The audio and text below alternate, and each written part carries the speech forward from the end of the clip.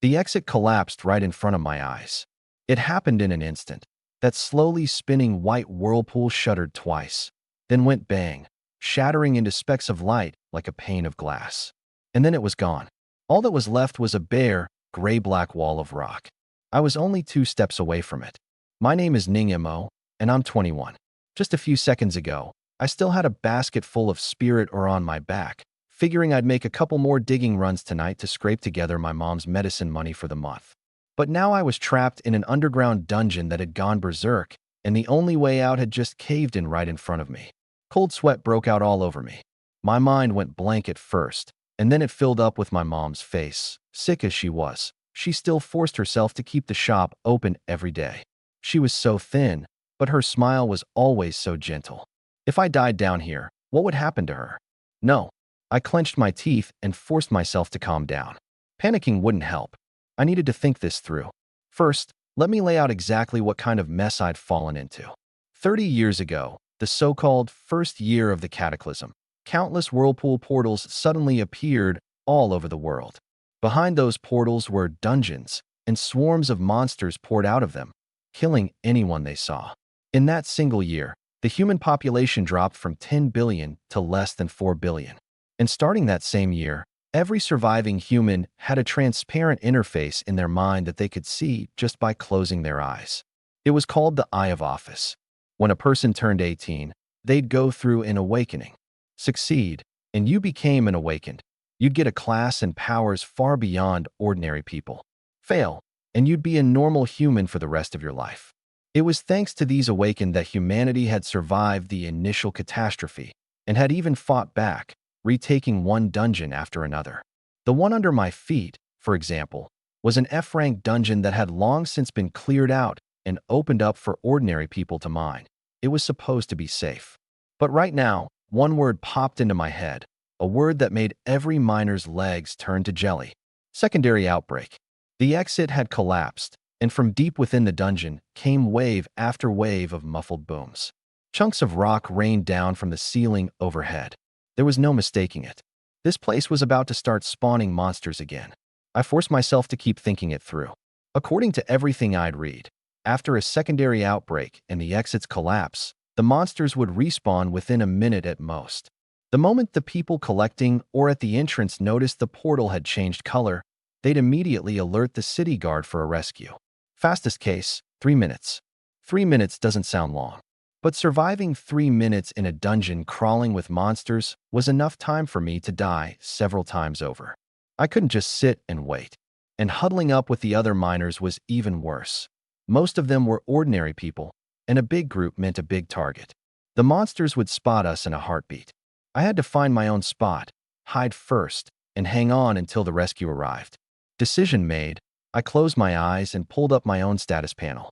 Name, Ning Mo class. Death God. Level, 3 rating. F. Yeah, you heard that right. F. The absolute bottom of the barrel among all the classes. It was pretty ironic, honestly. My class was called Death God.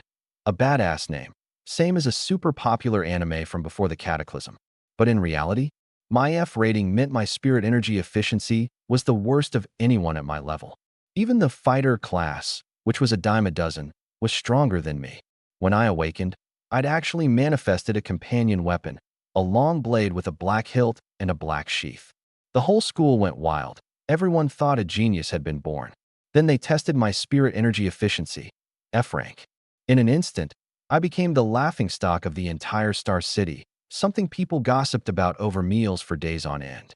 Later, my mom got sick, our family fell into debt, and while every other awakened went off to spirit energy universities or joined the military, I, an awakened, could only tag along with a bunch of ordinary people to mine in the dungeons. 10 runs a day, until my arms went numb from exhaustion. That's me, a trash death god. But right now, trash or not, staying alive came first. I quickly ran through the layout of this dungeon in my head and locked onto my target, Zone C. Over there, stone pillars stood as thick as a forest, with hiding spots everywhere you looked. I tucked my mining pick behind my waist, called up what little spirit energy I had, and bolted for the side passage. 30-some seconds later, I burst into Zone C. Man, This place was as big as 3 soccer fields.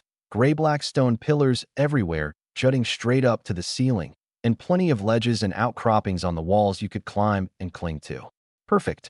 I dashed over to a thick pillar and was just about to climb up. Roar! A thunderous roar exploded right beside my ear. My heart skipped a beat. I whipped my head around. A nearly 2-meter-tall yellow-skinned orc was standing about 10 meters away.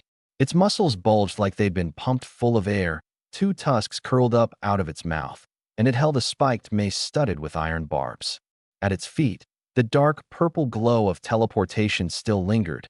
It had just spawned, and it had spawned right in my face. My luck. I figure I used up every bit of my good fortune giving it all to my mom in a past life. I didn't charge at it. Are you kidding? Orcs generally start at level 5, and I was a level 3 F-rank rookie. Going toe-to-toe would just be handing over my life. But I couldn't just run, either. Monsters were spawning all over the dungeon non-stop, and running wasn't a real solution. I needed to end this fast. I had to find an opening. I drew my blade with a backhand grip, dodged to the side, and slipped along the pillar. The moment the orc saw its meal trying to escape, it took off after me. But even though I'm not big or strong, my one advantage is that I'm nimble. The gaps between the pillars in Zone C were only about 30 centimeters wide, and I wove through them like a loach. The orc was too bulky. It kept getting jammed left and right, unable to catch me, until it was screeching in fury, swinging its mace and smashing the pillars. After running for nearly half a minute, I finally shook it out of my sight for the moment and tiptoed behind a pillar over 2 meters thick. My heart was pounding so hard it was about to leap out of my throat. I held my breath and pricked up my ears. At over 300 pounds, its every step was like a small earthquake. Its footsteps circled around a dozen meters off, 5 or 6 pillars between us. It wasn't going to find me anytime soon. But the problem was, as long as it kept prowling around here, the second I climbed the wall I'd be exposed. I steeled myself. I had to take it out first. Funny thing about me, the more dangerous the situation, the calmer my head gets. I bent down, slipped off my sneakers, set them neatly at the base of the pillar, and was left with just a pair of white socks on my feet. Then, gripping my blade tight and pressing against the pillars, I began to move without a sound. I was betting on this orc's brain. Sure enough, the big brute circled pillar after pillar, and soon it found the one I'd been hiding behind. It lowered its head, spotted the white shoes poking out from the base, and its face split into a chilling grin. It thought I was cowering behind it, shaking with fear. It softened its footsteps, slowly raising its mace, ready to give the prey hiding behind the pillar a surprise it would never forget. It had no idea that, at that very moment, I'd already circled around to its back. Watching it stare at those shoes, practically drooling, I couldn't help snarking to myself. An orc's brain is so dumb even a dog would shake its head at it. Snark aside, my hands didn't slow down one bit. The orc suddenly lunged forward, its mace sweeping ferociously from right to left, and boom, it slammed into the base of the pillar, sending rock chips flying. But it hit nothing but air. There was no one behind the pillar, just a lonely pair of white shoes. It had been played. The furious roar was just rising in its throat. Schluck! Half the blade burst out through its right chest. That roar turned into a scream like a pig being slaughtered. I planted a foot on its lower back, used the leverage to yank the blade out, blood spraying everywhere, spun in midair, landed, and ran without looking back. I knew that thrust had gone through its heart, but orcs have thick hides and tough flesh and a stubborn will to live. It wouldn't die instantly. If it made one last dying counterattack, I'd be the one left dead here. Bye-bye now.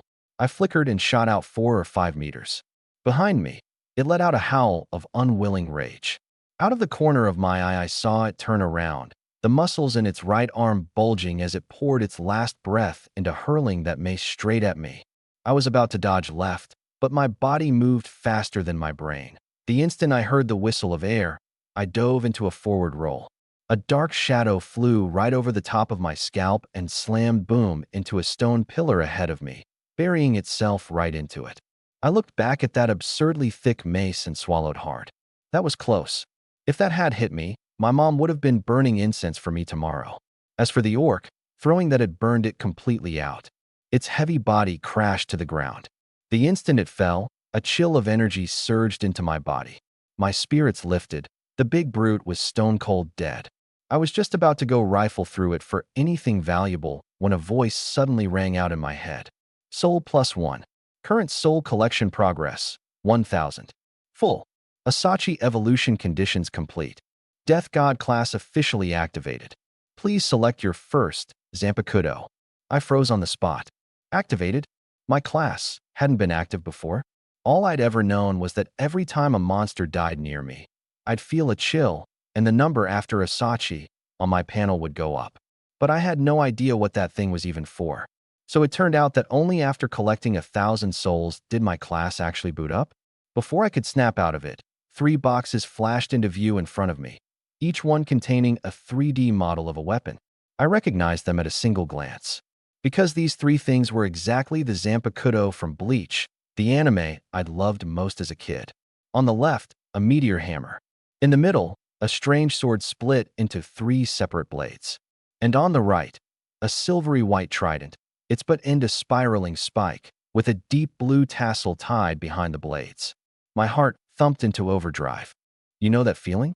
The weapons you drooled over as a kid, glued to a screen, and now, when you're grown up, someone tells you, pick one, and it's yours. This wasn't some plastic model bought online. This was a real Zanpakuto, granted by the Eye of Office. In the distance, another orc's roar rang out. More monsters spawning. There was no time to sit here and savor the moment. My mind raced, flipping through every bit of the anime's plot I could remember. The meteor hammer one. Its owner's whole vibe was completely mismatched with a good-looking guy like me. Eliminated. The one in the middle, the plum blossom blade. Its owner spent the whole show lying low as a background prop. Eliminated too. My gaze finally locked, hard, onto the trident on the right, Nejibana. Its owner was a bona fide noble prodigy of the Soul Society, a heavy hitter at vice captain level. It was a top-tier water and physical hybrid Zanpakuto, able to control water currents, offense and defense both, with almost no weaknesses. If its owner hadn't died so early, it could definitely have evolved to an even higher form. The key thing was, it was the strongest of the 3. And it looked awesome. I barely hesitated. I reached out and tapped Nejibana. The black blade in my hand, Asachi, instantly dissolved into a ball of white light, its shape shifting violently. A second later, the light scattered, and in my hand was a sheathed Japanese tachi, a deep blue hilt, with intricate patterns carved into the sheath. And at the same time, my status panel changed completely. Name, Ning Mo class, Death God. Level, still 3, but that rating column, no longer F. S. My spirit energy coefficient shot up from a pitiful 5% straight to 120%. I almost cried out on the spot. 120%. Do you know what that meant? It meant my spirit energy efficiency was now a full 24 times what it used to be. Even though I was still level 3, I was no longer the little rookie everyone called trash. There was a line of small text at the bottom of the panel too. Zanpakuto, Nejibana, Shurkai. Skills, Racier Manifestation, Basic Blade Arts, Basic Flash Step. And the Asachi Soul Progress had actually reset to 0, counting up all over again. It clicked immediately. The system had said my first Zanpakuto. That meant, as long as I collected another 1,000 souls, I could get a second one. A fire lit up inside me. But right on its heels came a bucket of cold water. 1,000 souls. Over the past 3 years, I'd followed mercenary teams down into dungeons, and the vast majority of the monsters killed had been other people's kills. I'd just been standing nearby, soaking up the souls. If I had to hack them down one by one all on my own, who knew how long it would take? I might well die in some dungeon before I ever hit the number. No good. From now on, I'd have to take on more dungeon clearing missions. And just as I was scheming about how to get stronger, shouts suddenly came from the entrance of Zone C. I poked my head out to look, for figures came stumbling in. My pupils shrank. It was Brother Jiang and the others. Leading them was Brother Jiang, clutching a blood-stained mining pick. Behind him was Zhang Tianming, who was about my age, plus 2 other miners whose faces I knew. All 4 of them were wounded. Clearly they'd fought their way here too. My heart lurched. They didn't know what kind of place this was now. Sure enough, the moment they charged in, they came face to face with a dozen orcs turning their heads in unison. and every one of those ugly faces instantly filled with greedy delight. Massive legs strode forward, and a dense, heavy thunder of footsteps came bearing down on them. Brother Jiang blurted out a curse on the spot, and all their faces went white in an instant. Lying flat against a rock wall 30 meters up, my hands unconsciously clenched. Should I step in or not? Reason told me, don't be reckless. Yeah, I'd just gotten S rank, but I was still level 3, and monsters were spawning all around me nonstop.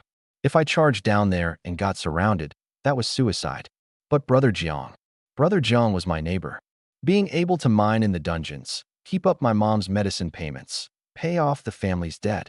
It was all because he'd given me a hand back then. I remembered that kindness. I also thought of Brother Jiang's daughter, Xiaohuan. That girl was sweet and thoughtful. After school, she often ran over to help out at my mom's shop, and I'd long thought of her as my own little sister. Her mother had already died in another dungeon outbreak. Her father was the only family she had left in this world. If I stood by and watched Brother Jiang die here, in that instant, another voice seemed to ring in my ears. It was my father's voice, low and strong. Mo, you have to remember, the awakened are the backbone of humanity. We're given this power for one reason, to protect the things we can't bear to lose. Don't run. Don't back down.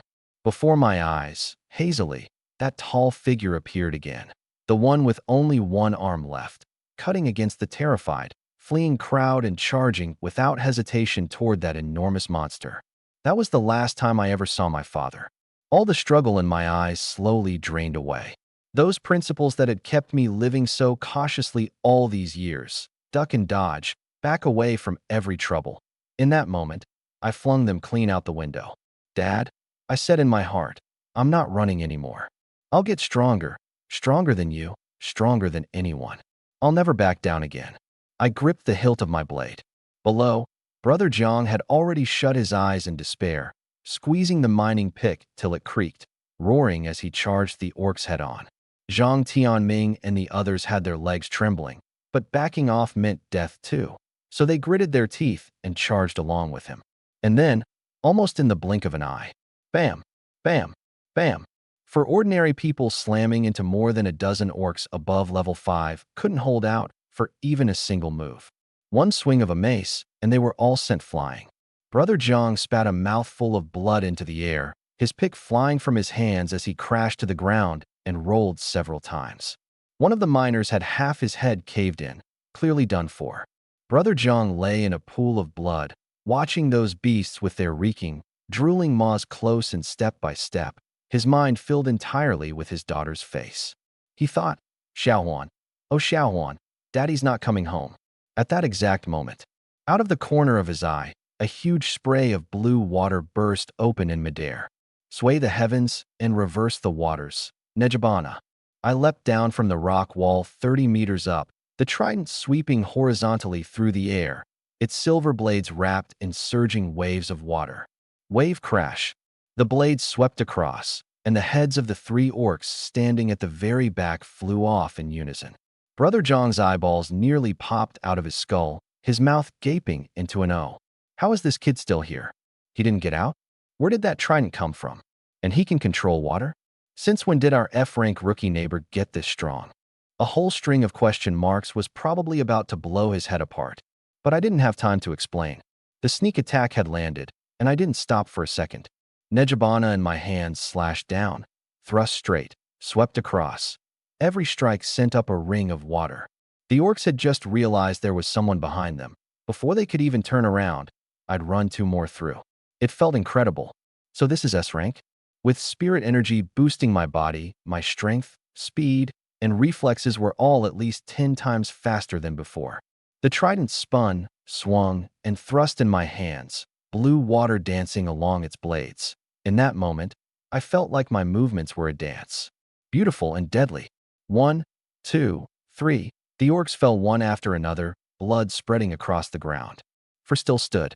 I raised the trident high over my head and spun it rapidly. The blue water suddenly surged, instantly condensing into a 3-meter-tall water tornado. A flick of the blades, and the tornado swept out sideways. Whoosh! SHK, SHK, SHK. Within the roar of water, a dense chorus of slicing sounds rang out. When the waves scattered, the last 4 orcs had been shredded into scattered chunks of meat. I stood in the middle of the bloody water, my trident pointed at the ground, slowly lowering my stance. All around, dead silence. It took several seconds before Brother Jiang, lying on the ground, dazedly mumbled a single line. Awesome. I put away my stance and hurried over, taking 3 steps as if they were 2. Brother Jiang had broken a few ribs and was coughing from the pain, but he wasn't going to die. Zhang Tianming had been knocked out. I had to slap him across the face several times before he came to. The kid opened his eyes groggily, and his first words were, "Am I dead?" When he saw it was me, his jaw nearly hit the floor. He opened his mouth to ask me what was going on, but one look at my expression and he swallowed the words back down. Brother Jiang studied Nejabana, which had already reverted to its Tachi form in my hand, disbelief written all over his face. "Little Ning, you're really F-rank?" I paused for 2 seconds. Maybe. I had no intention of explaining. It wasn't that I didn't trust Brother Jiang. It was just unnecessary. My F rating had been registered at the Awakened Guild long ago, and no one had ever heard of someone leveling up or changing classes after awakening, so no one would suspect me. Besides, I was S-rank now. What if I got an SS rank or SSS rank Zanpakuto down the line? Was I going to explain it to everyone I met? Brother Jiang was sharp. Seeing that I didn't want to talk, he didn't press. He just patted my shoulder. "You little devil, you've really been hiding a lot. But it's a good thing you did. Otherwise all of us would have been done for today." I picked up the 3 of them one by one, sprang up the pillars to a ledge high above, and got them tucked safely away. Once the city guard came and cleared out the monsters, they'd be safe. The whole thing was so fast that Brother Jiang didn't react until well after I'd set him down. Once they were settled, I jumped back down myself. "Little Ning, where are you going? There are still orcs out there." Brother Jiang panicked. "Brother Jiang, you all stay put. Don't worry about me." I waved a hand at him. "I'm going to go kill monsters." With that, I swung my blade and knocked the tusks off the orcs on the ground one by one with the hilt, stuffing them into my waist pouch. I'd done the math. Earlier, I hadn't dared to act because I didn't know my own limits. Now that I did, I wasn't about to miss this chance to farm souls. Besides, these tusks would fetch a good bit of money if I sold them. I needed money, badly. Walking out of Zone C, I finally remembered to glance at my panel. I'd been so caught up in the killing that I hadn't spared it a thought. I looked. The number after Asachi had already climbed to 17. I raised an eyebrow and quickly understood. That miner I hadn't been able to save, his soul, had been collected by me too. I shook my head and pushed the thought down. Absorbing souls was purely passive. I had no control over it at all, so there was no point dwelling on it. But just as I closed my eyes, I noticed a brand new entry at the very bottom of my panel that I'd never seen before.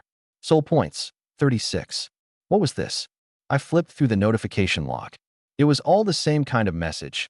Killed level, 5 orc, soul +1, soul points +2. Killed level, 7 orc, soul +1, soul points +4. I figured it out.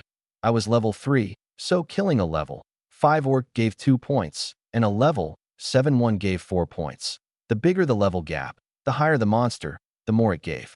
Looked like this was a reward you only got for killing monsters above your level, unlocked after the class activated. The real question was, what the heck was this thing for? I stared hard at the new entry, silently asking in my head. And the panel actually answered me. Soul points can be used to raise spirit energy, level up, or unlock skills. For more uses, develop them on your own. I was stunned. This was the first time the Eye of Office had actively responded the moment I had a thought. Something stirred in me, and I quickly tried asking again.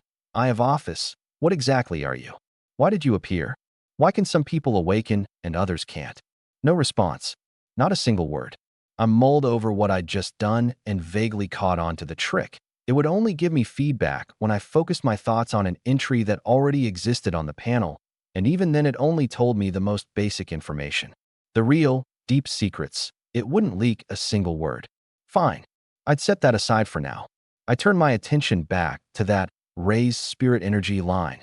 Consume 1 soul point to raise 1 point of spirit energy. My eyes snapped open, blazing with wild joy. You probably don't know what spirit energy means to an awakened. According to the official line, there were only 2 ways to raise it. 1. cultivating meditation techniques, which had to accumulate over time and was agonizingly slow. 2. Drinking spirit energy potions, which were fast but absurdly expensive, plus you built up a tolerance. Drink one, and you had to wait several months before you could drink another. And spirit energy directly determined your level. Before your first turn, every 10 points of spirit energy meant one level. Right now, I was holding 36 soul points, enough to jump me 3 whole levels. And all I had to do was kill monsters above my level. Was there any justice in this at all? I immediately spent 8 points, adding them to my spirit energy. The number on the panel shot up, all the way to the cap, for a level 3 Esper. Earlier, releasing my Shurkai and unleashing that big attack, my spirit energy had dropped to 12. Now that the cap was raised, it instantly refilled to 22. I gripped the sheath tight, energy surging through my whole body with nowhere to go. Out of Zone C and to the right was Zone D, where I usually mined. The moment I reached the entrance, I ran headlong into 3 orcs. These 3 were different from the ones before. Those earlier ones had carried maces and stone axes. These 3 were clearly far more muscular, each over 2 meters tall, holding what looked like giant cleavers, blades a full meter long and 30 centimeters wide. Chilling just to look at. The Eye of Office gave me their info. Orc warriors, level 10. Well, first turn monsters. When they saw me, their orange-yellow eyes lit up, and they charged, mouths gaping. Back in the day, one of these alone would have been more than I could handle. But now, I raised an eyebrow, and what I was thinking was, perfect. The bigger the level gap, the more soul points. I slowly drew my blade, not even bothering to release Shurkai, and walked toward them, step by step. The 3 orc warriors charged fast, closing to within 5 meters in a few breaths. The instant the first one stepped inside 5 meters. Flash step. My figure turned into a gray blur, flickering straight to its back, my blade already resting against its neck. SHK. A head flew off. The remaining 2 shrieked in fury, swinging their 2 great cleavers down, wrapped in a faint red glow. That was a first-turn skill, Rage Slash. But in my eyes, those 2 swings were slow and clumsy. Without changing my expression, I swung Nejabana twice, precisely knocking against the flat of each blade. One cleaver was sent flying, the other dropped at my feet. Then a flip of my wrists, 2 flashes of cold light, and 2 more heads flew high into the air. On the panel, 3 lines of notification popped up in a row. Killed level 10 Orc Warrior, soul +1, soul points +7. 7 points. 7 points per kill.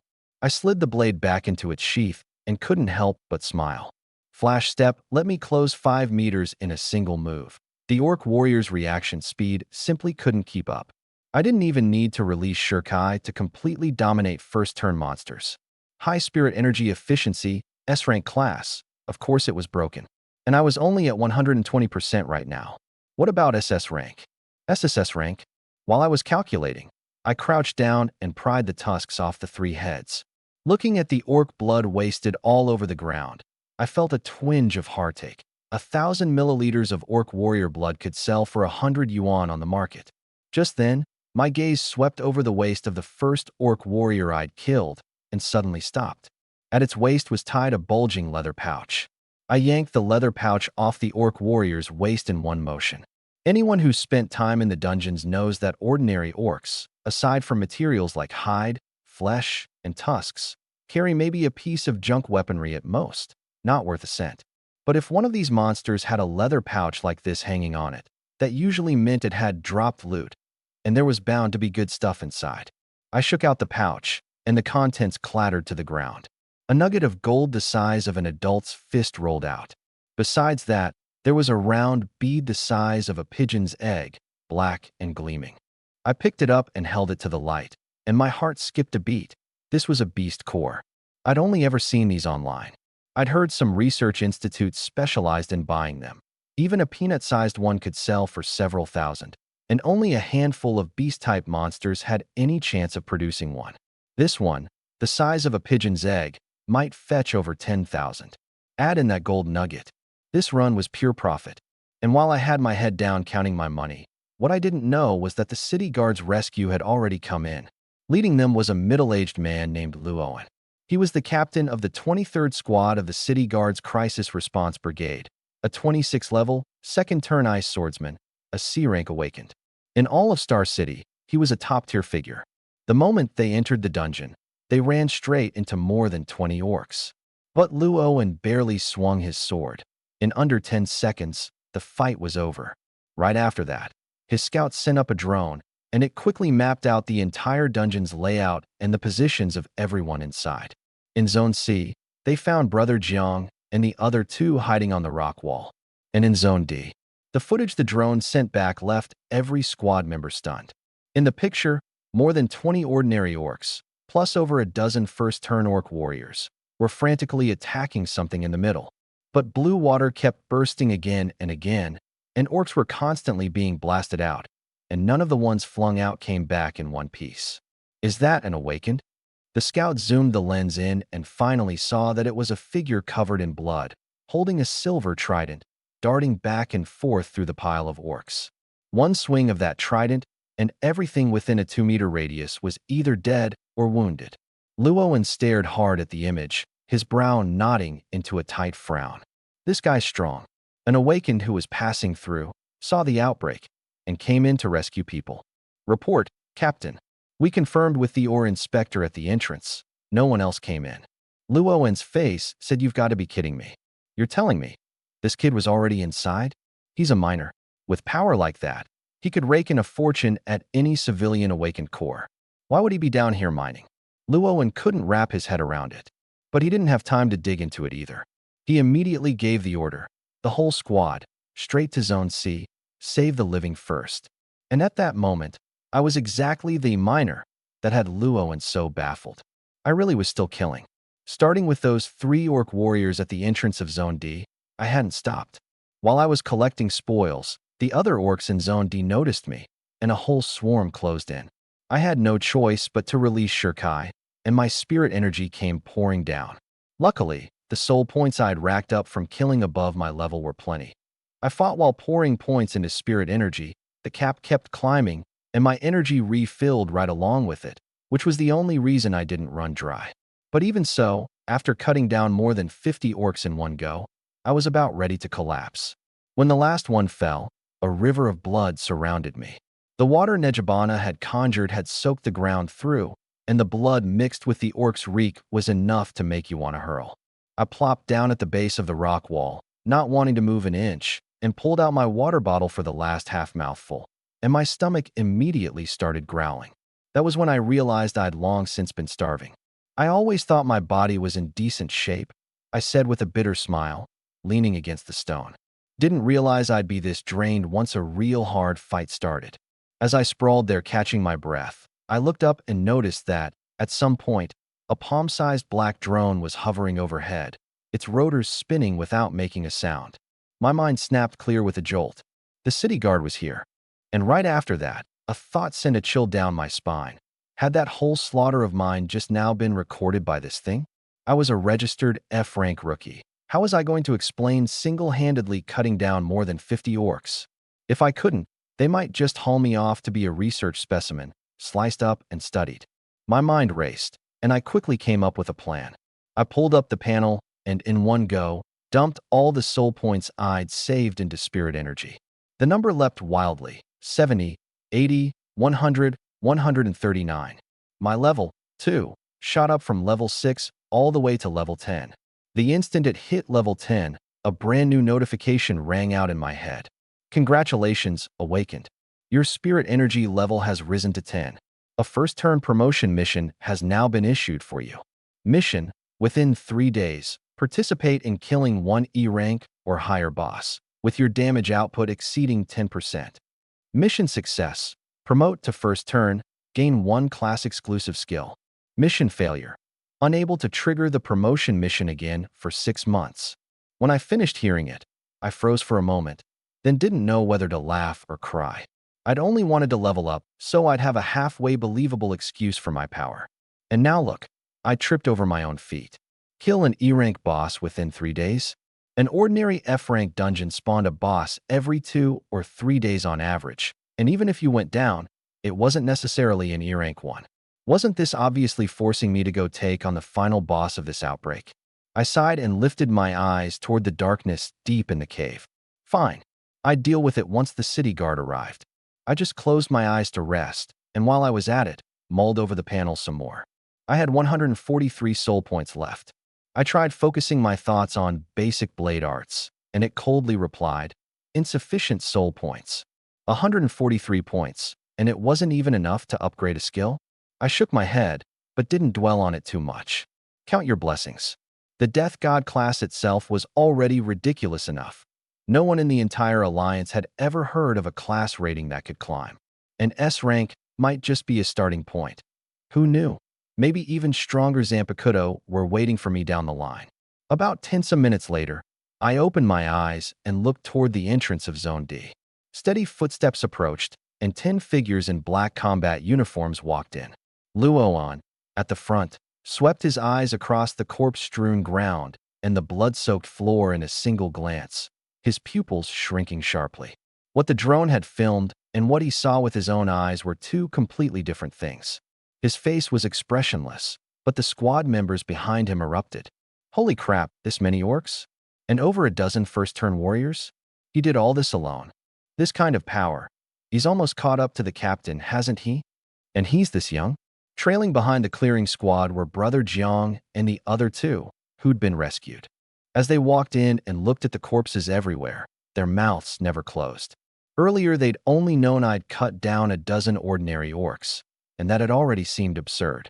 Now this scene, 50 or 60 of them, mixed with over a dozen first-turn monsters, had left them completely dumbstruck.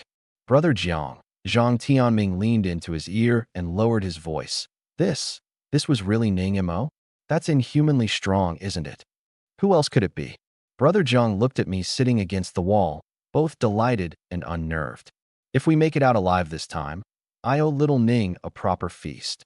And in the clearing squad, there was one person whose gaze had been fixed hard on me from the moment he walked in, his eyes wide as saucers, his whole face saying this is impossible. Actually, I noticed this person the very first instant they walked in. A flicker of cold ran through my eyes. Zhu Jinshan. He was one of the group that had framed me back then. At the time, even though I was F rank, my grades were good, and I was a combat type awakened. I'd long since earned a recommended spot at one of the 4 great spirit energy universities, Tianfu Spirit University. Then someone falsely accused me of stealing a spirit weapon, and my recommendation was revoked. My father didn't believe it. He ran all over gathering proof, and finally got the evidence that could prove I hadn't been there. But on the way to deliver the materials to the school, he ran straight into a dungeon outbreak. That day, he cut against the crowd of people frantically fleeing for their lives, charged in, and never came back. Not even his body was ever found. Every misfortune our family suffered began with that false accusation. And Zhu Jinshan, my former classmate, was one of the accomplices who'd helped fabricate the false testimony back then. My gaze rested on him for less than a second before I looked away. I didn't blow up. Now wasn't the time. But I knew, in my heart, that before long I'd dig up every last detail of what happened back then.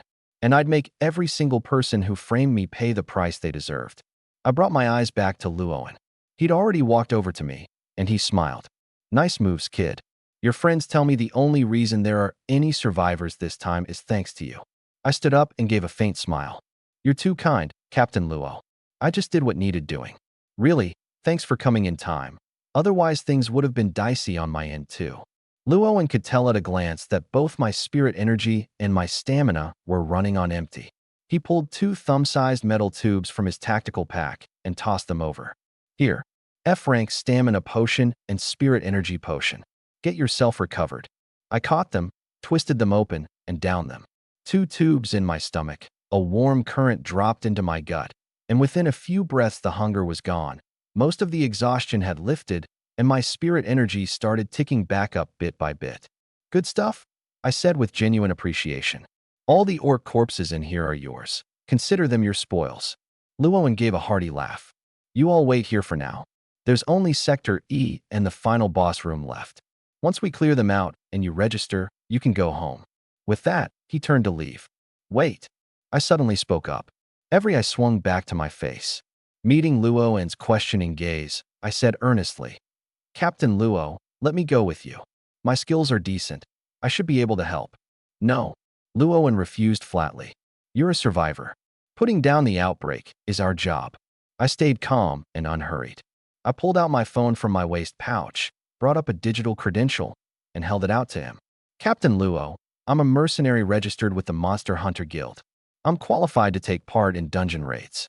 Don't worry, I won't get in your way. I just want to see for myself exactly what tier a second wave outbreak boss really is. Luoan glanced at my name and info on the screen, and his pupils shrank again. Rank F? This kid is rank F? He muttered to himself. But then a second thought crossed his mind. Some rank F awakeners had low spirit energy efficiency, sure, but if they mastered combat tactics and were willing to spend money on skills, their fighting power wasn't weak at all. Besides, I was level 10, so having me help clean up a few small mobs wasn't too crazy. He slowly nodded. All right then. A grin instantly spread across my face. I said a quick goodbye to Brother Jiang and the others, then fell in with the squad. Brother Jiang tugged at me anxiously. Shouting, why are you charging in there too? A second wave boss is at least one tier higher. The lowest it can be is rank E. It's way too dangerous for you to follow them in. Brother Jiang, relax, I know what I'm doing. I patted his shoulder. Besides, there's a whole raid team, right? I'm just going to broaden my horizons. Brother Jiang looked helpless, but in the end, he didn't try to stop me again. The truth was, only I knew. I wasn't going to broaden my horizons. I was going to complete that quest, kill a rank E boss within 3 days. 10 minutes later, everyone stood before a massive gray-blue stone door. The door was absurdly thick, its surface carved all over with crooked, twisting runes that gave off an indescribable, chilling menace. We've reached the boss room. Luoan's voice dropped low. There's definitely something fishy about a second wave boss, and we don't know what we're dealing with. Send the drones in first to scout. 3 miniature drones slipped soundlessly through the crack in the door. Soon, the scout's terminal projected a display, and the scene inside pulled everyone's eyes to it. It was an enormous ritual hall. Bones were embedded across the surrounding walls, and dark red flagstones covered the floor.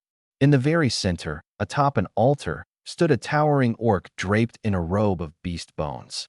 In its hand it gripped a 3-meter-tall staff of white bone, and the gem crowning it, so dark it looked purple, was giving off a faint violet glow.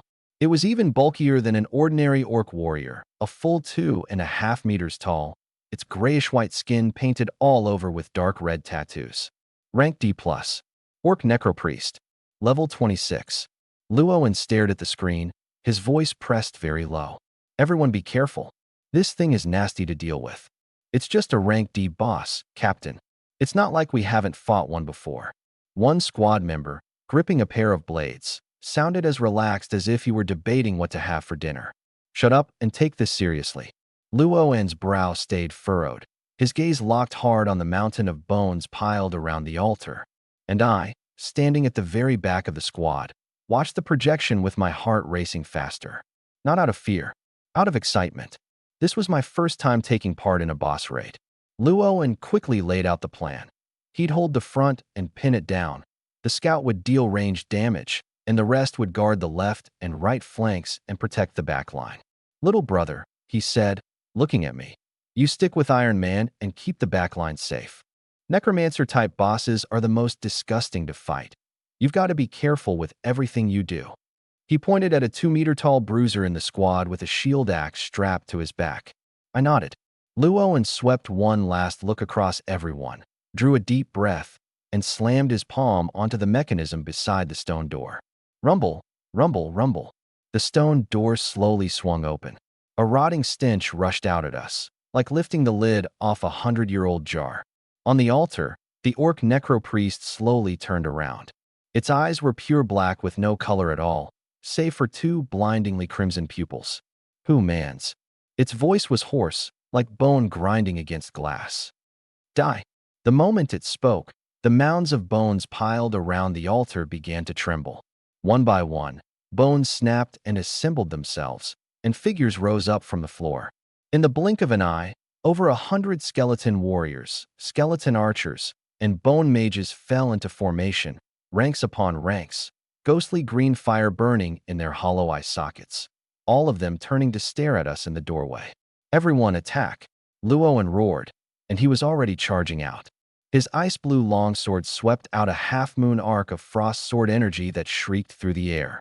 The ground froze instantly along its path, and the dozen-odd skeletons in the front row were frozen solid on the spot. With one more sweep of the sword energy, they shattered into a floor full of ice shards. The scout thrust both palms forward, and fireballs blasted out in rapid-fire succession. The other two ranged awakeners in the back line struck at the same moment, weaving wind blades and ice spikes into a giant net. Boom, boom, boom. The explosions were loud enough to make eardrums ache. I drew Lihua, but didn't start to unfold it. My gaze swept past the chaotic battlefield and locked firmly onto that grayish-white figure on the altar. Luoan had told me to guard the back line, but in my mind, there was only one thought. That boss is mine. Flash step. My figure turned into a gray blur, cutting straight into the left flank. 3 skeleton warriors were hacking away face-to-face at a squad member with their bone swords. I sliced in from the side, Lihua sweeping across. Crack!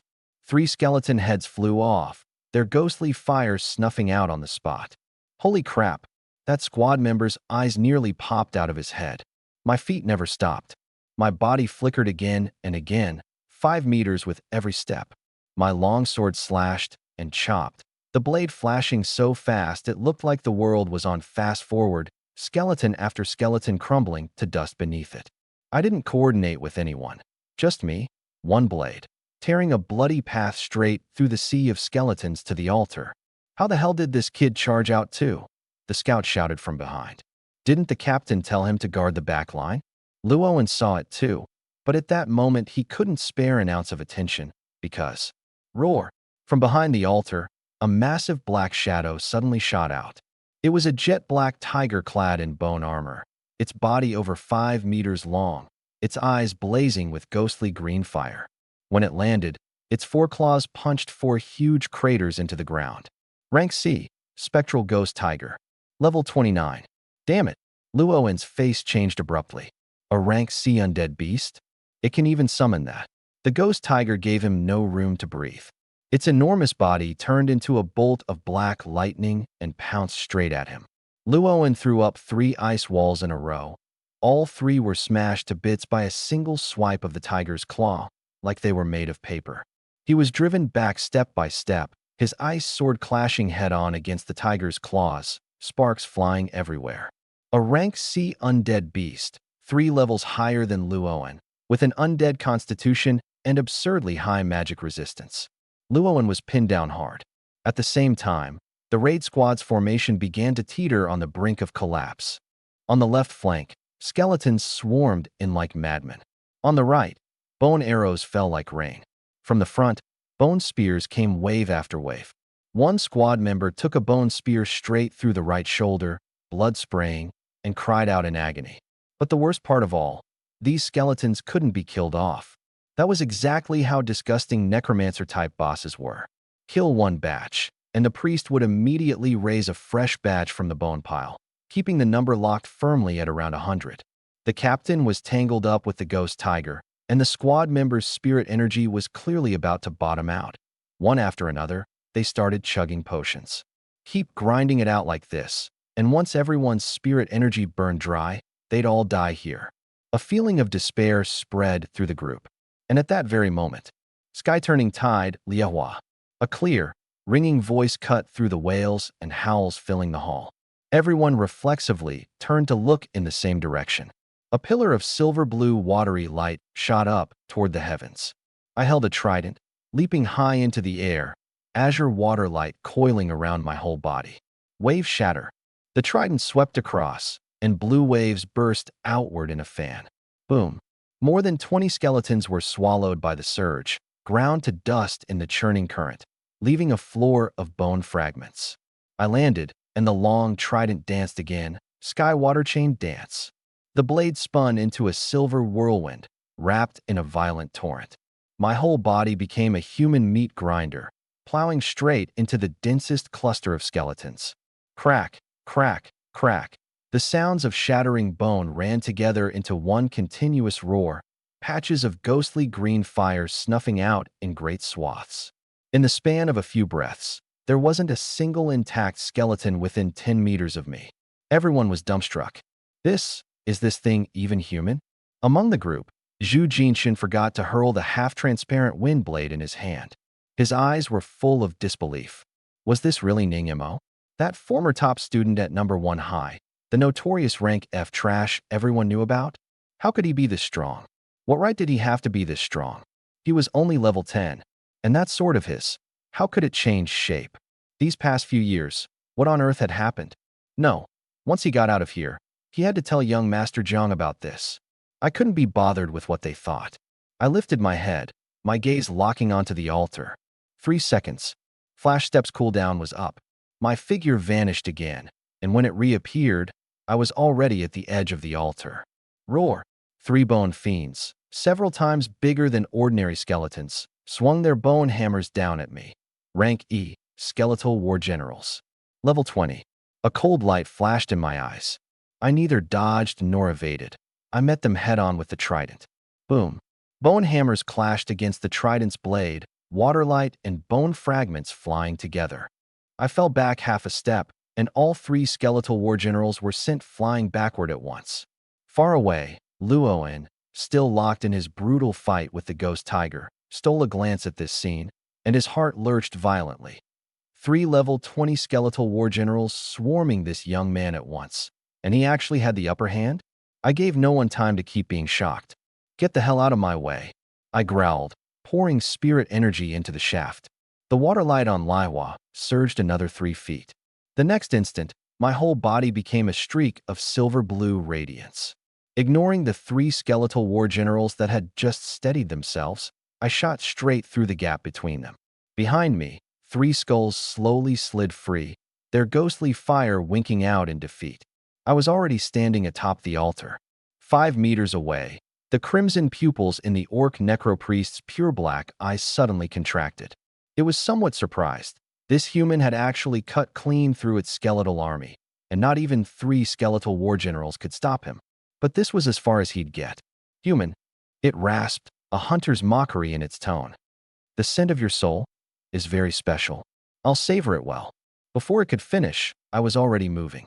Who's got time to trade words with you? Flash step.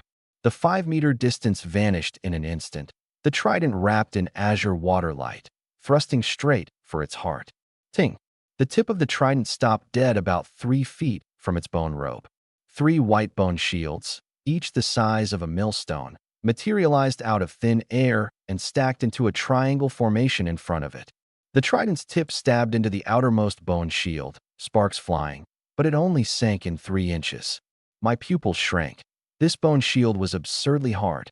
1 strike missed, and without a moment's hesitation, I moved to pull back and retreat. But then, crack, crack, crack. The dark red flagstones beneath my feet suddenly split open, and a dozen skeletal arms burst up from below, their fingers hooked like claws, seizing my ankles, calves, and knees in a death grip. When did this happen? I looked down. At some point, a dark purple magic circle had appeared beneath me, and I hadn't sensed a single trace of it. Foolish. A flicker of scorn crossed the necropriest's crimson pupils.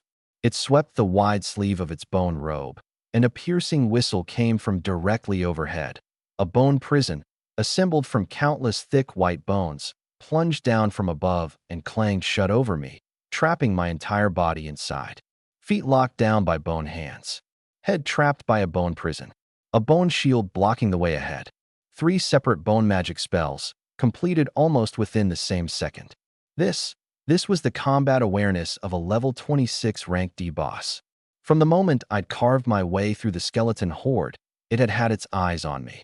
The range of my flash step, its cooldown, my speed, my strength, it had taken all of it in. I'd been outmaneuvered to death. Die! The necropriest curled its 5 fingers into a claw and clenched them from a distance. Dozens of sharp bone spikes suddenly shot out from the inner walls of the bone prison, converging on me from every direction. At the same time, the bone hands at my feet clamped down violently, pinning me in place, leaving me no room to move at all. Far away, when Luoan saw this, his heart sank straight to the bottom. the squad members' faces filled with dismay. Even this guy who mowed down skeletons like chopping vegetables had been trapped. What could they possibly do now? But inside the bone prison, my face was calm as still water. I'll admit it, I'd underestimated my enemy. This brute cast spells faster than I'd anticipated, and from the very start, it had been scheming against me. But that's it. A cold curve pulled at the corner of my mouth. Spirit energy, full output. 120% spirit energy efficiency roared through me. Azure water light condensed from nothing, wrapping around my body into a churning barrier of water. The bone spikes stabbed into the water veil and slowed drastically, as if driving into a swamp. At the same moment, I gripped the trident one-handed in my right hand, spinning it at high speed within the cramped space until it became a silver-blue wheel of light, and slammed it down hard at my feet. Boom. The water light exploded, and the dozen-odd bone hands clutching my legs all snapped at once, shattered fragments flying everywhere. The instant I was freed, I threw my legs into it and slid sideways half a foot like a fish, barely dodging most of the bone spikes. The rest struck the water veil, clinking and clattering for a moment before ultimately failing to break through. What?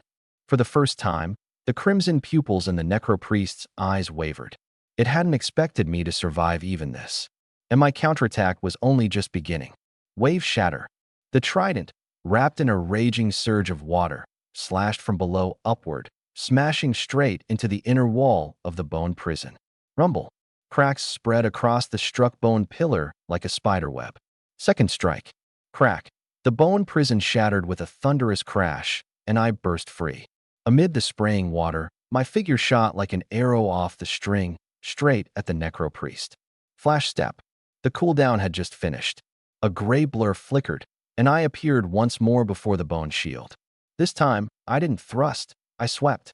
The blade carried a waterfall-like surge, unleashing the full power of wave shatter onto the three bone shields without holding anything back. Crack. The first bone shield shattered, and the second was riddled with cracks. But behind the bone shields, the necropriest had seized the chance to open up distance, retreating a dozen meters back, landing on a towering white bone throne behind the altar. You're quite something, human. It slowly rose to its feet, the dark red tattoos beneath its bone robe beginning to glow. But in the end, you're only level 10. On my turf, I am invincible. It thumped its staff down, and dark purple spirit energy gushed forth, constructing a massive magic circle over 10 meters across above its head. The mountains of bones all rose into the air, hundreds of white bones streaming toward the circle. At the tip of the staff, the pitch-black gem surged with black light. Bone burial. 10,000 bones pierced the heart. It suddenly clapped both palms together.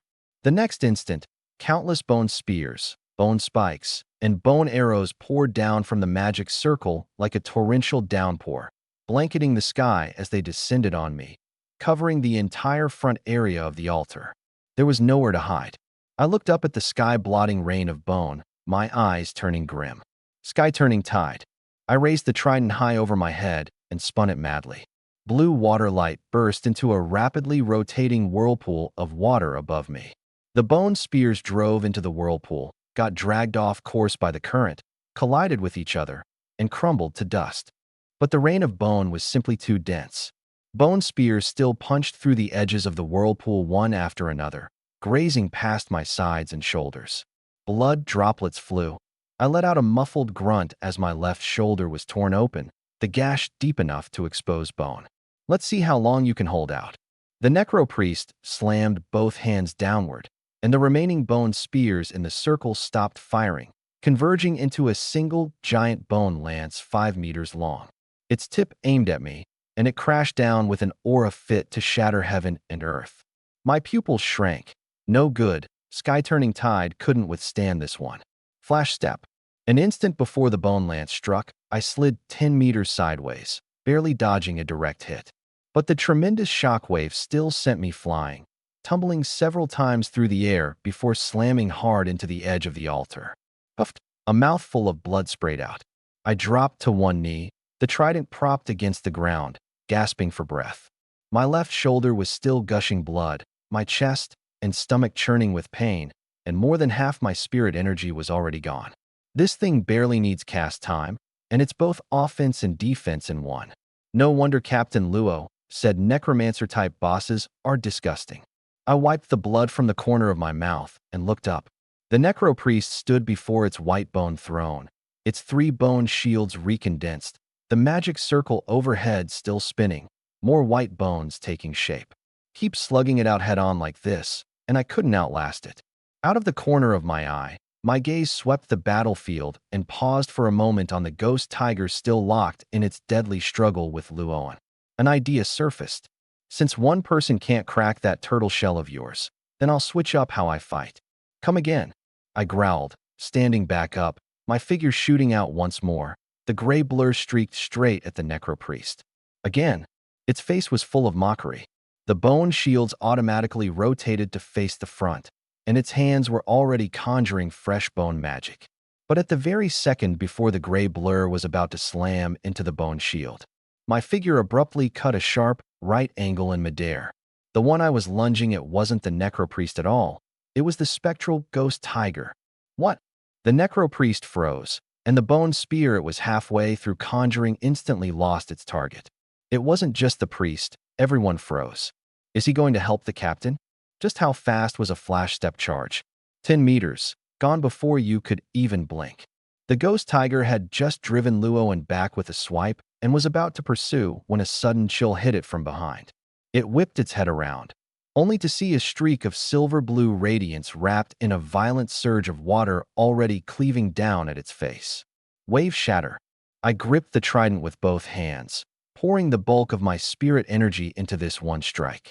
The trident smashed down onto the ghost tiger's skull, azure water light exploding, splitting a deep gash across the bone armor on its head. Roaring in pain, the ghost tiger reared its head back and let out a deafening howl, about to lash back with a claw. But I was faster.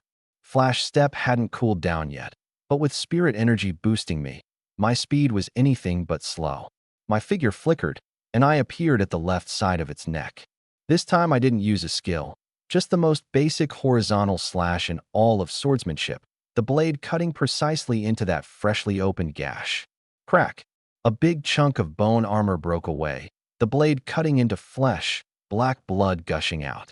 The ghost tiger was a summoned undead beast, ferocious, yes, but its reactions were half a beat slower than a living creature's. My speed was too fast. The first strike staggered it, the second landed right on its heels, giving it no chance to catch its breath. Now's the chance. A fierce light blazed in Luoan's eyes. How could a wily old veteran like him ever miss a moment like this? His ice-blue longsword flared with icy light, and a thin layer of frost spread over his arm, his blade, even half his face. Frost aura blade burst. His sword thrust out, driving precisely into the wound I'd opened, sinking in all the way to the hilt. Frigid spirit energy detonated inside the ghost tiger's body. Its organs instantly froze into ice and then burst apart, countless razor-sharp ice spikes bursting out from within, turning it into an ice-spiked hedgehog. Its thrashing abruptly stopped, the ghost fire in its eyes flickering wildly, and then it went out. The massive body crashed to the ground with a thunderous boom, kicking up a cloud of dust. From the moment I cut my turn to the moment the ghost tiger fell, no more than a second had passed. A notification rang out in my head.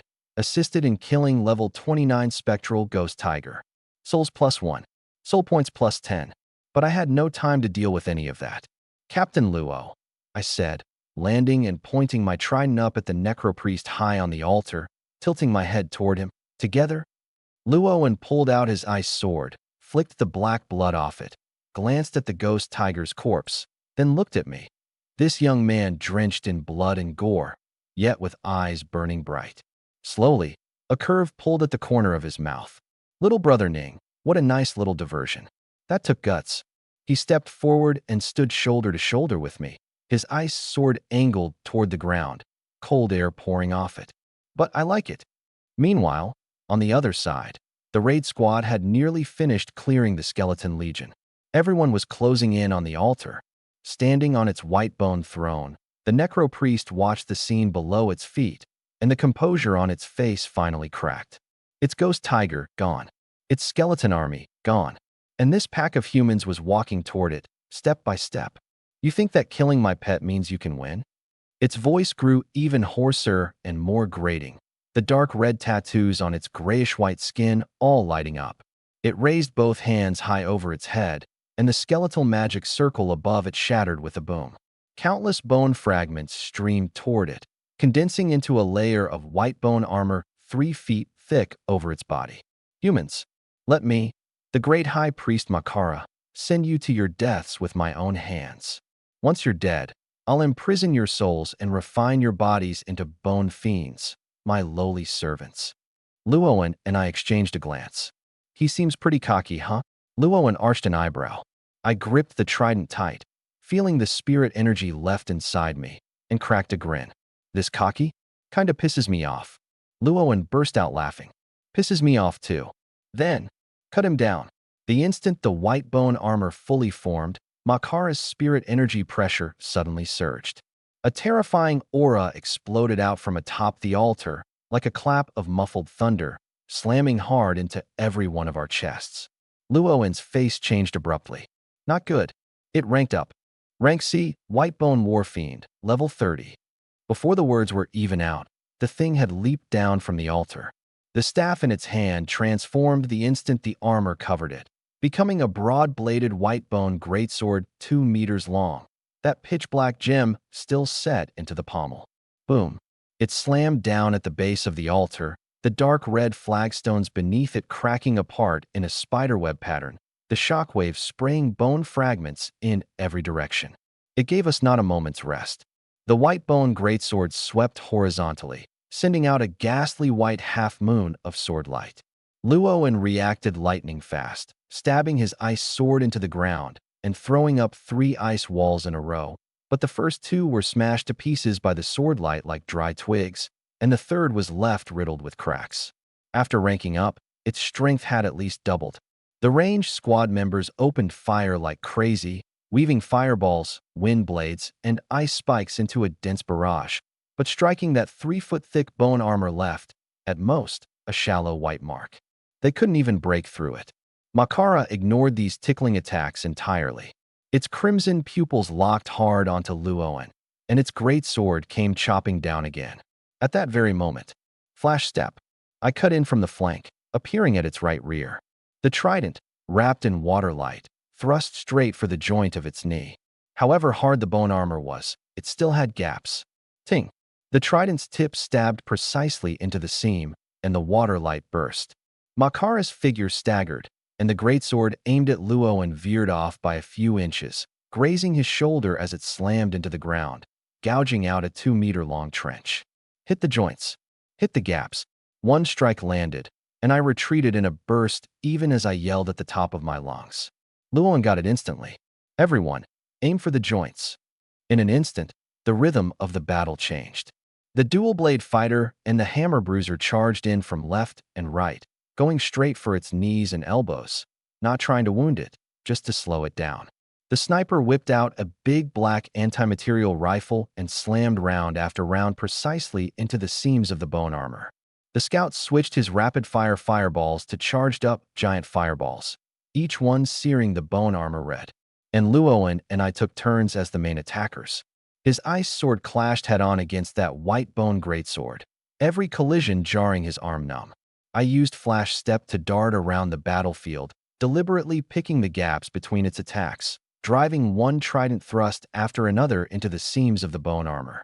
Will of water, wave shatter, sky water chain dance. Skill after skill, my spirit energy draining fast. But I didn't stop. With soul points in hand, I leveled up my stats mid-fight, forcibly holding my stamina together. A full 10 minutes of grueling combat. I'd already raised my spirit energy cap to 200, but my level still hadn't gone up. That deal over 10% damage threshold in the quest notification. It seemed this monster's health pool was insanely deep. Makara's bone armor was now covered in cracks. I'd stabbed its right knee joint over and over until a big chunk finally shattered, exposing the grayish-white flesh inside. Yet it was still savage as hell. Die! It let out a furious roar, and its greatsword abruptly swung around, cleaving toward the dual-blade fighter who had just closed in. This slash was too fast, too vicious. That squad member had no time at all to dodge. At the critical instant, the hammer bruiser shoved him out of the way, but couldn't dodge in time himself. The greatsword grazed across his chest. Puffed. Blood sprayed. The big man was sent flying. A horrific wound slashed diagonally from his left shoulder down to his right ribs, deep enough to see the bone. You could even see his still beating heart inside. Zhang Ming. The healer rushed over, both hands wreathed in healing light, pressing down hard on his chest. But the wound was too deep. His organs ruptured, the bleeding impossible to stop. Captain, the wound's too big. I can't bring him back. The moment Luoan heard those words, his eyes went instantly bloodshot. Damn it, he abandoned all defense. The frost on his ice sword surged to a level it had never reached before, his entire right arm sheathed in ice. Ice Dragon Devour. His sword thrust out, countless frost particles condensing into the shape of an ice dragon that roared as it pounced at Makara. It brought its sword up crosswise to block, and the ice dragon slammed into the bone armor, exploding in a blinding white light. Crack! A deep fissure was finally forced open across the front of the bone armor's chest. But its counterattack arrived at the same moment. The greatsword swept across, batting Luoan, sword and all, flying. His left arm snapped on the spot, and he spat out a mist of blood in midair before crashing hard to the ground. Captain! And in that very instant, flash step, I seized the opening Makara had left after attacking Luoan, my figure appearing before it like a phantom. I raised the trident high and poured every last bit of spirit energy left inside me into this single strike, holding nothing back. Torrent, break, damn you. The blade became a bolt of silver-blue lightning, driving precisely into the fissure Luoan had blasted open, punching clean through and out its back. Black blood spurted. Makara's movements abruptly froze. It lowered its head and looked at Lihua buried in its chest, its crimson pupils full of disbelief. Impossible. My bone armor is invincible. Invincible, my ass. I spat out the cold words and violently wrenched the trident's shaft with both hands. The water light detonated inside its body, snuffing out its last flicker of life for good. The bone armor crumbled, and that enormous grayish-white body collapsed to its knees with a heavy, dull thud. The white bone greatsword slipped from its grip and stabbed into the ground beside it with a clang. The entire boss room fell into a brief, dead silence. A string of notifications rang out in my head.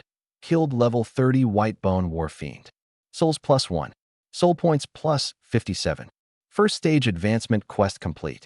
Congratulations on becoming a first stage death god. Class skill obtained, ethereal form. Level raised to 12. I'd done it. But I was in no mood to look at any of it. Because Zhang Ming was dead. The healer knelt beside him, her hands still frozen in the posture of casting a healing spell, tears falling drop by drop in silence. Luoan, held up by others, struggled to his feet, his left arm dangling at an unnatural angle. But he seemed not to feel the pain at all. He just stared silently at Zhang Ming's body, his lips pressed tightly together. This one victory had been bought with a life. Besides Zhang Ming, 2 others were gravely wounded. The shield axe bruiser, Iron Man, had been caught by the sword wind while shielding the scout. His internal organs were all badly battered, and only his tough constitution kept him alive. The other seriously wounded one was Zhu Jinshin. He was a rank E-Win mage with no defensive ability. He'd been hit by the shards of stone Makara sent flying when it landed, and at least 5 of his ribs were broken. Right now he lay off to the side, his face deathly pale, groaning. I put Lihua away, walked over to Makara's massive corpse, crouched down, and reached into its robes. I drew out an old, worn book that gave off a faint white glow. On its cover were several twisted, unreadable characters, but the god eye in my mind automatically translated their meaning for me. Skill book, soulbone armor. A skill book. Luoan had come over at some point I hadn't noticed. He looked at the book in my hand, and even the look in his eyes changed. Otherworldly monsters and dungeons. Only bosses and a handful of elite mobs ever dropped skill books. And a drop from a rank C boss was absolutely top-tier stuff, worth at the very least several million and up. My gaze swept over the fallen Zhang Ming, and I silently held the book out to Luoan. Luoan was caught off guard for a moment. He took it and glanced at the skill info. Soul bone armor. This should be its core skill. A flicker of longing crossed his eyes. The hardness of that bone armor. He'd experienced it firsthand just now. But in the end, he still handed the book back. Little brother, this time we owe it all to you. Without you, we'd all have died here. This skill book, you've earned it. I was a little surprised, but seeing the sincerity in his eyes, I nodded and took it. Then thank you, Captain Luo. Luo hung his ice sword back at his waist, and, with his one good right hand, pulled the white bone greatsword out of the ground. A black light flashed across the great blade in his grip, and it reverted to his staff once more. A dual-form spirit energy weapon, rank C+. No wonder this thing was so brutal. His eyes lit up again. A pity, though, the weapon didn't suit him. At that moment, beside Makara's corpse, a white swirling portal materialized out of thin air with a hum. The road home had opened. Move out. Bring Zhang Ming and the wounded. Get out of here now. Luo immediately gave the order. Everyone silently obeyed, the atmosphere heavy and oppressive. Even the sniper, normally the liveliest one, had no heart left for talking. Brother Jiang and the other two, who had been waiting outside the boss room, came walking in. I took one last look around this blood-stained altar, then finally stepped into the portal together with them. 1 in the morning, deep in the night. District 11, Star City. Lucky Street. At the corner of the intersection, a little shop called Anning Noodle House still had its lights on. The storefront was only about 20 square meters, with 6 tables and chairs. Right now, only the front room's lights were still lit.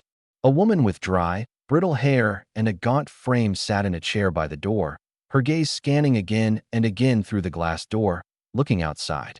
She looked to be in her 40s, very thin, her skin a little rough, but her features were striking. One glance, and you could tell she'd been a beauty in her youth. She was my mom, In Shinwei. Suddenly, her wandering gaze stopped. Outside the door, 2 figures had appeared. It was me, just back, and Brother Jiang. My home was on the 5th floor above the noodle shop, and Brother Jiang's was on the 6th. When we reached the shop entrance, he grinned and gave my mom a greeting, then turned back to remind me.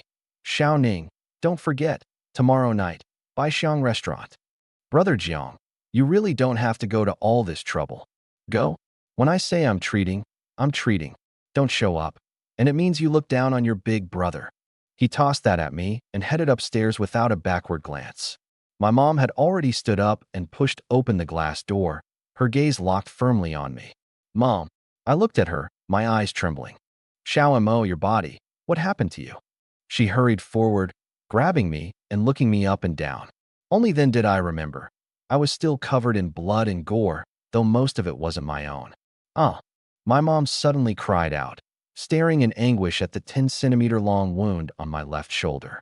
Even though Luo had already treated it with a military suture stapler, she was still beside herself with worry.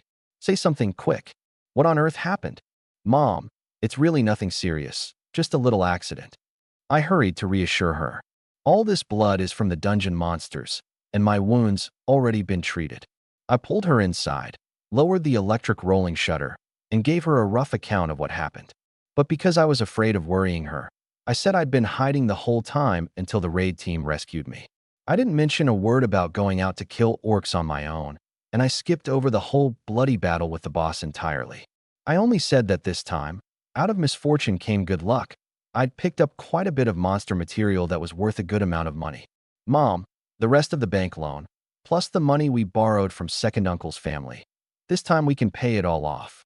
I wore a comforting smile as I looked at her reddened eyes. Xiao Mo, this mining, we're not doing it anymore from now on. She raised a hand and wiped her eyes, staring hard at me. Your dad is gone. Mom really doesn't want you taking risks anymore. This body of mine, I know it best myself. I froze. Looking at her face full of worry, I hesitated for a moment, and in the end nodded firmly. Mom, I understand. Once we've paid off what we owe, I won't go to the dungeons anymore. I won't mine anymore. After coaxing her to sleep, I took a shower and returned to my own room. Drying my hair, I sat down on the edge of the bed, and only then did the emotions that had been churning all day slowly settle.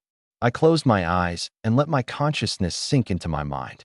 The silver light screen of the God Eye unfolded, and the information on it had been turned completely upside down. Level 12, first stage. One new skill added, ethereal form, and my gaze fell on the row labeled shallow cut. On the originally pure white progress bar, there now flowed, slowly, one blue point of light and 4 green points of light. I immediately thought back to the notifications from slaying the Whitebone Warfiend and the Spectral Ghost Tiger. Those souls had all been marked with the word green or blue.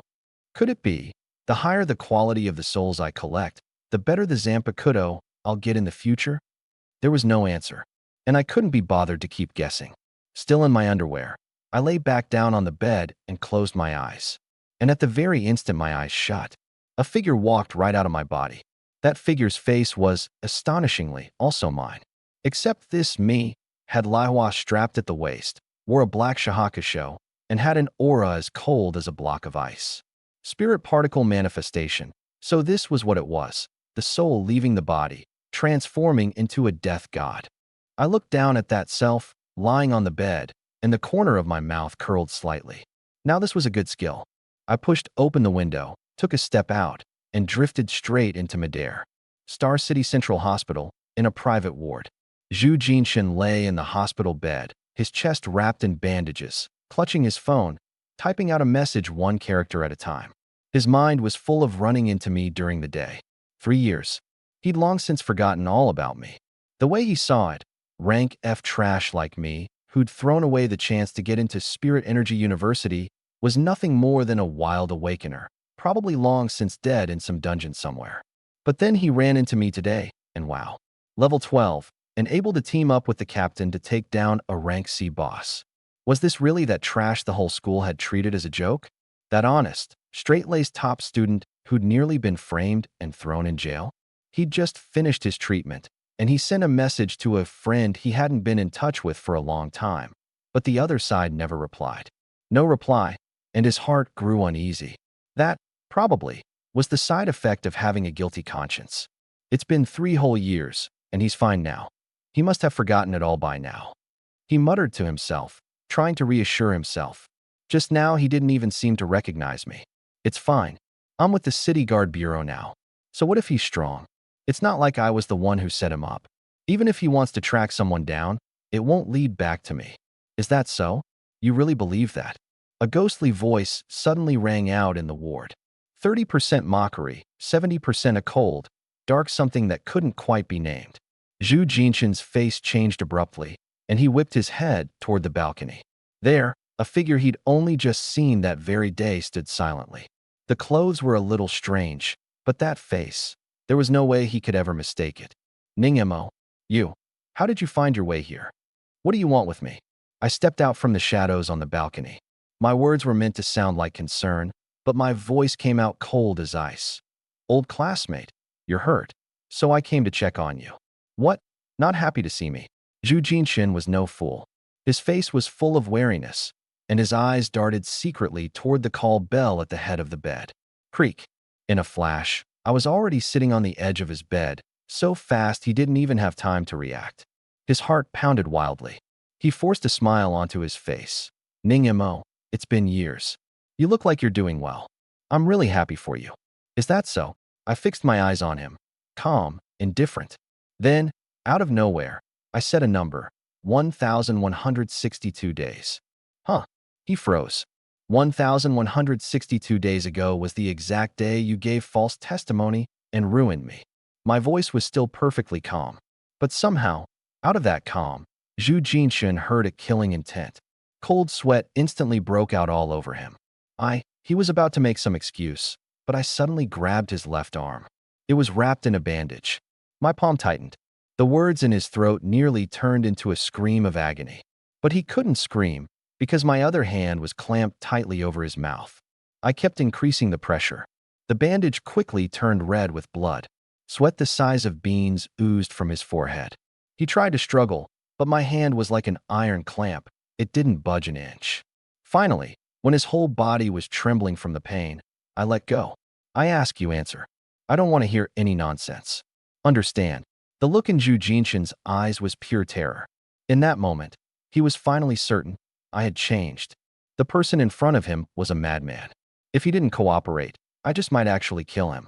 He nodded frantically. He had only taken 100,000 back then. He had no intention of throwing his life away on top of it. Only then did I release my hand. The truth was, I wasn't some ruthless, cold-blooded villain. It was just that for people like Zhu Jinshun, people who had wronged me, I could bring myself to do it. Back then, I hadn't dared to take revenge because I knew I was weak and couldn't do anything. But now it was different. I now had the strength to claim justice for myself. What's more, my father's death was tied to these people too. If they hadn't framed me, my father wouldn't have risked his life delivering supplies during a dungeon outbreak just to protect my recommended admission spot. And he wouldn't have died with his body torn beyond recognition. It was these people who destroyed my family. A cold light flickered in my eyes, and my voice was frigid as ice. "Why did you give false testimony? Did Lubin put you up to it?" "Lubin?" He blinked in confusion. 3 years ago, the one who lost the item was Lubin. That guy's family was in medical equipment, loaded with money. Before he'd even awakened, his family had gotten him an F-grade psionic weapon. He was also the one who reported me. What they'd found in my drawer was his pair of blue crystal knuckles. So it was only natural that I suspected him. Yes, it was Lubin. He gave me 100,000 to testify for him. After a 2-second pause, Zhu Jinshin nodded decisively. But I caught something off. His answer came too readily. Shing. A flash of light. The blade of Twist Blossom was already pressed against his throat. "Looks like you don't plan on telling the truth." Zhu Jinshin felt his neck go cold. He nearly cried out, but seeing the cold, sharp look in my eyes, he forced the sound back down. His composure completely collapsed. He no longer had the nerve to play any games. I'll talk. I'll talk. It wasn't Lubin. I only took 100,000. I swear I didn't mean to. I just got greedy for a moment." His words tumbled out incoherently. Seeing the look in my eyes grow more and more dangerous, he hurriedly shouted, "It was young Master Jiang. Young Master Jiang wanted you brought down. Lubin is young Master Jiang's lackey. The whole plan was his idea, and the money came from him too. But the one who really wanted you destroyed, it was young Master Jiang." "Young Master Jiang?" "Jiang Chenwei." I was taken aback. Jiang Chenwei, the class president of our class. He always seemed so gentle and refined. No one knew what kind of background he had behind that face. I'd had no conflict with him whatsoever. Our relationship had even been decent. The top 2 students in the class were basically him and me, and we often discussed our studies together. Why would he want to ruin me? And from beginning to end, he'd never once shown his face in this. I never would have imagined the man behind it all was him. What was he after? "You still dare to falsely accuse someone?" My hand moved again toward his wound. Zhu Jinshan was so terrified his soul nearly flew out of him. "It's true. I'm not lying to you. Jiang Chenwei likes suming you. In the whole class, you were the only one who could beat him on exams. And back then Sumong Yu was always doing problems with you. That's why he wanted to destroy you. He spilled everything like beans pouring out of a tube, terrified that if he slowed down by even a second, I'd keep torturing him." My eyes went first to shock, then confusion, then dawning realization, and finally settled into calm. I could tell. This time, Zhu Jinshin wasn't lying. But I still spat out 2 words. "Proof." "I don't have any." His voice caught, then suddenly rose sharply. "But I swear, everything I said is true." I just stared at him, saying nothing. Zhu Jinshin was going out of his mind. He truly regretted ever taking that 100,000. Just then, ding. The silver gray phone on the hospital bed lit up, a chat app icon popping onto the screen. Zhu Jinshin's face went white in an instant. I saw it too, and said coldly, "Unlock it." Sweat poured down his face. He wanted to struggle a bit more. I simply lifted the phone up to his face, and with a swipe of the screen, facial recognition automatically unlocked it. He froze, sick with regret. Why had he ever insisted on setting up facial recognition? I opened the message. In the chat window were 4 entries. The first 3 were all from Zhu Jinshin. "Brother Ben, I saw Ning Mo today. He's insanely strong now, and creepy as hell. He killed a C-grade boss in the dungeon with his captain and jumped straight from level 10 to level 12. Do you think he'll come after us? Brother Ben, reply when you see this. I'm getting a little freaked out. Brother Ben, why don't you give young Master Jiang a heads up?" And the last one, the reply that had just come in. "The hell are you on about? What the hell is Ning Mo?" Zhu Jinshin, did you drink some bootleg liquor? Level 10 killing a C-grade boss. Can't you put a little effort into your bullshit stories? If you're drunk, go find somewhere to blow off steam. Quit bugging me. After reading it, I basically believed Zhu Jinshin's words. The one who ruined me back then was, in all likelihood, Jiang Chenhui. Lu Bin was the one who carried it out, and Zhu Jinshin and the other two who gave false testimony were just small-time flunkies doing it for money. I tossed the phone back and looked at him again. Where's Lu Bin now? And what exactly is Jiang Chenhui? Seeing that I had no intention of pursuing his tipping off, Zhu Jinshin breathed a sigh of relief. Lu Bin's in Star City now. He opened a bar called Seven Beasts. He's doing pretty well. He's got connections with a few mercenary corps, and he's even hooked up with the Glory Legion. As for young Master Jiang, he swallowed. Ningmo, take my advice, don't go digging into that. I glared at him. No. I'll talk. He immediately caught on. Jianghai Heavy Industries, you know it, right? Young Master Jiang is the heir of Jianghai Heavy Industries. Jianghai Heavy Industries. My expression shifted slightly. That was a colossal conglomerate in Star City. Construction, military manufacturing, transportation, they did it all. Word was they were also shareholders in several large Awakener legions, and they had piles of partnerships with the authorities. Back at number 1 high, Jiang Chenhui had never once mentioned his family background. I never expected he'd hidden it so deep. Truly, the dog that bites doesn't bark.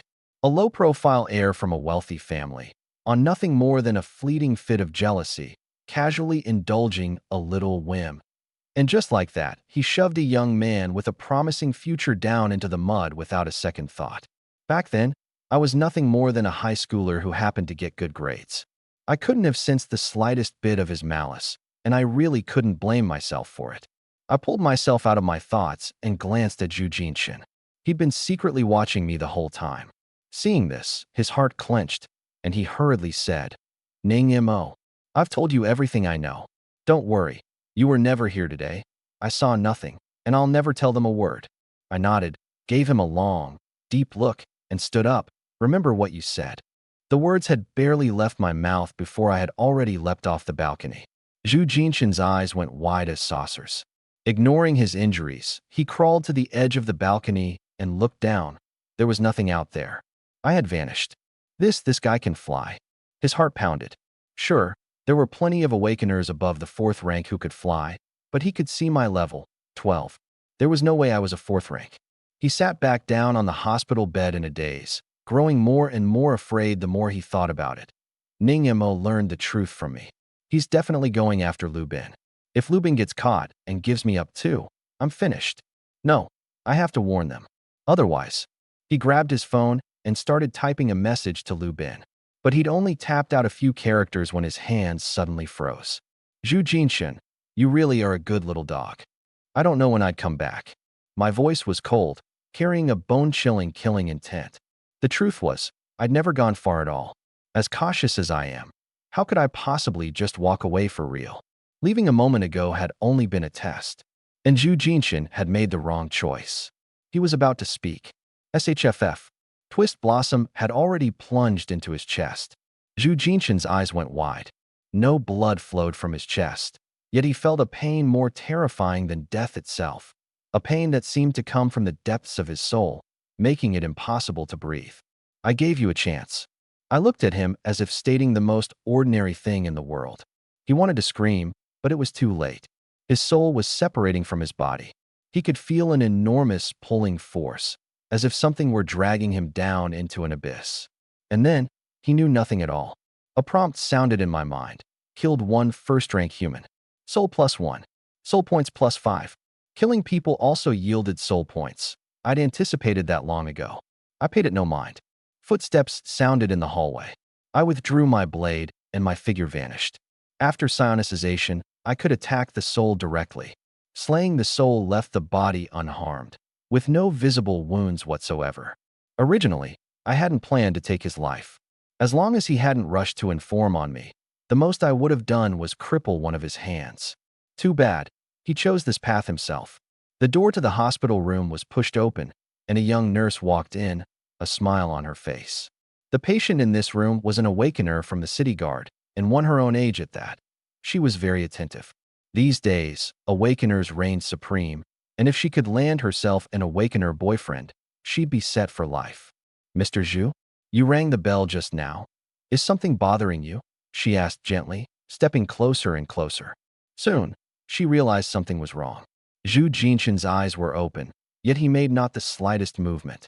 Mr. Zhu? Mr. Zhu, working up her courage, she touched his shoulder. The instant her fingertips made contact, thud. Zhu Jinshan's body went limp and toppled to the other side, tumbling off the bed and crashing heavily to the floor. 3 seconds later, a shrill scream erupted from the hospital room. By that time, I had already returned home.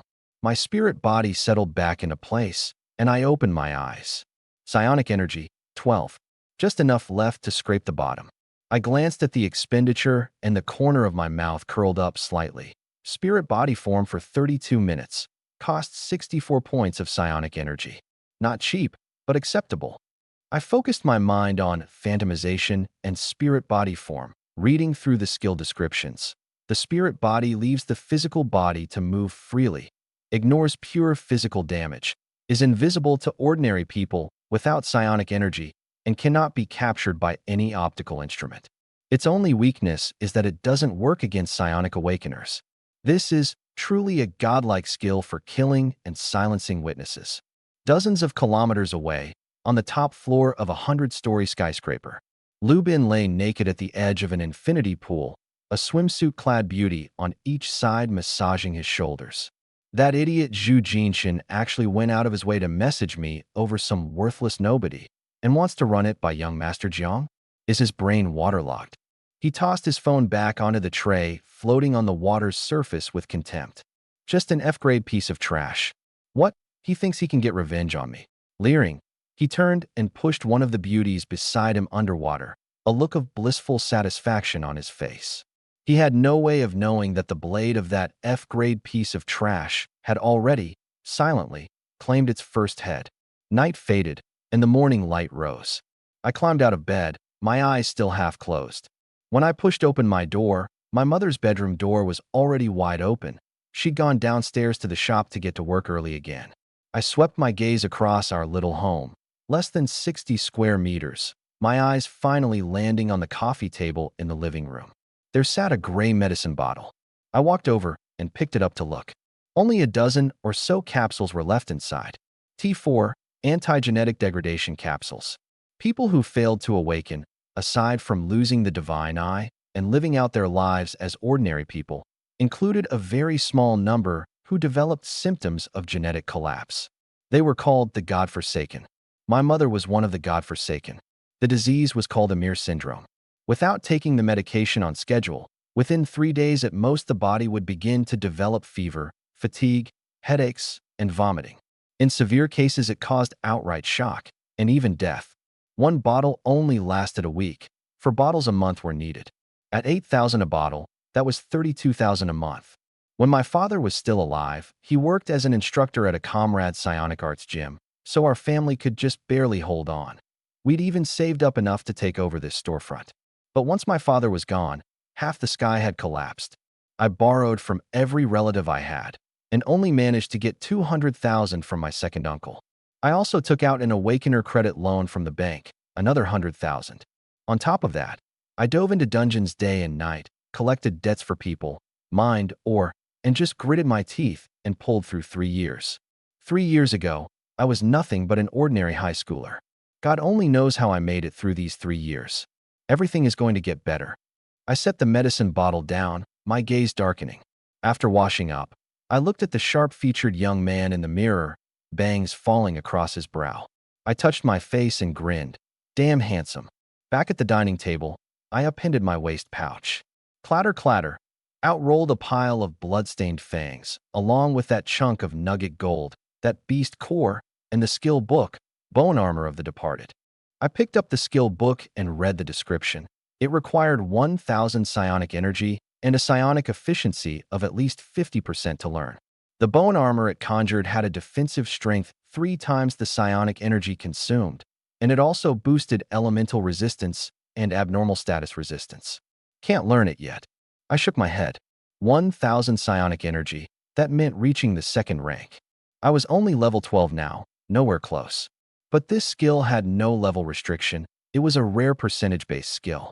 Even after I became a strong high-rank awakener at the 7th rank, I'd still be able to use it. The Reaper class was most lacking in defense, and this bone armor of the departed was exactly what I needed to shore up my weakness. So this book, I had no intention of selling it. Even though the moment I put it up for sale, it could instantly turn my family into multimillionaires.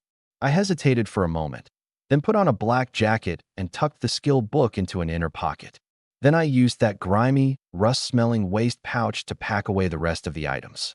Today, I was going to the black market in District 9 to offload this batch of goods. Compared to the official trading center, the black market paid a higher price. The moment I got downstairs, I saw that 5 or 6 folding tables had already been set out in front of the Anning noodle shop, with a good number of people seated both inside and out. A temp worker, a young guy of about 17 or 18, was clearing away bowls. Seeing me, he immediately broke into a smile. "Brother Mo, morning. Not going mining today?" "Morning, little who. Not today." I smiled and cleared 2 tables for him along the way, then carried the bowls into the shop. In the kitchen, my mother and Annie Jo, who helped out, were run off their feet. There were still over a dozen bowls of orders lined up on the ticket machine. "Xiao Mo, 3 fresh noodles. Give me a hand," my mother called out while boiling noodles. On it, I stepped in with practiced ease, lighting the fire, setting the wok, pouring the oil, frying the eggs. Every motion smooth as flowing water. Eggs out of the wok, in went the pork and pork liver, then green peppers and lettuce leaves, salt, and a ladle of bone broth. In no time, 2 steaming bowls of 3 fresh noodles were carried out. We stayed busy until nearly 10, when the shop finally quieted down.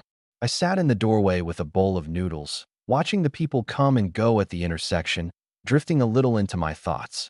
My mother, finished with her work, came out and looked at the side of my face, a gentle smile in her eyes, and a hint of heartache hidden behind it. "Xiao Mo, are you going to District 9 today?" "Yeah, I'll head out after I eat. I won't be back for lunch or dinner. This time, can you really pay off all the debts?" "Don't worry, Mom. There's a little over 50,000 left with the bank, and 70,000 with second uncle. It's no problem." I gave my waist pouch a shake, my face full of smiles. "This time I won't just pay off the debts. I should be able to buy you a few extra months of medicine too. From now on, you don't have to work from dawn to dusk. We'll hire a couple more aunties to help." Caught up in my mood, my mother smiled too, but then shook her head. "That won't do. So many regular customers come just for your mother's cooking. Swap in someone else, and the flavor won't be right." I lowered my head and took a sip of noodle broth, my eyes dimming a little. I knew she just wanted to share the burden with me, wanted to earn a bit more money. My heart ached, but when I lifted my head, my smile was as sunny as ever. Okay, whatever makes you happy.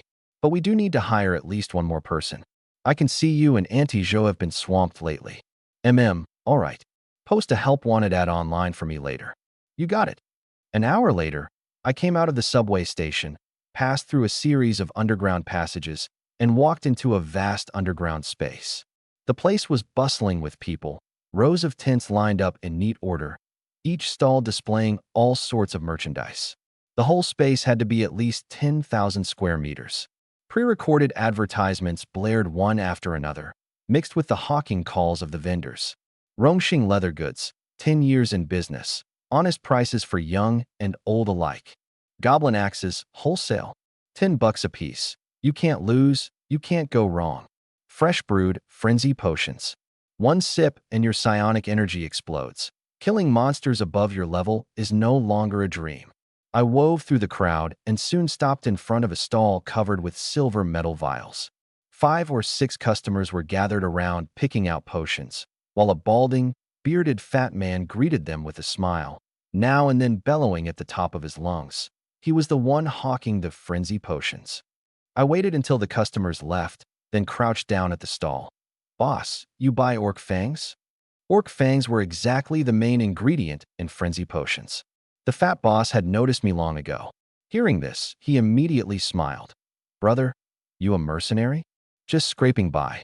I smiled and dumped the fangs from my waist pouch. At the sight, the fat boss's eyes lit up. "Not bad, brother. fresh goods. He picked up 2 fangs and held them close to his eyes, his gaze shifting. Then he lowered his voice. Whoa, there's even first-rank orc fangs here. I heard there was a secondary outbreak at a resource dungeon in District 11 last night. The monsters inside were orcs. Brother, you weren't there, were you?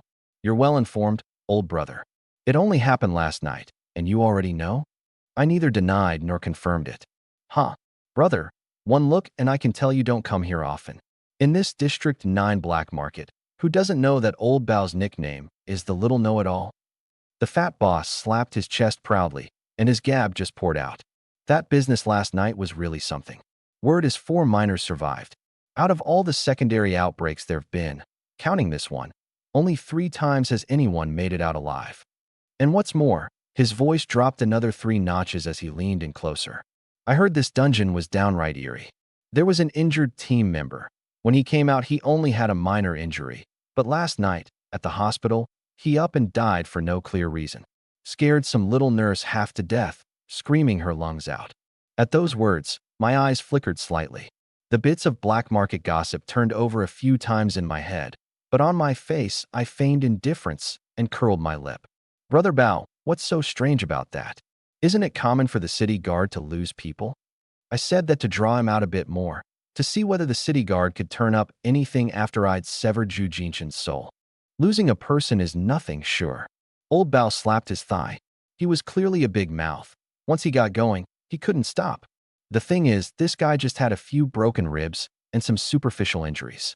He was practically bouncing around when he checked in, and he even pressed the nurse call button in the middle of the night.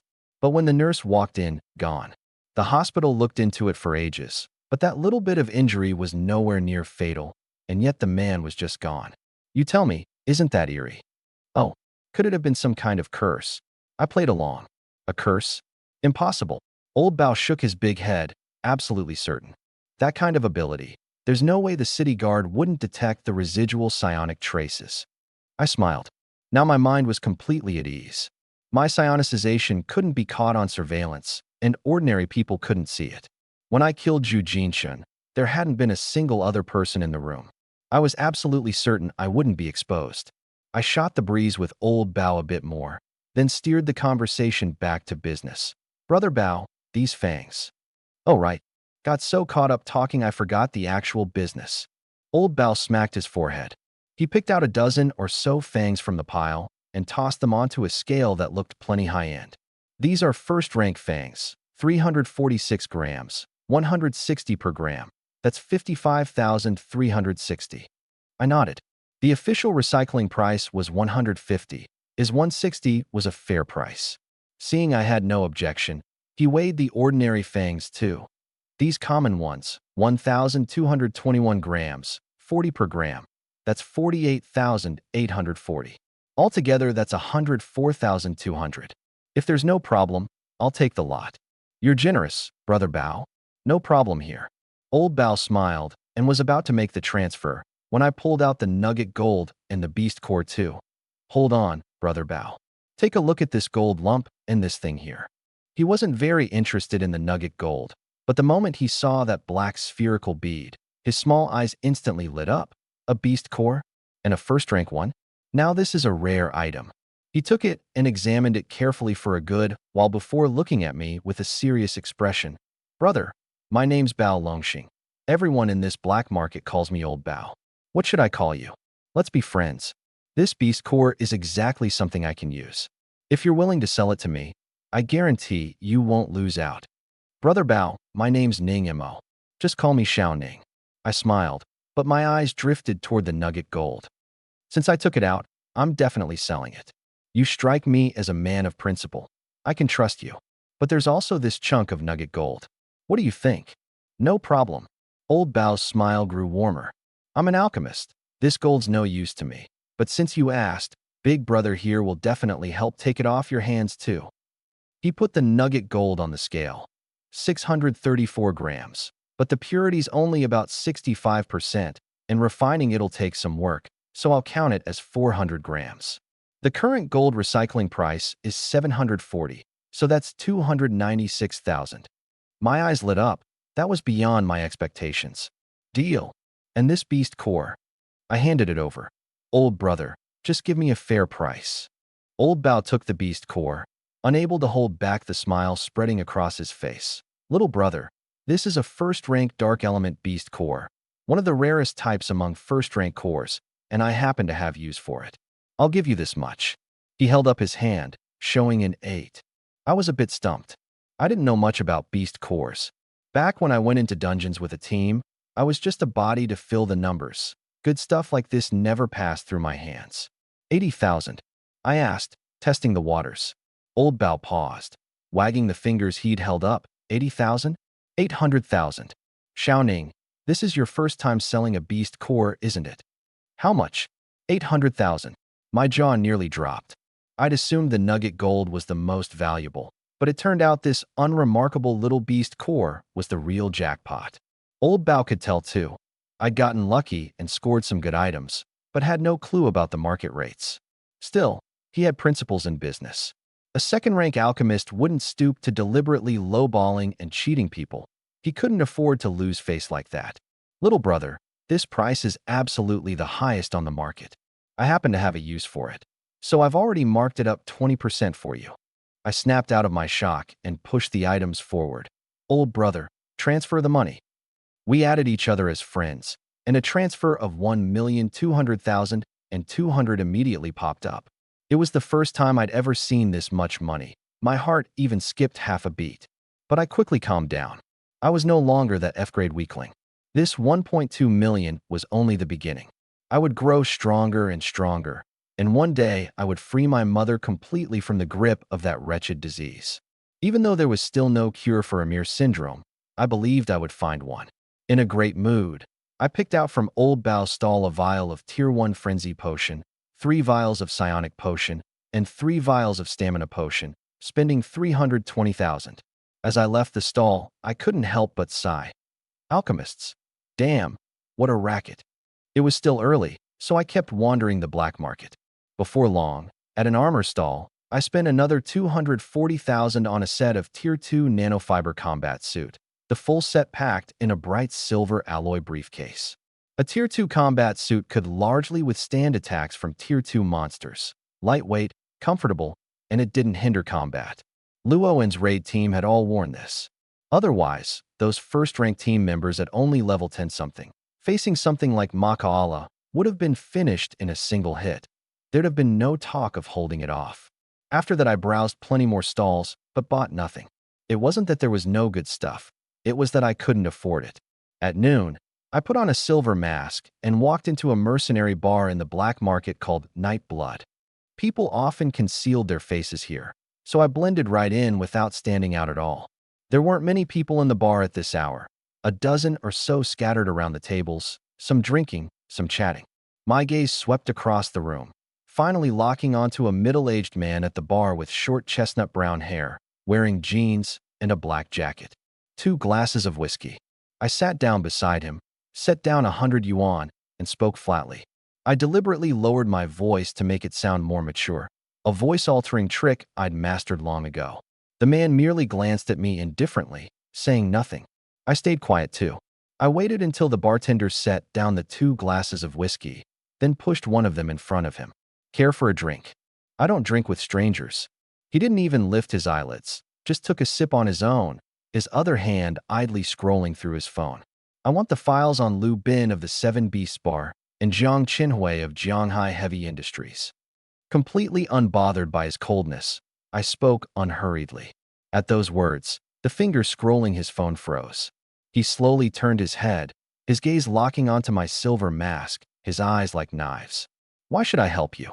After a moment, he let out a light chuckle, withdrew his gaze, and spoke casually. Unhurried, I pressed the mechanism on my mask, revealing the lower half of my face. Then I leisurely picked up the whiskey and took a sip. Through the whole thing, he showed no reaction. Only after setting down the glass did I look at him, answering something entirely different from what he'd asked. I came to you to call in a favor. A favor? I don't know you. Where's this favor supposed to come from? His tone was flat, but something in his eyes stirred slightly. Ning Zhenghua. I said only those 3 words, the name. Hearing that name, his cold face finally showed a flicker of change. Your father, he sent you? His voice was very soft, laced with probing. I wasn't surprised by this. I nodded. Uncle Do, I need your help. But right now, it's not convenient for me to show my face. Because of the Seven Beasts Bar and Jianghai Heavy Industries? I nodded again. Du Yong was a comrade of my father, Ning Zhenghua, from the Iron Rampart, more precisely, one of his squad members. When I was little, I'd heard my father brag about how he'd once been the captain of some elite squad at the Iron Rampart, how impressive he'd been. Then in one defensive battle they ran into a demon dragon, and by the end the whole squad was down to 2 people. My father was gravely wounded, lost an arm, and his psionic energy was crippled. That's why he came home to retire. And the other survivor was Du Yong. I'd always thought my father was just bragging. The Iron Rampart was humanity's most elite line of defense. The garrison there were at least second-rank awakeners. If my father had really been that impressive, would our family have lived so ordinarily? For all the hardship we'd endured over the years, I'd never seen anyone come to lend a hand. As for Du Yong, I'd only met him twice. I knew he was on good terms with my father. And then there was the day my father died, when he'd told me, if he didn't make it back, I could go to Night Blood and find Du Yong for anything. Most problems he could solve. It was just that no matter how hard life got before, I'd never wanted to trouble an outsider, so I'd never contacted him. But now, after learning that my enemy was Jiang Qinhui of Jianghai Heavy Industries, I decided to try my luck anyway. Nothing else, just to see if I could get some information. So today, I hadn't just come to sell goods. I'd come to scout the way too. And this remark from Du Yong made me instantly understand. He'd known about my situation all along, and might even have known long ago that Jiang Qinhui was the one behind it. My thoughts raced. Uncle Du, you've known about my situation this whole time? He slowly nodded, his tone even. If it weren't for me, how do you think your father got hold of that deleted surveillance footage from your school 3 years ago? I fell silent. So that was it. 3 years ago, when I was framed, the school's surveillance system had conveniently malfunctioned, leaving me unable to clear my name, and I was expelled outright. Half a month later, my father suddenly produced that footage, and only then was my name cleared. The only tragedy was that on the way to pick me up from the detention center, he ran into a dungeon outbreak. I never got the chance to ask him just how he'd obtained that footage. Uncle Du, you traced it to Jiang Qinhui long ago? Then your father wouldn't let me get too involved. A faint smile appeared on Du Yong's calm face. And I felt you needed to grow up on your own. Looking at you now, it worked out well. The expression under my mask turned strange. Uncle Du, what exactly are you? And what was my father? Since you're so all-powerful, then my coming to find you today, was it already within your expectations? Otherwise, how could you happen to be waiting right here? He said nothing, just tapped his phone twice and pushed the screen toward me. On the screen was surveillance footage playing at 10 times speed from the moment I left my house, following me all the way to the black market, and finally to the alley about 100 meters from Night Blood where I put on the silver mask. The whole way, no blind spots. Even now, my every move was still being recorded. I was dumbfounded. I felt like a clown. The disguise I'd gone to such trouble over was nothing but a joke. What? Not happy? Du Yong chuckled, his tone carrying a hint of teasing. He paused. Then his voice grew somber. When the accident happened to your father, I wasn't in Star City. Otherwise, nothing would have happened to him. He may have told me not to meddle in your family's affairs, but I never agreed to that. My mind churned. So all this time, someone had been quietly watching over me. Du Yong had just been messing with me. But the more I knew, the more curious I became about his and my father's identities. Uncle Du, what exactly are you? And my father, that you're not qualified to know yet. Du Yong took his phone back and raised a hand. A metal fly landed on his palm. I stared at the fly and instantly understood. No wonder I hadn't noticed being tailed. Who would ever notice a little thing like that?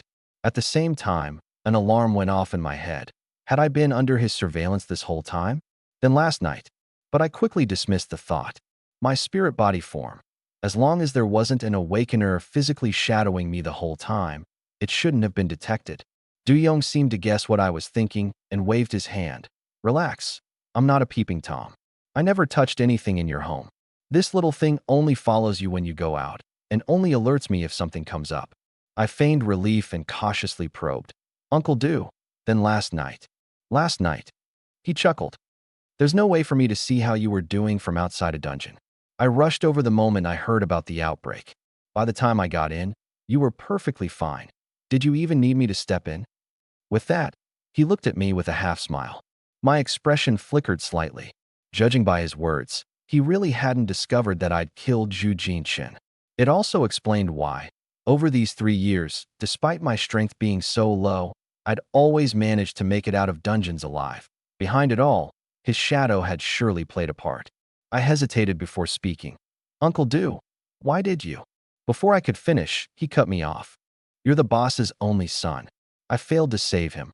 I've already let the other brothers down, and I absolutely can't let anything happen to you too. As for what that Jianghai Heavy Industries brat did, I figured it out long ago. But his father and us aren't part of the same system, in the end. The boss left the Legion long ago, and that kid going after you is, when you get down to it, a petty matter not even worth mentioning. I can block some of his schemes for you, but I can't move against him directly. If you want revenge, you can only rely on yourself. Hearing this, I had a rough picture in my mind. Du Yong was strong, and behind him stood a major power, one at least on the same level as Jianghai Heavy Industries. But the two sides probably had no open conflict. Jiang Qinhui framing me, even ruining my future, was to these great powers no bigger than a sesame seed. If Du Yong wanted to stand up for me, the people behind him wouldn't allow it. What's more, Jiang Qinhui back then had probably done more than just frame me. He must have laid plenty of other traps as well, only they'd all been quietly deflected by Du Yong. At that thought, I felt not the slightest disappointment. Instead, I was filled with gratitude toward Du Yong. Uncle Du, I understand. But the files I asked for, can you give them to me? Give me your phone. Du Yong wasted no words. He took my phone, ran through a series of operations, and quickly handed it back. On the screen was an email account, with 2 unread messages sitting inside. This email account is one I prepared for you. Extremely high security level. The files you wanted are inside. Clearly, he prepared it all long ago. I didn't open it on the spot, just nodded. Thanks, Uncle Du. Du Yong waved his hand, his expression turning serious. Xiao Mo, I hadn't planned to tell you all this so soon. In fact, if you'd chosen to give up on revenge, I'd never have said a word my whole life. But your performance last night caught me off guard. I know you have your own secrets, and I won't pry. But there's one thing I have to warn you about. That Lu Bin brat is just a useless second-generation rich kid. Once you've got the strength of the 3rd or 4th rank, dealing with him will be child's play. But Jiang Qinhui, you must never take him lightly. That kid is deeply calculating, and his talent is genuinely off the charts. He's already caught the eye of the people up top. If you want to move against him, you must have absolute certainty. I nodded. Jiang Qinhui, background, resources, mind, all top tier. If the class he'd awakened was good enough to draw the attention of the top brass of Xia Nation, I wouldn't be the least bit surprised. Uncle Du, I'll be careful. With that, I clinked my glass against his, tilted my head back and downed it in one gulp, then stood up to leave. I'll be off then. Du Yong gave a slight nod, saying nothing more. Out of the black market, my mind kept turning over the day's events, trying to deduce just what Du Yong's identity was. But I knew too little to make sense of it. Sitting on the subway back to District 11, I opened the 2 emails. The first was on Lu Bin, second son of Lu Wanyin, boss of Yunqing Medical Technology Company. Hot-tempered and quick to anger, lecherous, with violent tendencies. On very good terms with Huang Ju, the deputy corps leader of the S-grade mercenary legion, Glory Legion. 2 of a kind, birds of a feather. The 7 Beasts bar under his name was jointly held by the 2 of them, with Huang Ju owning 70% and Lu Bin 30%. Currently, he had very little contact with Jiang Qinhui, suspected to have already been pushed to the sidelines. There wasn't much information on Lu Bin. Clearly, he'd long since fallen out of step with Jiang Qinhui, and with his abilities failing to impress, he'd been so marginalized he barely even qualified as a lackey anymore. And the second email, on Jiang Qinhui, held far more. 3rd son of Jiang Dahai, chairman of the Jianghai Heavy Industries Group. He had an older brother and older sister above him and a younger sister below, and was highly valued within the family. Awakened class, unknown, rating S. A year ago, level 32. His current psionic level was already impossible to detect due to a treasure that concealed it. His ability manifested as air manipulation. He was currently participating in the elite special training of the Psionic University at the Iron Rampart, performing outstandingly. His highest combat record, single-handedly killing a 5th-rank Death Knight. He currently served as president of the student council at Tianfu Psionic University. What followed was a long list of competition honors and glorious deeds, easily over 1,000 words. To sum it up in 4 words, a prodigy among youths. A gifted seed under Xia Nation's key focus, with a resume so dazzling it could blind you. Even if I'd made it into Psionic University back then, there was no way I could have shone brighter than him. After all, what did it matter if I could beat him in academic subjects? The gap between an F-grade bottom-tier class and an S-grade was wider than the gap between a man and a dog. In this world, no matter how brilliant a research talent might be, they still couldn't compare to a single S-grade awakener. After reading through the file, I didn't feel the slightest fear. If anything, the crushing pressure that Jiang Qinhui represented became my fuel instead. S-rank, the most brilliant genius Tianfu Spirit University has produced in 30 years. I muttered under my breath, my eyes burning with fight. Before, I had no power to fight back. But from now on, Jiang Qinhui, I'm going to make you pay for that little bit of willfulness of yours. I put my phone away and closed my eyes to rest.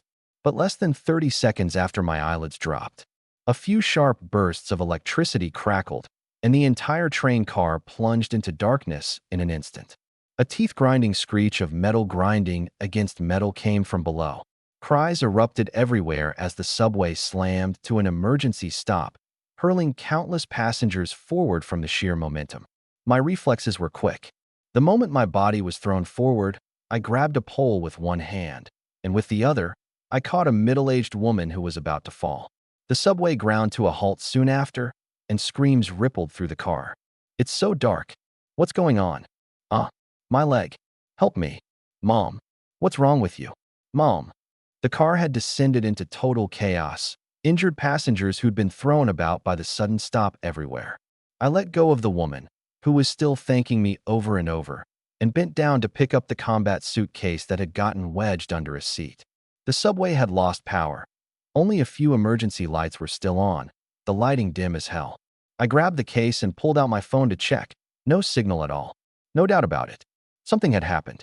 Star City's subway had achieved full network coverage ages ago. There was simply no way for the connection to drop. Putting that together with what had just happened, I reached my conclusion easily. Am I freaking cursed or something? I couldn't help but rag on my own luck. The secondary riots that only happened 2 or 3 times a year, I'd run right into one. And not even 12 hours later, I'd hit a subway disaster. If bad luck had a face, it'd be mine. Bang, bang, bang. Someone had started frantically pounding on the windows.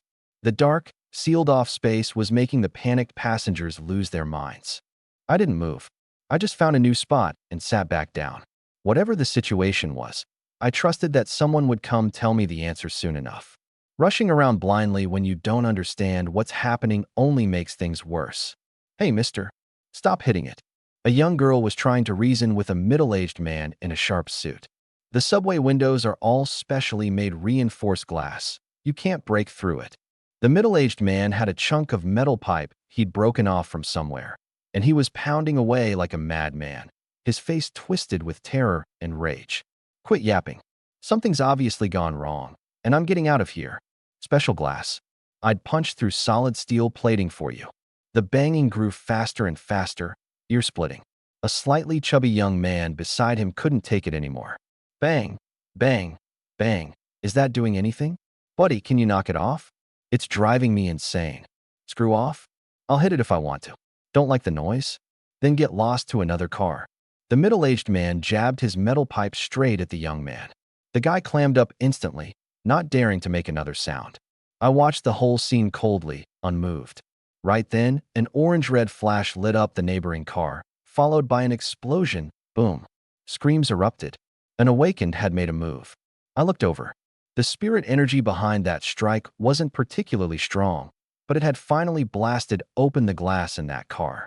The crowd immediately surged toward it like a tidal wave. Get out of the way. I need to get out. You fat bitch, move. Oh. Everyone was scrambling over each other, complete pandemonium. The middle-aged man who'd been smashing the window earlier lit up and shoved his way toward it too. But the moment the first few people leapt out through the window, several dark shadows flickered past in the tunnel. Blood sprayed everywhere. Someone's dead. There are monsters out there. The terrified shouts erupted like a pot boiling over.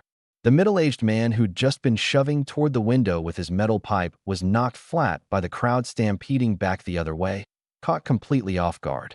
Then, one panicked shoe after another came down on him. His screams, mixed with the faint crunch of breaking bone, cut off abruptly, leaving only quiet sobbing. And none of this was in my field of vision. At that moment, I had no idea that dozens of kilometers away, aboard a hovercraft, Du-Yong was watching the footage feeding back from a night vision camera, and in that footage was me, inside the subway. His phoenix eyes narrowed slightly, and he couldn't help muttering, "How'd this kid suddenly become a walking disaster magnet?" Everywhere he goes, something blows up. But the grumbling aside, his gaze quickly turned cold. Those myriad spirit cult scumbags again. TSK. This kid really does have rotten luck.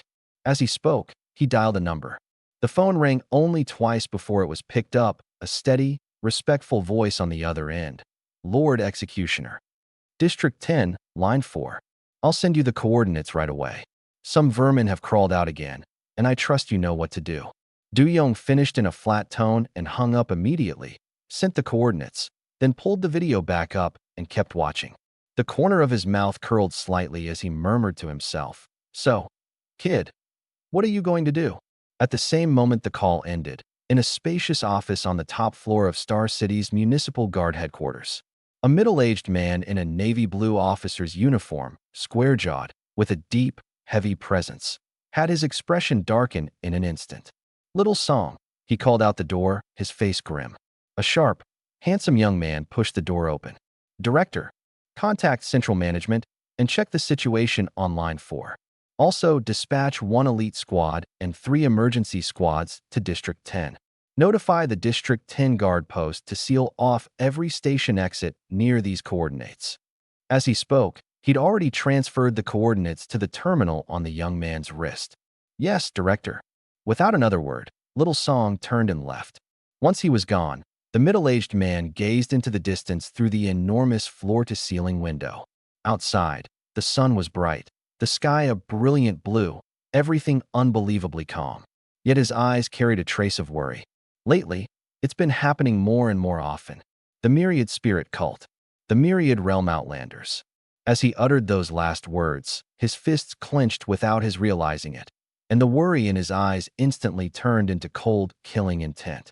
In less than a minute, for hovercraft rose swiftly from the rooftop of the guard headquarters, trailing tails of flame, and vanished into the horizon in the blink of an eye.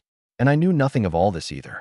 All I knew was that inside the dim subway tunnel, in the control room of that silent, motionless train, a conspiracy was brewing. A hulking man in a black windbreaker, easily 2 meters tall, gripped a specialized communicator, his face contorted as he growled in a low voice. "What did you say? The guard headquarters is already on the move? How is it so fast? Didn't you goddamn tell me that at most District 10 would be the only one to respond?" He gritted his teeth, his voice pressed down low and vicious. "I don't care. You have to buy me 10 minutes. Otherwise, if I die, you can just wait to face Lord Riel's fury." He hung up in a rage, his face full of savagery. "Move. Grab the captives now. Have the Shadow Clan take the sacrifices and leave first." 3 other figures in the control room immediately took the order, turned, and headed out. Meanwhile, I sat quietly in the car, but my vision and hearing had already been pushed to their maximum. Through the glass window, I'd already made out exactly what those dark shadows outside were. They were humanoid creatures with long, slender limbs and black, pointed ears. Their ranks were all first tier or above. From the sounds of it, there were at least a few dozen of them out there. The Shadow Clan. Fast, with average strength, able to turn into shadow itself, even capable of dragging people into the shadows. These things weren't common. Only a very few underground cities connected to their world.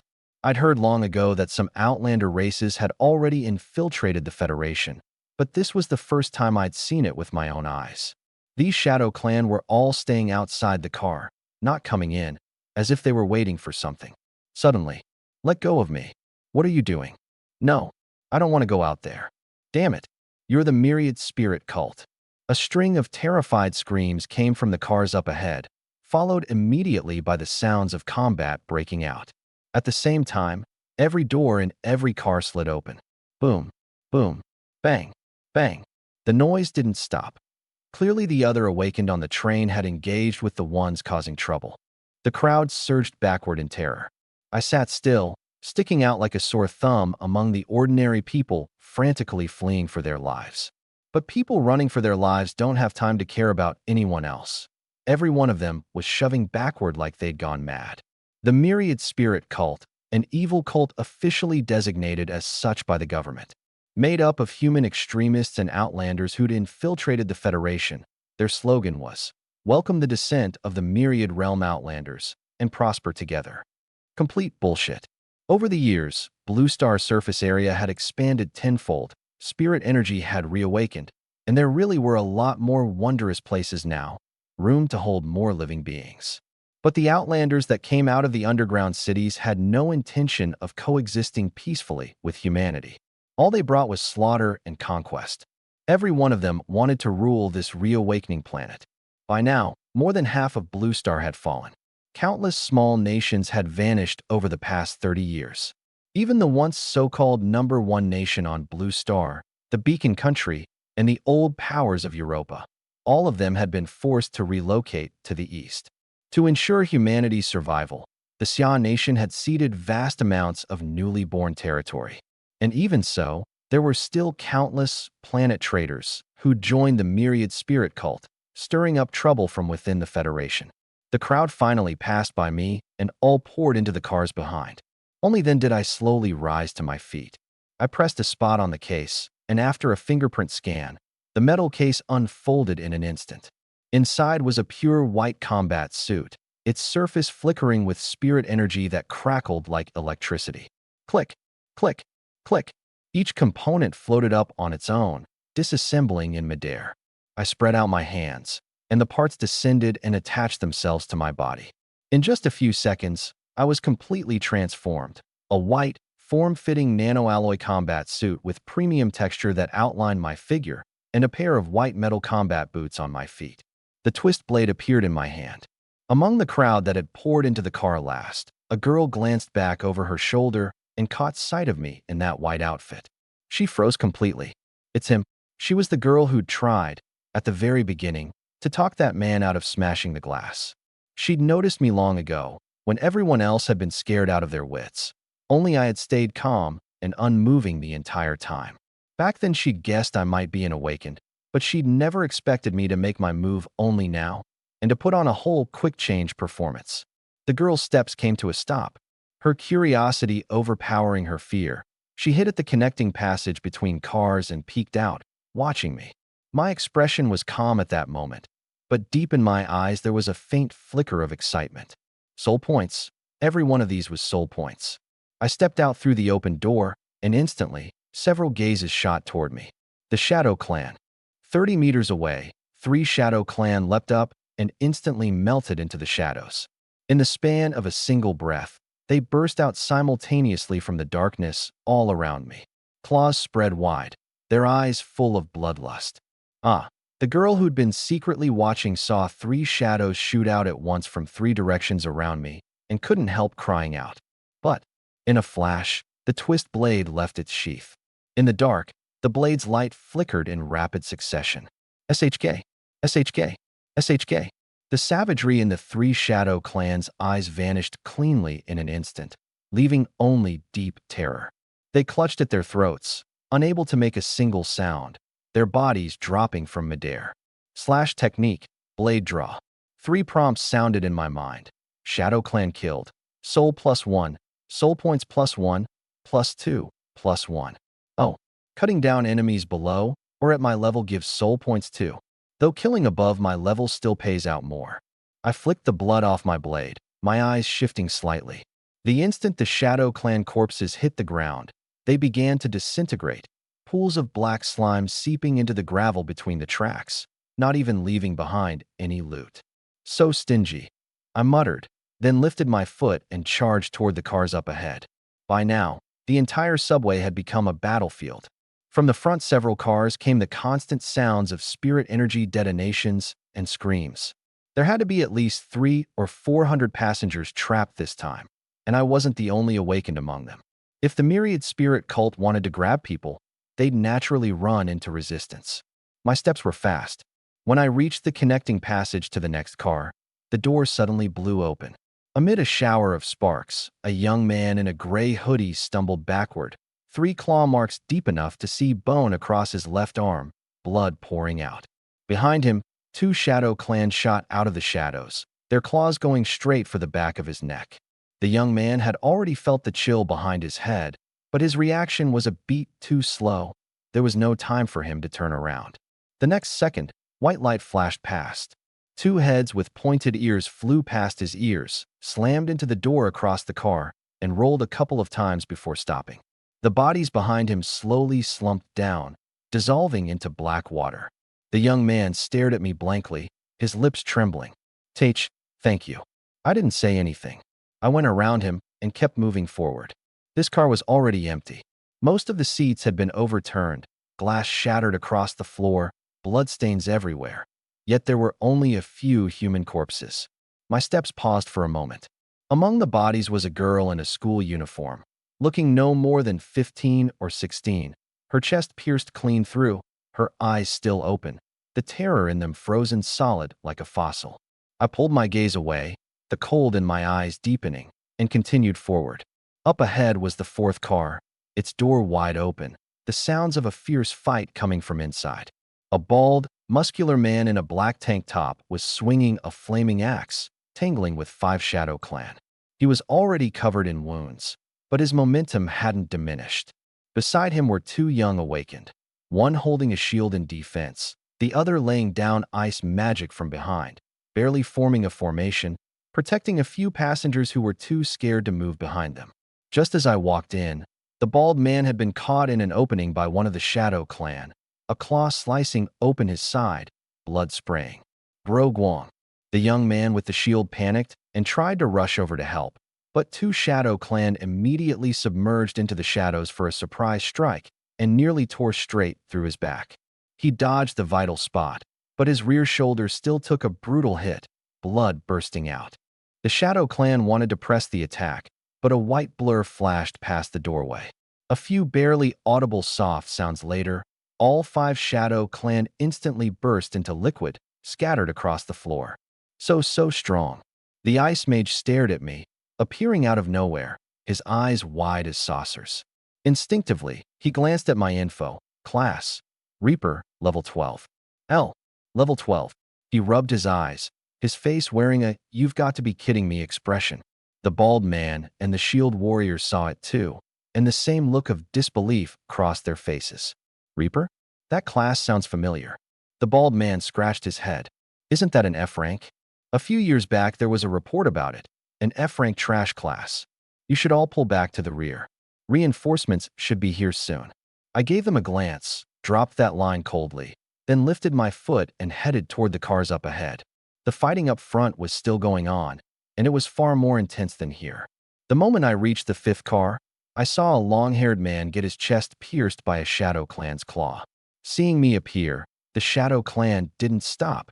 It grabbed the man and sank into the ground. The tunnel was dim, shadows everywhere, completely the Shadow Clan's home turf. If they attacked me head-on, then, as a Reaper, extremely sensitive to spirit energy fluctuations, I could fully calculate where they'd land ahead of time. But when the enemy just fled straight into the shadows, there was nothing I could do. Even if I launched Flash Step, I'd only cut through empty air. Their goal is to capture people, doesn't matter dead or alive. In that instant, I understood their intent, and I understood why there was so much blood up front, but so few corpses. Suddenly, SHK, a faint sound came from ahead, and a sense of danger exploded at my waist. Without hesitation, I leapt up. The next instant, A perfectly straight black line swept across horizontally right below me. Crack. The entire car was sliced through crosswise, a finger-width gap appearing on both sides. Boom. The top half of the fourth car collapsed outright. What the hell was that? My heart jolted. It was the first time I'd ever encountered an attack this ferocious. I gripped the blade's handle tightly, and as the dust cleared from my view, a figure slowly emerged. A gaunt young man with plain, unremarkable features, yet he gave off a sickly, brutal air. Gray casual pants paired with a floral-striped shirt. One look and you could tell he was no decent person. So you dodged it. He looked at me, his tone careless. I didn't hesitate. Flash step. My figure blurred, the white blur surging forward in an instant. But the young man just tugged the corner of his mouth, leapt backward, and clapped his palms together. 5 or 6 thin black lines materialized out of thin air, almost identical to the one that had sliced the car apart, just a good deal shorter. The white blur cut and twisted, dodging the black lines without losing any speed. The twist blade, trailing white light, slashed instantly toward his neck. But his expression remained composed. Line control, net. Another black line materialized in front of the twist blade's edge. The blade struck it and burst into a shower of sparks. Almost simultaneously, more than a dozen black lines emerged from all directions, locking down my entire body. His info flashed rapidly through my mind. B rank, Deathline Weaver, level 22. Just barely at the limit of what I could scan. Facing the death lines closing in at extreme speed, I appeared to be well and truly trapped. Smugness rose in the Deathline Weaver's eyes, as if he'd already seen me getting hacked to pieces. Water and sky reverse surge, twist blade. The cold words spilled from my lips. The twist blade bloomed with white light and instantly transformed into a trident. The trident's prongs swept out, and water surged forth in a jet. Clang, clang, clang, one death line after another snapped in an instant. How is that possible? Weapon transformation? An A-rank weapon master. The Deathline Weaver's face changed drastically. No, you're clearly an F-rank Reaper. How could your spirit energy efficiency suddenly skyrocket? I couldn't be bothered to explain to him what initial release meant. My body moved, and I struck again. The Deathline Weaver's attacks were formidable, but they drained him heavily. His strength and speed didn't even match a first-tier enhancement type class. There was no way for him to dodge. "Boss, save me," he screamed in terror. My movements were even faster. But just as I was about to land the finishing blow, bam! The air shook. I felt a tremendous, invisible force slam into my chest. Even weakened by the combat suit, it still sent a mouthful of blood rushing up my throat, and my whole body was blasted backward. I crashed hard into the car wall, my back searing with pain. That single hit nearly rattled every bone in my body loose. A tall figure slowly walked out from the far end of the third car. I forced down the metallic taste rising to my throat, and, propping myself up on the ground with the twist blade, slowly got to my feet, my eyes locked hard on the newcomer.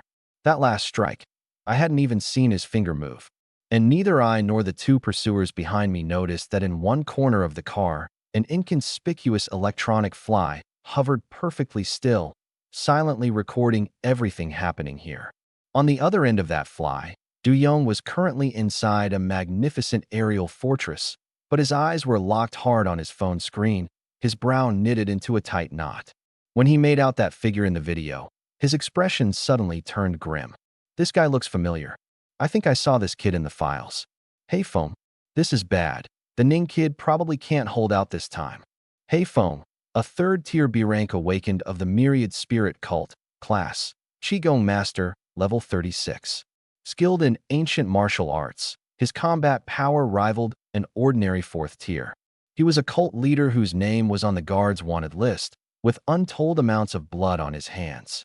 A flicker of anger crossed Du-Young's eyes. Without a word, he dialed Star City Municipal Guard Director Fan Xiangqian's number again. The phone rang only once, and before the other side could speak, he unloaded on him. "Fan Xiangqian, what the hell is going on? I gave you advance notice. Why hasn't the guard arrived yet?" On the other end, Fan Xiangqian stood in the command center, his face equally awful. "Lord Executioner, the headquarters team was intercepted. Every hovercraft we sent out was shot down. They deployed Heaven's Halberd number 3. Heaven's Halberd number 3? Du Yong's temper finally exploded. What the hell were you doing? Where did they get that thing? Do you even want to keep your job? Heaven's Halberd number 3. That was a mainstay military surface-to-air missile. A single shot was enough to take down a 4th-tier flying magic beast, and it was under extremely strict control. It was impossible to get outside the military, and even if someone did get their hands on it, there was no way they'd openly deploy it inside a Federation city. Yet now, here it was, real as could be, and a full 4 of them, no less. This matter had already reached the military's ears, and the top brass would have to be alerted. My lord, I've already dispatched Meteor. He's about to reach the coordinates, Fan Xiangqian said in a low voice, suppressing his anger. Du Yong's temper eased slightly. Good. Tell Meteor to break through directly at any cost. There's a kid in a white combat suit inside. I want him back alive. With that, he didn't even wait for a reply before hanging up. And at that moment, I didn't say a word. I turned and ran. That's right. I ran. That surprise strike from earlier had been a hasty one, and it had still wounded me pretty badly. Going toe-to-toe with him now would be a death wish. Hei Feng and that Deathline Weaver, 2 dark figures, gave chase relentlessly. The 3 of us burst out of the car and shot through the deep, dark tunnel at extreme speed. Fortunately, the Deathline Weaver was too slow. He was left far behind before we'd gotten very far. He spat toward my retreating back, his face full of savagery. Kid, you almost capsized my boat today. Now that the boss has his eye on you, you're dead for sure. Having cursed his fill, he sulkily returned to the train. I pushed my speed to the absolute maximum, my figure drawing a straight white line through the darkness, not much slower than a race car flooring it at 200. But Hei Feng behind me was even faster. The distance between us was shrinking, bit by bit. So fast. The sense of danger in my heart grew heavier and heavier. This guy was like gum stuck to my shoe. He clung to me relentlessly, and no matter how much I kept using Flash Step, I couldn't shake him. After that whole string of fights, my spirit energy was more than half depleted. A thought struck, and I began frantically pouring soul points into my spirit energy, its cap shooting up rapidly. At the same time, I fished out a vial of spirit energy recovery serum and threw my head back to down it. Counting what I'd gained from killing the Shadow Clan, I emptied out all 189 of my soul points. Spirit energy, 389. Level, jumping straight from 12 to 17 in one breath. Huh? He actually leveled up? Hei Feng's surprised voice came from behind. The look in his eyes as he watched me suddenly lit up, like a hunter who'd spotted a rare prize. My level had gone up, but the distance was still closing. Up ahead, I could already see the outline of a platform. Flash Step activated again. I lunged forward a dozen meters and swung the twist blade. The platform glass shattered with a crash in an instant. 2 figures charged onto the platform, one in front, one behind. Bajiao Pavilion Station. By now the station had long been cleared out, and the nearby guard post was fully in position, 4 or 5 squads enforcing a lockdown. The tremendous shattering of the tempered glass drew everyone's eyes. They saw 2 afterimage trailing figures burst out of the tunnel, white in front, black behind. Halt! A guard member who happened to be standing directly in front issued a loud warning. Get out of the way. I only had time to shout that one warning before I shot right past him. And then, bam! The instant that guard member was grazed by the black shadow behind me, he burst apart entirely, as if struck dead-on by an artillery shell. Little Zheng Xinmin. The guard members in the distance blanched, one after another erupting in grief-stricken roars. A veteran squad member hurriedly shouted, "Everyone get out of the way. That guy isn't something we can stop." Then he grabbed his collar. Alert! A powerful awaken has broken out at Bajiao Pavilion Station. Preliminary estimate is 3rd tier. Requesting awakened of 3rd tier and above to reinforce immediately. My mind was in an uproar too. These cult bastards were vicious and bloodthirsty, treating human lives as nothing at all. If I just charged straight out like this, more innocent people out there were sure to die because of me. I'm no saint, but I couldn't just stand by and watch others give their lives for me. At that thought, I pulled 3 vials from my waist in one go and threw my head back to down them all. Spirit Energy Recovery Serum, Stamina Serum, and the last one, a Tier 1 Berserk Serum. The serums went down my throat. Whoosh! A scorching stream of fire instantly burned through my whole body. My spirit energy efficiency, which under initial release was at 140%, surged again, rocketing straight up to 185%. Just as I was about to charge up the escalator leading to the surface, I slammed on the brakes, whirled around, and swung the twist blade. Water surged and coiled up, condensing into a tornado. Water and sky dance. The high-pressure water tornado spun in reverse and blasted straight at Heifeng. Bedrock, Chi Shield. Heifeng's reflexes were lightning quick. Spirit energy surged. The water tornado slammed squarely into him, but 3 feet in front of him, it was like it had crashed into a solid reef. Water splashing everywhere, all of it deflected. Even my all-out, unexpected strike had only pushed him back a few steps. The waves shattered, and he was completely unharmed. What? Not running anymore. His gaze carried a condescending arrogance. There were clearly still 20-some guard members standing around, yet in his eyes, it was as if he alone had surrounded them all. I didn't reply. I flicked the twist blade, straightened up, and charged. A pair of fist blades appeared out of thin air in Heifeng's hands, his movements clean and efficient. In an instant, we were locked in a tangle, darting and colliding across the wide platform. Under the berserk serum, my strength even faintly had the edge over his. But no matter how much we traded blows, I couldn't wound him in the slightest. Every one of my attacks got deflected effortlessly before it could land, while his clean, vicious counters had me fumbling, retreating over and over. His combat techniques and experience are on a whole different level. I quickly understood the gap between us, and my heart sank. My spirit energy kept draining, and the berserk serum had my brain flooded with blood, my reason going offline bit by bit, my attacks growing more and more ferocious. But I knew that the small boost from the serum was about to ebb away, just as I was hesitating over whether to use my phantom form. Bang! Bang! Bang! Several beams of spirit energy shot out, whizzing past my ears toward Heifeng. A guard member had worked up the courage to fire at Heifeng during the gap when we'd separated. Don't! My heart lurched. Too late. Heifeng gave a sinister sneer, swatted the beams aside with a casual wave, and in a flicker appeared ghost-like beside that guard member. His big hand shot out, and the young guard member's neck was clamped tightly in his grip. An ant dares to attack me? Die. Crack. That guard member's eyes bulged from their sockets, his neck crushed clean, his head lolling limply against his back as his body slowly sank to its knees. My eyes went red in an instant, but there was nothing I could do. Ha ha ha, are you angry? Heifeng roared with laughter. Not enough. Not nearly enough. You need more anger. Only then can you become the finest sacrifice. He turned into a black shadow and swept toward the other guard members on the field. Most of these people hadn't even reached first tier. Some weren't awakened at all. Facing Heifeng, they didn't even have a chance to flee, dying gruesomely one after another right where they stood. I chased with everything I had, but I was still powerless. Finally, when only 3 guard members were left standing, my hand slowly rose to my own cheek. Enough. You want to see my anger? Then look. Phantom form. My voice changed. No longer that calm, restrained young man's, but something low, hoarse, like a roar forced out from the very depths of my throat.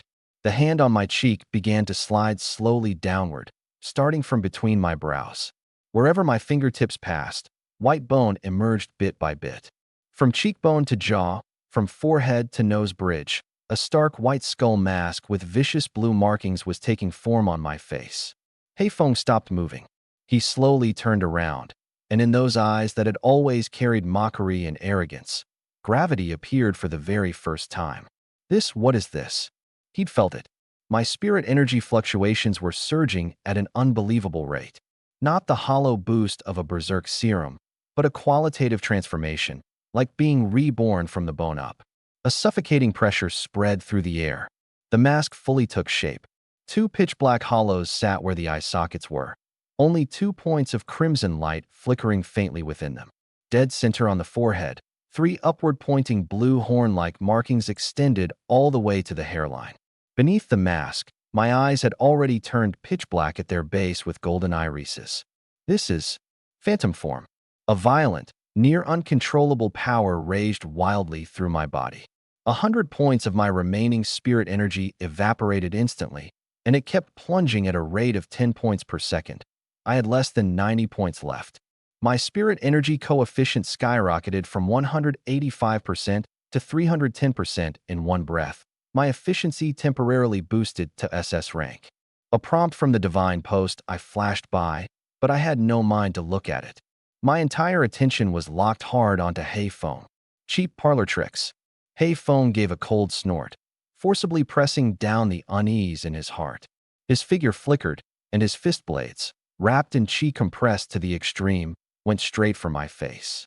He moved. So did I? Just before his fist blade was about to strike the mask, my figure vanished into thin air. Not flash step, just the most ordinary of steps, yet so fast that his pupils only caught an afterimage. What? Before the words were out, a horrifying force exploded at his right side. Bam! Hey Phone was swung flying, slamming into a stone pillar on the platform like a cannonball, sending debris flying and snapping the entire pillar with a thunderous crack. I stood in the spot where he'd been, slowly retracting my sweeping trident. On the prongs, the deep blue watery light was laced with strands of eerie black markings. That was the power of the void. Cough. Hey Phone crawled with difficulty out of the rubble, blood spilling from the corner of his mouth. He looked down at his own right side. There was now a wound deep enough to see bone, blood gushing out. It was the first time he'd been wounded today. You, what the hell are you? For the first time, his voice held the terror of facing the unknown. He'd seen countless awakened, seen all sorts of strange and bizarre classes, but never anything like this. This power was nothing a human should possess. It was more like a monster that had crawled up from some abyss. I didn't answer. I walked toward him step by step, looking slow but actually moving extremely fast. With each step, the ground beneath my feet cracked into spiderweb patterns, and that suffocating pressure grew a shade heavier. Didn't you want anger? My voice came from beneath the mask, carrying a metallic echo. This is my anger. Flash step. A flash of white. Hey Phone instinctively channeled his bedrock chi shield, his chi condensing into 3 thick barriers in front of him. But, wave crush. The trident, wrapped in blue-black watery light, came smashing down viciously. Boom. The first chi shield burst apart. Boom. The second shattered. Boom. The third, along with the pair of fist blades he'd braced across his chest, all blown to pieces. Hey Phone was smashed flying, spraying a mist of blood in midair, crashing hard into the ground, and sliding a dozen meters before he stopped. Impossible. I'm a B rank, 3rd tier, and you're clearly just. He propped himself up on the ground, trying to stand, but the right arm holding his broken fist blade was trembling violently, the web of his hand long since split open, blood dripping down his fingers. I appeared before him once more. Those black and gold eyes behind the mask were utterly cold. 3rd tier. I tilted my head slightly, the motion carrying a trace of something eerily inhuman. So what? The trident rose high, its watery light exploding, condensing into a 3-meter-tall water tornado. Water and sky dance. The tornado came crashing down. Hey Phone barely managed to roll to the side with everything he had. The tornado slammed into the ground, blasting a crater 5 meters across into the platform, sending debris and dust shooting into the sky. He was thrown by the shockwave and coughed up another mouthful of blood. He knew he could no longer win. This young man's power had long since exceeded the boundaries of his understanding. Run. He had to run. Hey Phone flipped up to his feet, chi erupting beneath him, and turned into a black shadow fleeing in a panic toward the depths of the tunnel. I stood where I was, quietly watching him flee, a trace of mockery on the lips beneath the mask. Whoosh. Flash step. This time, my figure appeared directly in front of him, blocking the tunnel entrance. Hey Feng's pupils contracted sharply. I gripped the trident one-handed, its prongs steadily aimed at his chest. Killing feels good, doesn't it? Then what about dying? The words were soft, but the killing intent was bone-chilling cold. Don't. He opened his mouth, but before he could finish, squelch. The trident pierced through his chest. The blue-black watery light detonated inside him, churning his organs into pulp. Hey Feng's eyes went wide as saucers, the life in his pupils draining rapidly.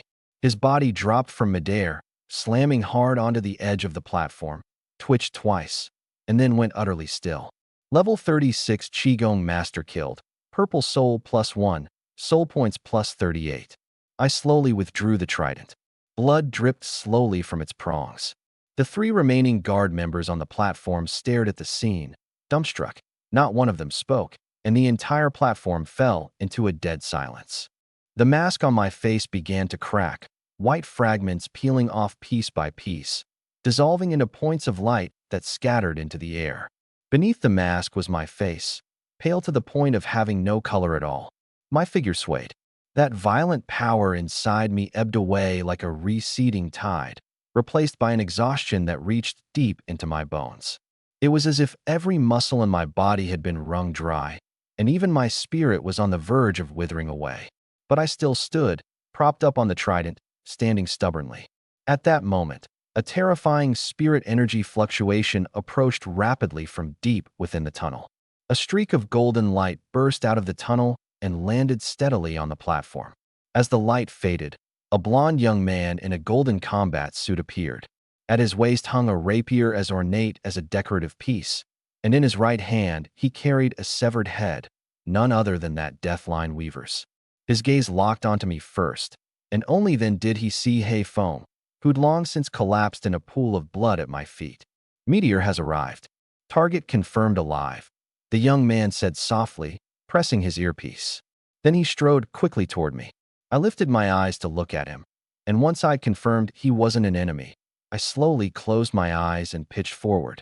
Meteor's figure flickered, appearing before me as if teleporting, catching me steadily with one hand. His gaze swept across the whole scene, finally landing on the three guard members still stuck in their daze. You three, can any of you tell me what exactly happened here?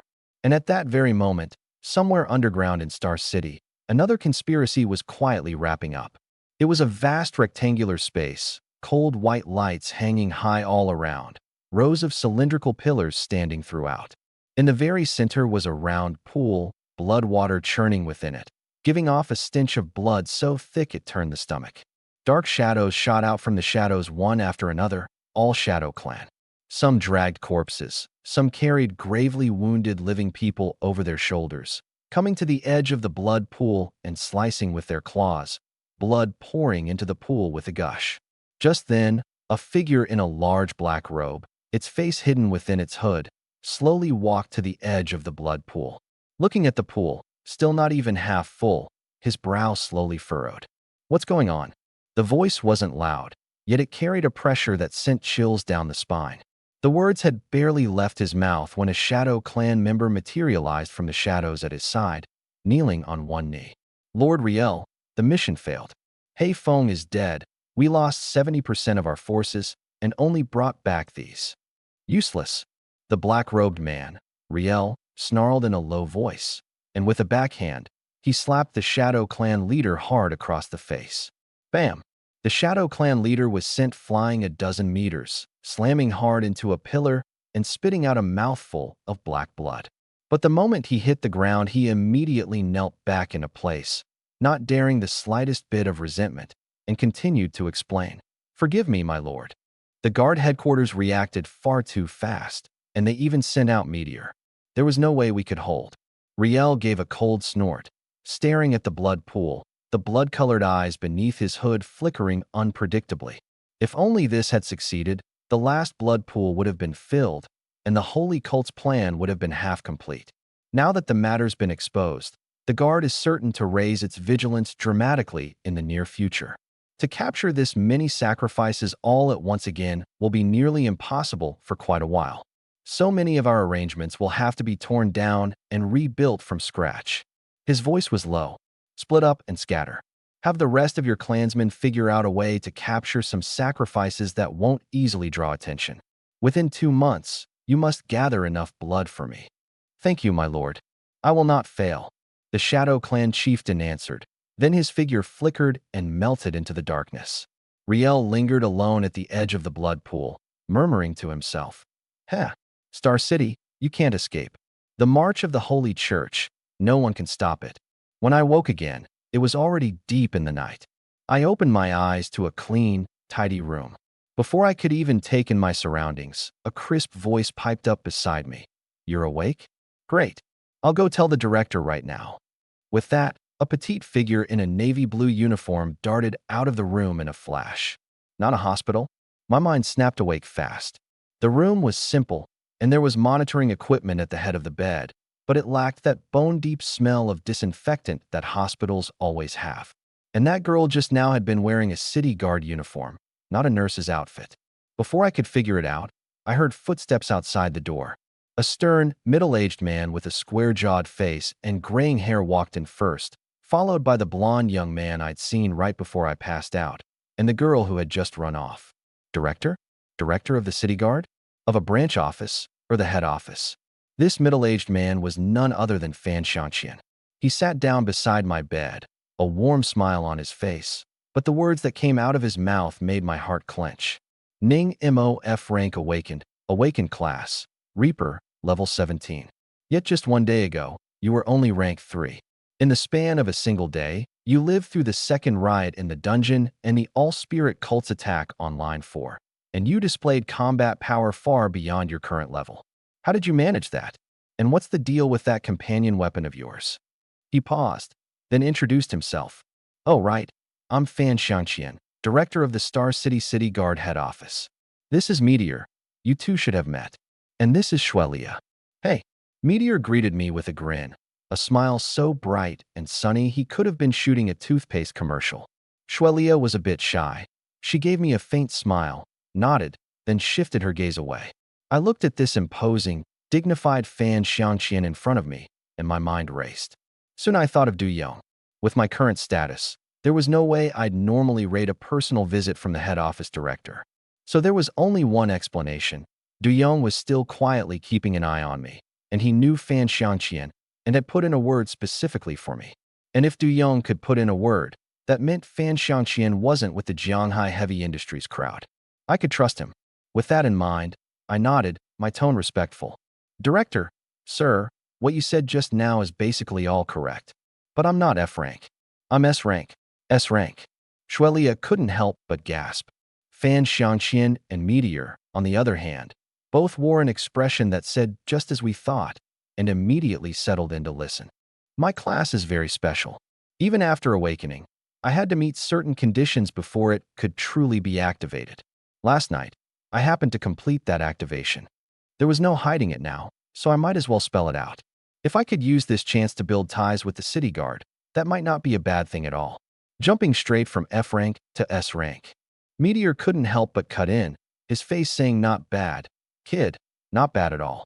I nodded. Fan Xiangqian gave a slight nod. Go on. As for the change in my companion weapon, that's one of my abilities. I call it Blade Release. Right now it's in its initial release state. Once fully released, it changes into a trident and can control water currents. There may be other transformations down the line. I explained the changes in Reflected Blossom, but I didn't reveal my other abilities. Meteor looked like he wanted to say something after hearing this, but in the end held back. When he'd first rushed to the scene, he had sensed from afar an extremely terrifying wave of spiritual energy, cold and violent, as if it could devour the soul itself. Fan Xiangqian nodded. As expected of a hidden class. Very impressive. I've already heard about your situation. Join the city guard. You'll work directly under Meteor. Get some good rest. I've got other matters to attend to, so I won't keep you. With that, giving me no chance to refuse, he stood and left, and Xuelia hurried after him. I sat there on the bed, stunned. Meteor, meanwhile, plopped himself down on the edge of my bed. Quit staring, kid. From now on, you're rolling with me, and I've got your back. He talked in a lazy, devil-may-care way, but paired with that handsome face, it didn't come off as sleazy. Instead, it made him seem carefree and easygoing. Seeing that I hadn't said anything, he grew a bit more serious. Let me introduce myself properly. Yi Feng, codename Meteor, squad leader of the Special Operations Team of the Star City Guard head office, and a special grade investigator. Special grade investigator, I knew what that meant. Every one of them had at least 5th tier combat power, and their class rating was A rank at the very lowest. They were the elite of the human elite. From this moment on, you're one of us. Rest up. Your physical condition is way too weak. You can't handle your own spiritual energy. Once you've recovered, I'll train you personally." With that, he stood up to leave, but halfway to the door he turned back. "Oh, right. This is a special ward at the city guard head office. But you'd better return a few calls first. While you were out cold, your phone rang a whole bunch of times." Wait, I was still a little dazed, but he had already vanished through the doorway. I, I haven't even said yes yet. I muttered under my breath, not sure whether to laugh or cry. Then I picked up my phone. Good grief, 99 plus missed calls. 3 from Jiang Liang, 1 from Zhang Tianming, and all the rest from my mom, in Xianhui. Well over 100 of them. It was already past 10 at night. It was probably around dinner time when brother Jiang couldn't reach me and asked my mom, which sent her into a panic like this. I was about to call back when the phone rang again. Sure enough, it was my mom. "Hello? Mom, little Mo, what on earth is going on with you? Why are you only picking up now?" My mom's voice was frantic and sharp, yet she couldn't hide that undertone of relief. "Mom, something came up on my end. Don't worry, it's a good thing. But I probably won't be able to come home for the next couple of days." "2 days? What are you doing?" "Let me tell you, don't you dare be thinking about going into the dungeon again." No, of course not." I brushed her off with my words, but inwardly I knew. If I wanted to get stronger, there was no way around the dungeon. There was no solution to that. I could only stall for now. I comforted her for quite a while before she was finally, grudgingly, put at ease. After hanging up, I texted Jiang Liang and Zhang Tianming back, politely apologizing and saying we'd get together another day. Once all that was handled, I finally turned my attention to my personal panel. Name, Ning Mo Class, Reaper. Level 17, First Tier. Class Rating, S. Spiritual Energy Coefficient, 120%. Spiritual Energy, 105, Cap, 389. Companion Shallow Strike, accumulated at 116. Soul Cleaver Reflected Blossom, Initial Release. Skills, Spirit Particle Transformation, Basic Slashing, Basic Flash Step, and Holification. Soul Points, 38. Level 17. Looking at my level, I felt a bit resigned. Soul Points reward killing enemies above your level. The bigger the level gap, the bigger the payoff. In terms of efficiency, killing one powerhouse on the level of that Black Blade guy really wasn't as worthwhile as chopping down a few more small fry just a few levels above me. And as my level climbed, soul points would only get harder and harder to earn. But it's no big deal, I told myself inwardly. I'm destined to level up faster than anyone else. The power of the Reaper will never be weaker than any other ability out there. I checked my body again. My combat suit had long since been changed out. I was in a hospital gown, my chest wrapped in thick bandages. It hurt to sit up.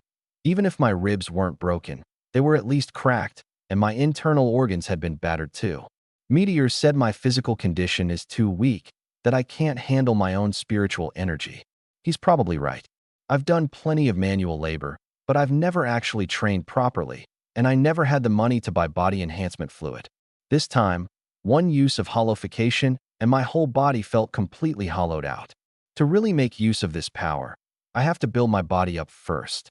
And it just so happens I promised Mom I'd find a job.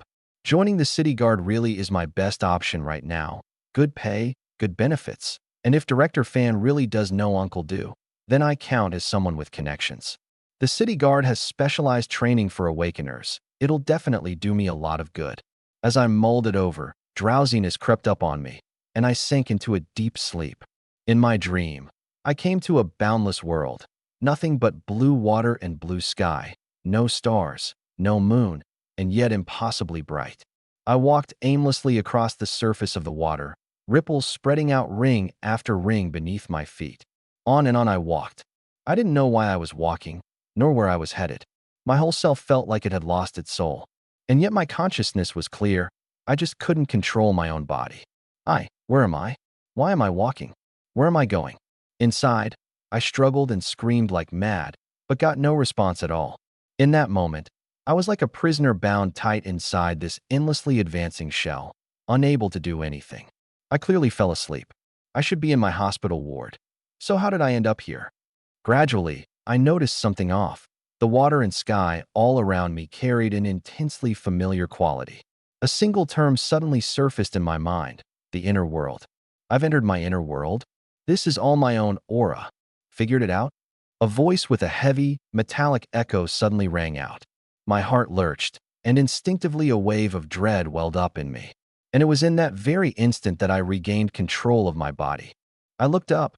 10 meters away, standing on the water's surface, was a pure white figure. The same face, the same reflected blossom hanging at its waist. This is my own Hollow White. As a longtime fan who'd binged the original work several times over, how could I still not get it by now? I'd used that first-tier exclusive skill, hollowification, and so a hollow had been born inside me. But this hollow, what exactly was it after? I didn't know. The Hollow White inside that story's male lead had, from the very start, wanted to take him over, until in the end it finally acknowledged him and willingly protected him. But there was so much that happened in between. And that guy was an anime protagonist with top-tier bloodline. So this Hollow White I was facing now, what kind was it really? I focused with everything I had, my hand already resting on the hilt of my sword, my voice guarded. Why am I here? Did you pull me in? Ooh, how rude. Hollow White didn't care in the slightest, his expression leisurely, even wearing a trace of an arrogant smile. Haven't you already figured out the answer? You're the me that evolved from the hollow power inside my body. No. Hollow White's smile vanished.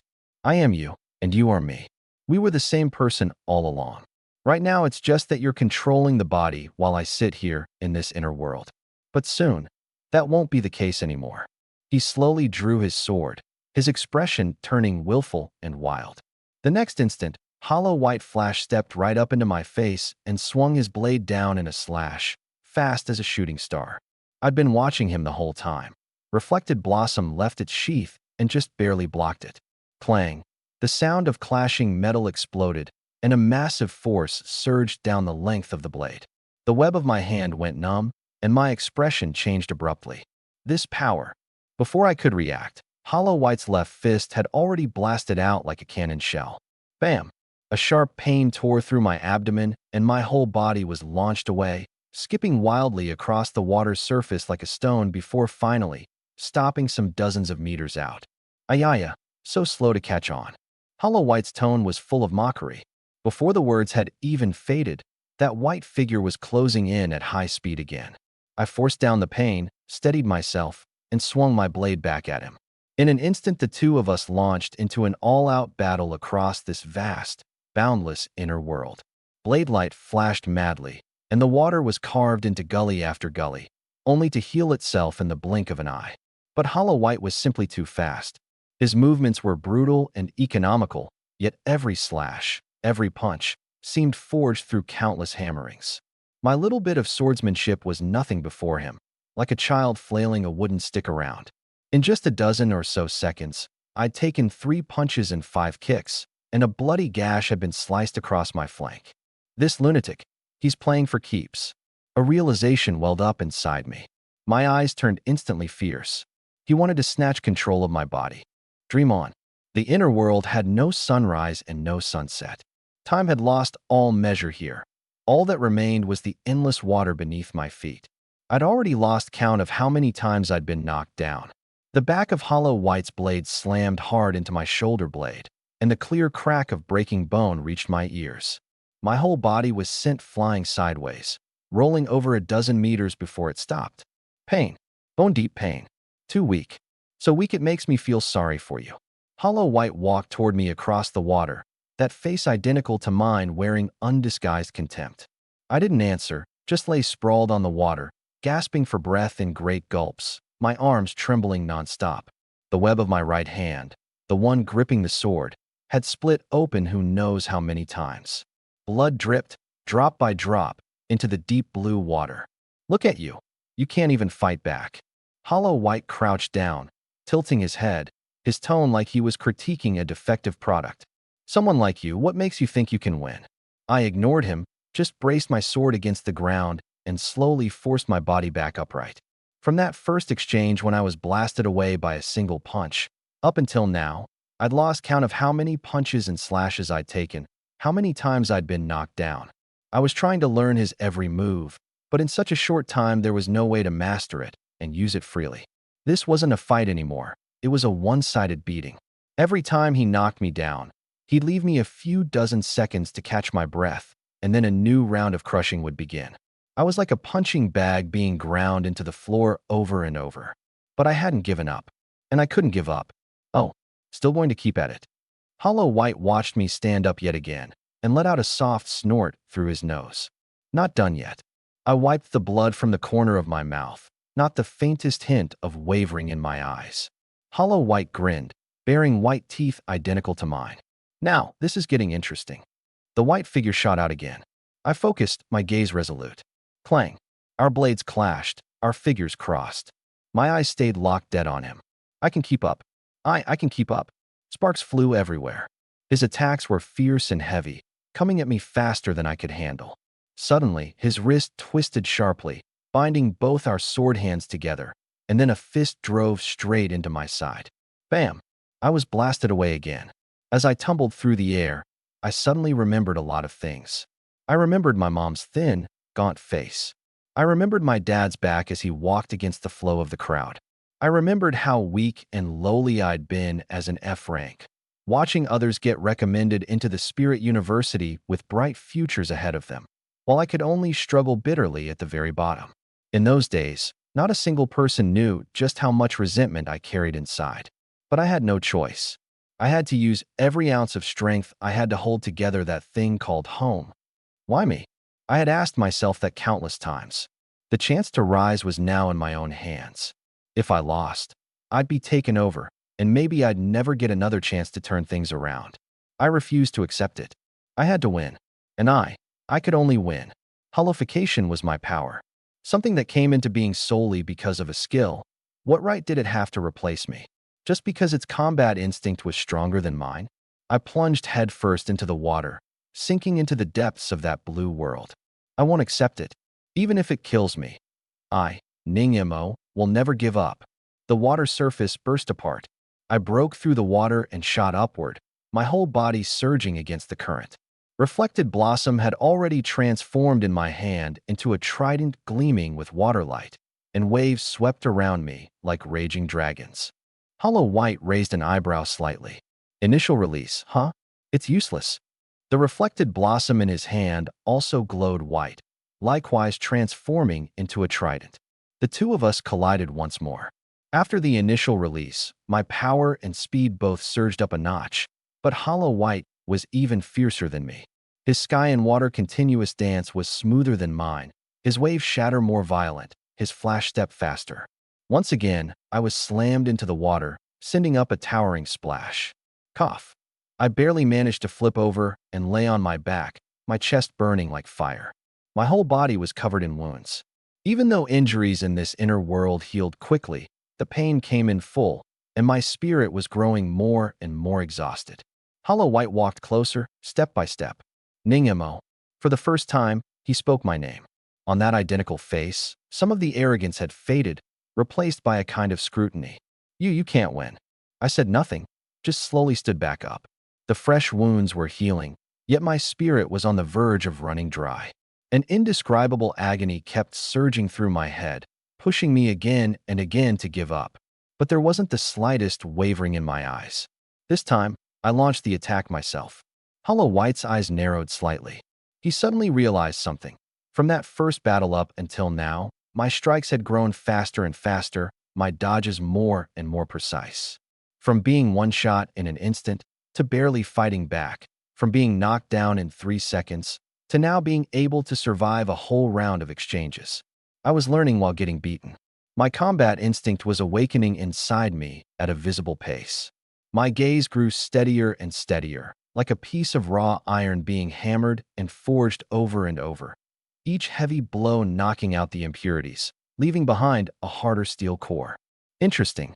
The corner of Hollow White's mouth curled up, and a trace of almost sickly delight crept into his tone. His spiritual energy surged again, the water light on his trident churning violently. Then, this strike, can you take it? Flash step. Hollow White's figure turned into a streak of ghastly white light, his trident hurtling toward me wrapped in a tidal wave of surging water. Fast. Impossibly fast. So fast that my nerves, in this moment, simply couldn't react. I didn't dodge, and I didn't block. Instead, I turned slightly sideways, and instead of retreating, I advanced. The tip of the trident grazed past my heart. Squelch! It pierced through my left shoulder, and searing pain tore at every one of my nerves. But I smiled, because this was exactly the moment I'd been waiting for. Hollow White's strike had missed, and the enormous momentum caused him a nearly imperceptible stutter. I nailed both feet firmly to the water's surface, and with my left hand, enduring the agony, I grabbed the shaft of the trident and forcibly pinned him right in front of me. In my right hand, the trident transformed back into a long sword. A diagonal slash came down in one seamless motion. SHHK. The blade light cut across his chest. Time froze for an instant. Hollow White lowered his head, staring at the sword cut that ran diagonally from his left shoulder to his right ribs. You? His mouth opened, pure shock in his eyes. I don't care what the hell you are. My voice was hoarse, blood trickling from the corner of my mouth. This is my body. This is my inner world. If I don't give it up, you can't take it. My spirit was severely overdrawn. I could barely keep my grip on the sword anymore, and reflected blossom slipped from my hand. But I still had my fists. I aimed one straight at his face and slammed it down hard. Hollow White was blasted backward, staggering 2 steps before he steadied himself again. The sword cut on his chest didn't bleed, yet his body was dissolving away bit by bit. His expression was odd. He looked at me, this boy soaked in blood, gasping like he might collapse at any second, and finally locked his eyes onto mine. Then he laughed. He wasn't the true self, after all. I could fail countless times, but he had only this one chance in the short term. And this time, he had failed. Hollow White's smile faded, his expression turning calm as he slowly spoke. Not bad. You barely managed to make me acknowledge that you're not useless. But we will meet again. His figure grew fainter and fainter. As the last word fell, the entire inner world held only me, alone. In reality, Xuelia was keeping watch by the bed, a towel in her hand, carefully wiping the sweat from my face. I hadn't woken up for 2 full days. Starting from the second day, they'd found me sunk into a coma. Meteor judged that I'd probably entered some kind of mental illusory realm.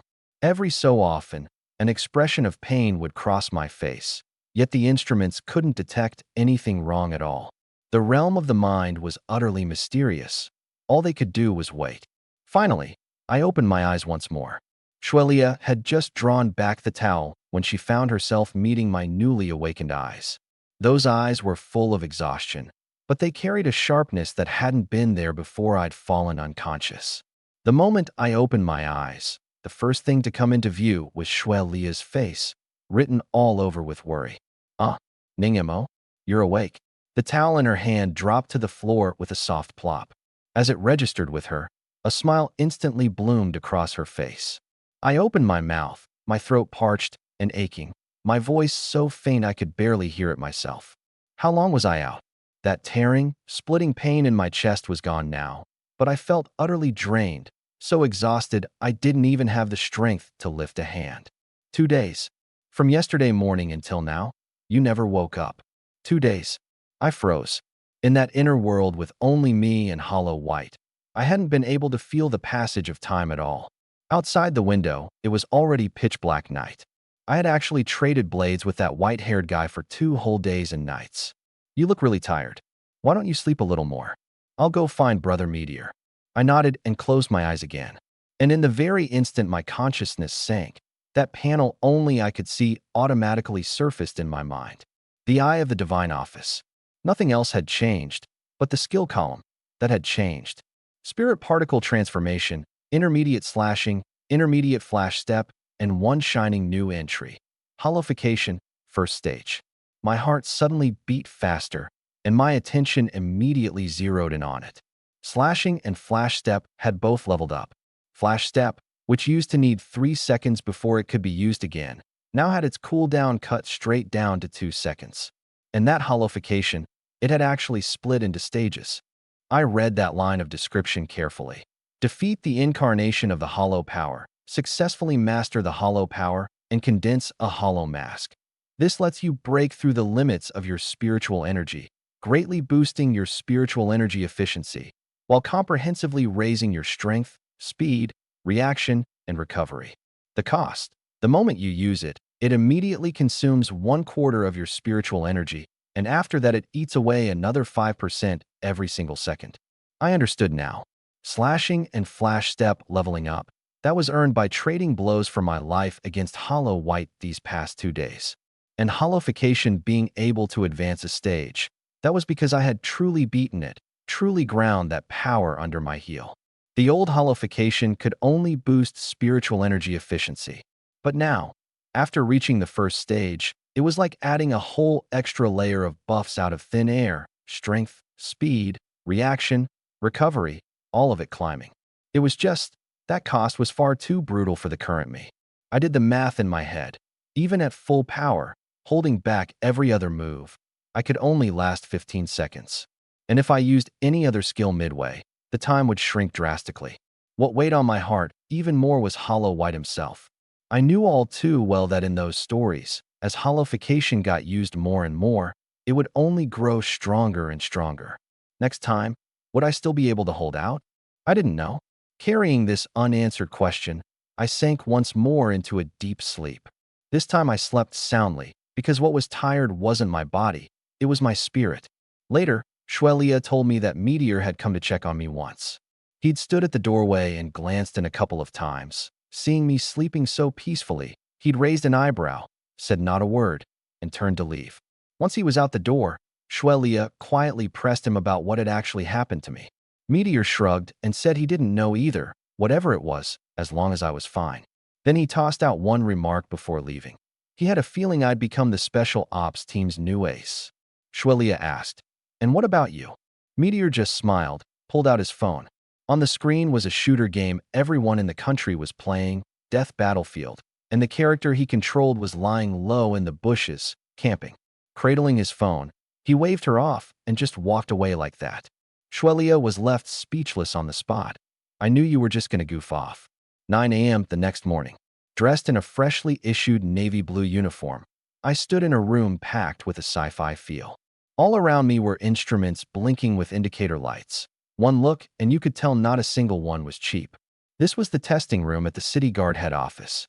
Meteor pointed at a cylindrical machine beside him. "Come on, lie down inside." I looked at him, baffled. "Squad leader, what's this thing?" "Holographic body scanning machine. I need to know the exact data on your body before I can tailor a training program just for you." The truth was, first thing that morning Meteor had dragged me over here. After signing a few forms, I'd officially become a member of the Star City Guard head office's Special Operations team at the rank of second-grade investigator. Once my data was scanned, I'd be sent off to Star City's training base for 2 full months of close training. I hadn't been lying in that machine long before I was called back out. Meteor was staring blankly at a floating holographic light screen beside him, on which all of my data had already popped up. Strength, 9. Agility, 13. Constitution, 7. Spirit, 48. He smacked his lips, his eyes full of surprise. "Kid, you really are beyond what I expected." Spiritual energy, 389. Spiritual energy efficiency, 120%. TSK, that efficiency ranks top tier even among S ranks. It's almost catching up to mine. I couldn't make any sense of that pile of numbers, so I couldn't help but ask, "Squad leader, what do all these actually mean?" For once, Meteor patiently gave me a rundown. He explained that strength, agility, constitution, and spirit were the 4 basic attributes for measuring a person's physical condition. For a healthy adult, the standard was roughly 8 to 9 points. But I was an awakener. You couldn't measure me with the ruler you'd use for ordinary people. Among awakeners, combat classes were divided into physical type, energy type, and special type. No matter which, after awakening your physical condition would improve. More for some, less for others, generally between 5 and 10 points. And after that you had to slowly pile it up through cultivation or other means. "This Reaper class of yours," Meteor said, looking at me, "should count as the special type. This type isn't like the physical type, which only adds to strength, agility, and constitution, nor like the energy type, which only piles onto spirit. You've got an all-around boost in everything except constitution, but that spirit stat has climbed far, far higher than your strength and agility." My heart skipped a beat. This physical condition, Is it very important? I pressed. Of course it's important. Meteor pulled his gaze back and looked at me seriously. Even though we awakeners fight mainly with spiritual energy, the higher the efficiency, the higher the rating, the stronger the combat power. Whether you can truly push your spiritual energy to its limit still comes down to physical condition, especially once your level climbs higher. He explained that high-level class skills all had the trait of high load. If a physical-type body couldn't take it, one big move would backlash and rip his own body apart. If an energy-type spirit wasn't enough, he couldn't even control his own skills and would end up hurting himself instead. That was exactly why, all these years, the authorities had kept pouring money into researching body enhancement drugs. At that point, he suddenly fixed his eyes on me, his tone turning more serious. Ning Mo, special type classes are mostly hidden classes, strong or weak, each with its own tricks. But what makes you special is, by your own account, you've never used a single enhancement drug, and yet your spirit is already 48. Before you, the strongest S-rank energy-type awakener had a spirit of only 27 when he first awakened. But his tone shifted. From the abilities you've described, you fight primarily as a close-range combatant. That's very unusual. Hearing this, I actually already had a pretty good idea of what was going on. The Reaper was originally a spirit body to begin with, so it was only natural for its spirit to be absurdly high. What's more, I'd already awakened my inner world. If my spirit weren't strong, that would be the real shocker. As for strength, agility, and constitution being so weak, the Reaper's power all lay in that soul cleaver blade. The body was something I had to go and train up separately myself. But not a word of any of this did I say to him. All right, you can go now. Meteor waved a hand. I'll give you one day to take care of your own affairs. Report back here at 9 tomorrow. A hovercraft will take you to the training base. I nodded and parted ways with him. Walking out through the front doors of the City Guard head office, I looked back at that massive building, easily several hundred meters tall, and couldn't help the flicker of anticipation in my eyes. Once I was in the City Guard, I'd be exposed to far more knowledge about awakeners, and I could receive systematic training. My body was my biggest weakness. I had to shore it up. This organization was clearly leagues better than me fumbling around on my own. I really didn't want my body to break down on the spot the next time I used holification. The next day, I changed into a black tracksuit and boarded Subway Line 4, which had just resumed operations. The car was spotless, without the slightest trace of that vicious battle 2 days earlier. Head down, I scrolled through my phone. That whole incident of the all-spirit cult attacking Line 4 had already blown up completely online. In the comments sections, netizens across the whole country were cursing, tearing that scum from the all-spirit cult to shreds. The official figures were cold and hard. There had been 483 people aboard that train, 124 were missing, and 21 were dead. And this was only because the head office had reacted fast enough. After 4 hovercrafts were shot down, they decisively sent Special Grade Meteor in personally. And by luring away that guy called Blackblade, I'd actually done no small service myself. Otherwise, the moment that monster made his move, the awakeners resisting on the train would have been wiped out in an instant, and the entire trainload of people would most likely have collectively vanished off the face of the earth. This, most likely, was also one of the reasons I'd been granted special approval to join the Special Ops team and be given the status of second-grade investigator right away. Over 100 people. I muttered under my breath. The horrific scene in that train car came flooding back into my mind once again. The dungeon invasions never ended. The steel wall along the border cost over 1 million lives in battle every year, and inside the Alliance there was still scum like the all-spirit cult stirring up trouble. This goddamn era, I'd had enough of it. My finger kept swiping down, then suddenly stopped. On the screen, a figure in white, wielding a long blade, walked out of a subway car. Almost in the same instant, 3 Shadow Clan members shot out of the shadows around him. The blade light flashed just once, and 3 heads went flying, the bodies dissolving into black water and collapsing to the ground. The whole thing was smooth as flowing water, cold and cool as hell. That person was, unmistakably me. The scene from that day immediately popped into my head. It did seem like one girl hadn't run backward, but had secretly circled back instead. Judging by this filming angle, it was most likely her. The video only recorded up to this point and then cut off. She hadn't dared follow any further out. In that moment, my mood was especially complicated. I never imagined that one day I'd end up posted online too. This video already had over 100,000 likes and tens of thousands of comments. I opened the comment section. What a handsome guy. Killing Shadow Clan without even blinking. So cool. I couldn't even see how he made his move. That's a quick draw sword technique. This dude is at least a C rank or higher swordsman. Slow it down a few times and you'll see it clearly. The authorities said these Shadow Clan are all first tier and above D rank aliens, and in a dark tunnel like that, even same level second tier awakeners would struggle against them. Then if he killed them this easily, isn't he third tier? Third tier at such a young age? He looks like he's barely in his early 20s, right? Reading these comments, I couldn't help the corners of my mouth curling up. It'd be a lie to say I wasn't pleased. But the very next second, my smile froze on my face. In the comment section, a guy with the username, Embrace the Darkness, had left just 3 words. He will die.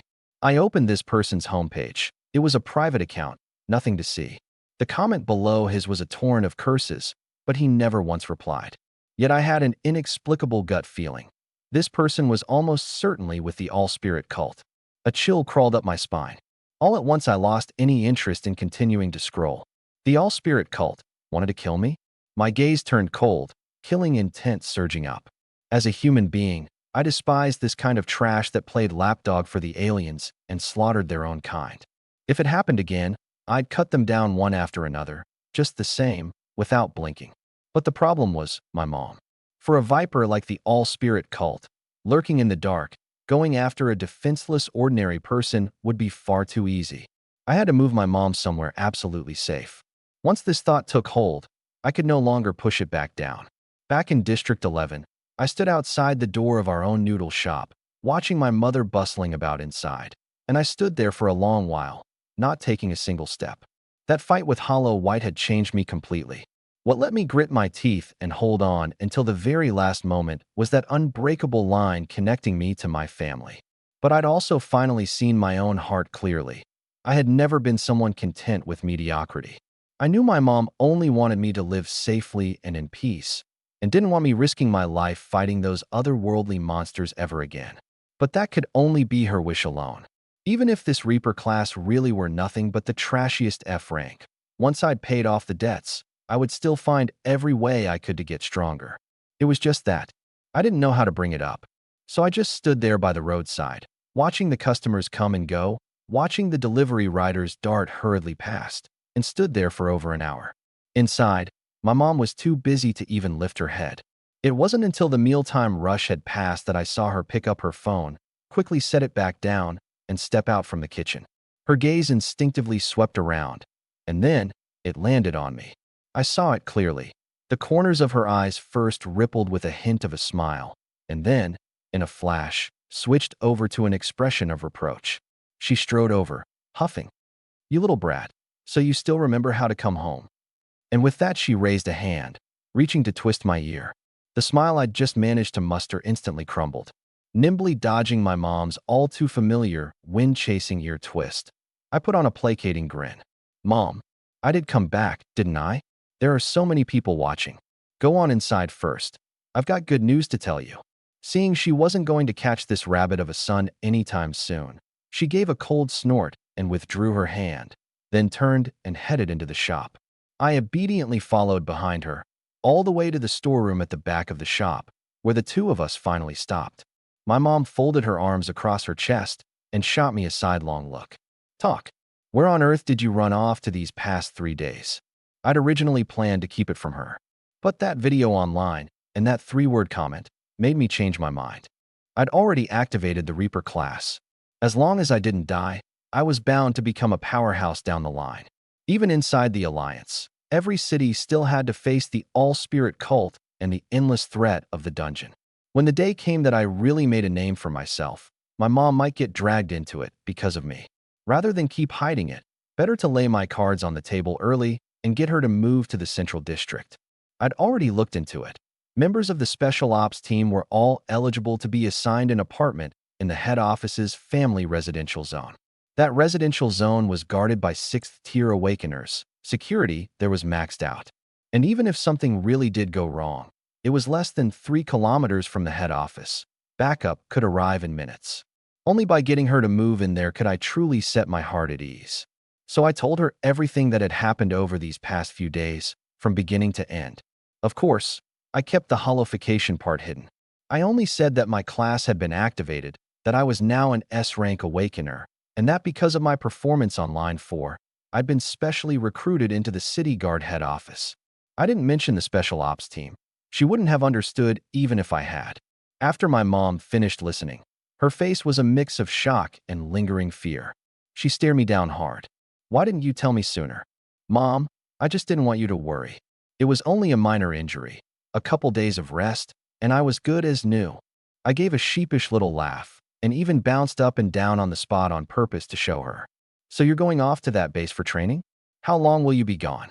She dropped the subject, her attention snagged by that one word, training. The way she saw it, joining the City Guard was way safer than me heading down into a dungeon with some scrappy freelance team. "About 2 months," I answered. Then I paused and tossed out the most important part. "Mom, let's move to the Central District." "What? The Central District?" She startled. "Shaomo, do you have any idea how much a month's rent is over there? That's not a place we can afford." "Well, about that," I scratched my head. "My unit assigned me an apartment." "Assigned you a place?" Two voices exploded at once. My mom and I both whipped our heads around.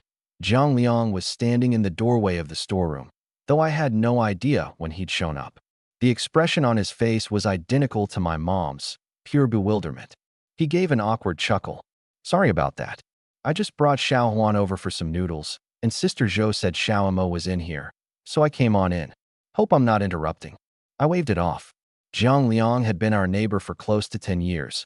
I trusted his character, and this wasn't anything I needed to hide. "Xiaomo, you're telling me you just joined the City Guard and they already gave you a place in the Central District?" My mom's face plainly read, "You're not seriously trying to pull one over on your own mother, are you?" I couldn't blame her for not buying it. The Central District was the only spot in Star City with a spatial barrier laid down. With that barrier in place, no dungeon portals could ever pop up there. It was worlds safer than anywhere else. All the big corporations, the major enterprises, the government offices, and every city-level agency were crammed in there. The people who lived there were all rich or powerful, and the property prices were beyond anything you'd dare to imagine. A rookie like me, getting a place the second I walked in? Zhang Liang had already been stunned just hearing the words, "assigned a place," and now that he'd caught a place in the Central District, he froze solid on the spot. I knew they didn't believe me, but Meteor had told me this himself. There was no faking it. I shot Zhang Liang a look, and he took the hint, smiling as he backed toward the door. "You two talk. I'll head out." Once he was gone, I looked my mom straight in the eye and got serious. "Mom, it's real. Sure, it's just a small apartment, but it's more than enough room for the two of us. Don't believe me? Let me take you to see it. I haven't even been there myself yet." My mom knew me too well. I never talked big about things I wasn't sure of. Still, it felt like a dream to her. "They really gave you a place?" "Really?" I forced out what I figured was my most sincere smile, and I was even getting ready to play my trump card. I went viral online. Instead, my mom's eyes suddenly lit up. She grabbed me and started dragging me toward the door. "Come on. We're going to the Central District right now." I could barely process it. "Uh-huh. A what?" She looked at me like she was exasperated I didn't get it. "That's a place in the Central District. So what if it's small? How could it possibly be worse than this dump of ours? It's your first apartment. Now that you've got a place, it's time for me to start finding you a wife." My whole brain went numb. Who am I? Where am I? What did I just hear? She dragged me all the way to the front door of the shop before I finally managed a pained laugh. "Mom, there's no rush. The apartment's not going anywhere. I heard it's fully furnished. All the appliances included, move-in ready, nothing missing. Even if it's not great, waiting a few extra minutes won't hurt, right?" Then I lowered my voice and added, "Besides, I'm only 21. What's all this talk about a wife?" Even my mom realized she'd gotten ahead of herself. She let go and shot me a glare. "You're already 21. Your Auntie Zhao's boy in Unit 301 is a year younger than you, and he got married last month." "Me? Fine." Over by the prep counter, Zhang Liang was standing with his daughter, a little girl with long, straight black hair, dressed in a black and white school uniform, waiting for Auntie Jo to finish cooking their noodles. When the two of us came out, both of them turned to stare, and even Auntie Jo, still cooking, perked up her ears, clearly dying to hear the gossip. I was about to say something when the little girl came bounding over first. Auntie Een, Big Brother Imo isn't getting married. When I grow up, I'll marry Big Brother Imo. This little girl was named Jiang Yihuan, and her opening line was a real bombshell. I lost it right there. My mom got clocked by this kids say the darndest things moment too, and it took her a good while to recover. All right, Mom, I'm starving. Make me a bowl of noodles. I hurried to change the subject, then looked down at Xiaohuan. Xiaohuan, you're still little. You don't understand what getting married means, so you can't just go around saying stuff like that. Zhang Liang came over too and tugged his daughter back. What are you going on about? Who taught you that? Dad, I'm 15 already. I know what marriage means. It's just spending every day with Big Brother Mo, right? Xiaohuan said, dead serious. Zhang Liang's face went green. His voice dropped. Xiaohuan, you're still young. From now on, don't you dare say that to anyone. Marriage isn't as simple as you think.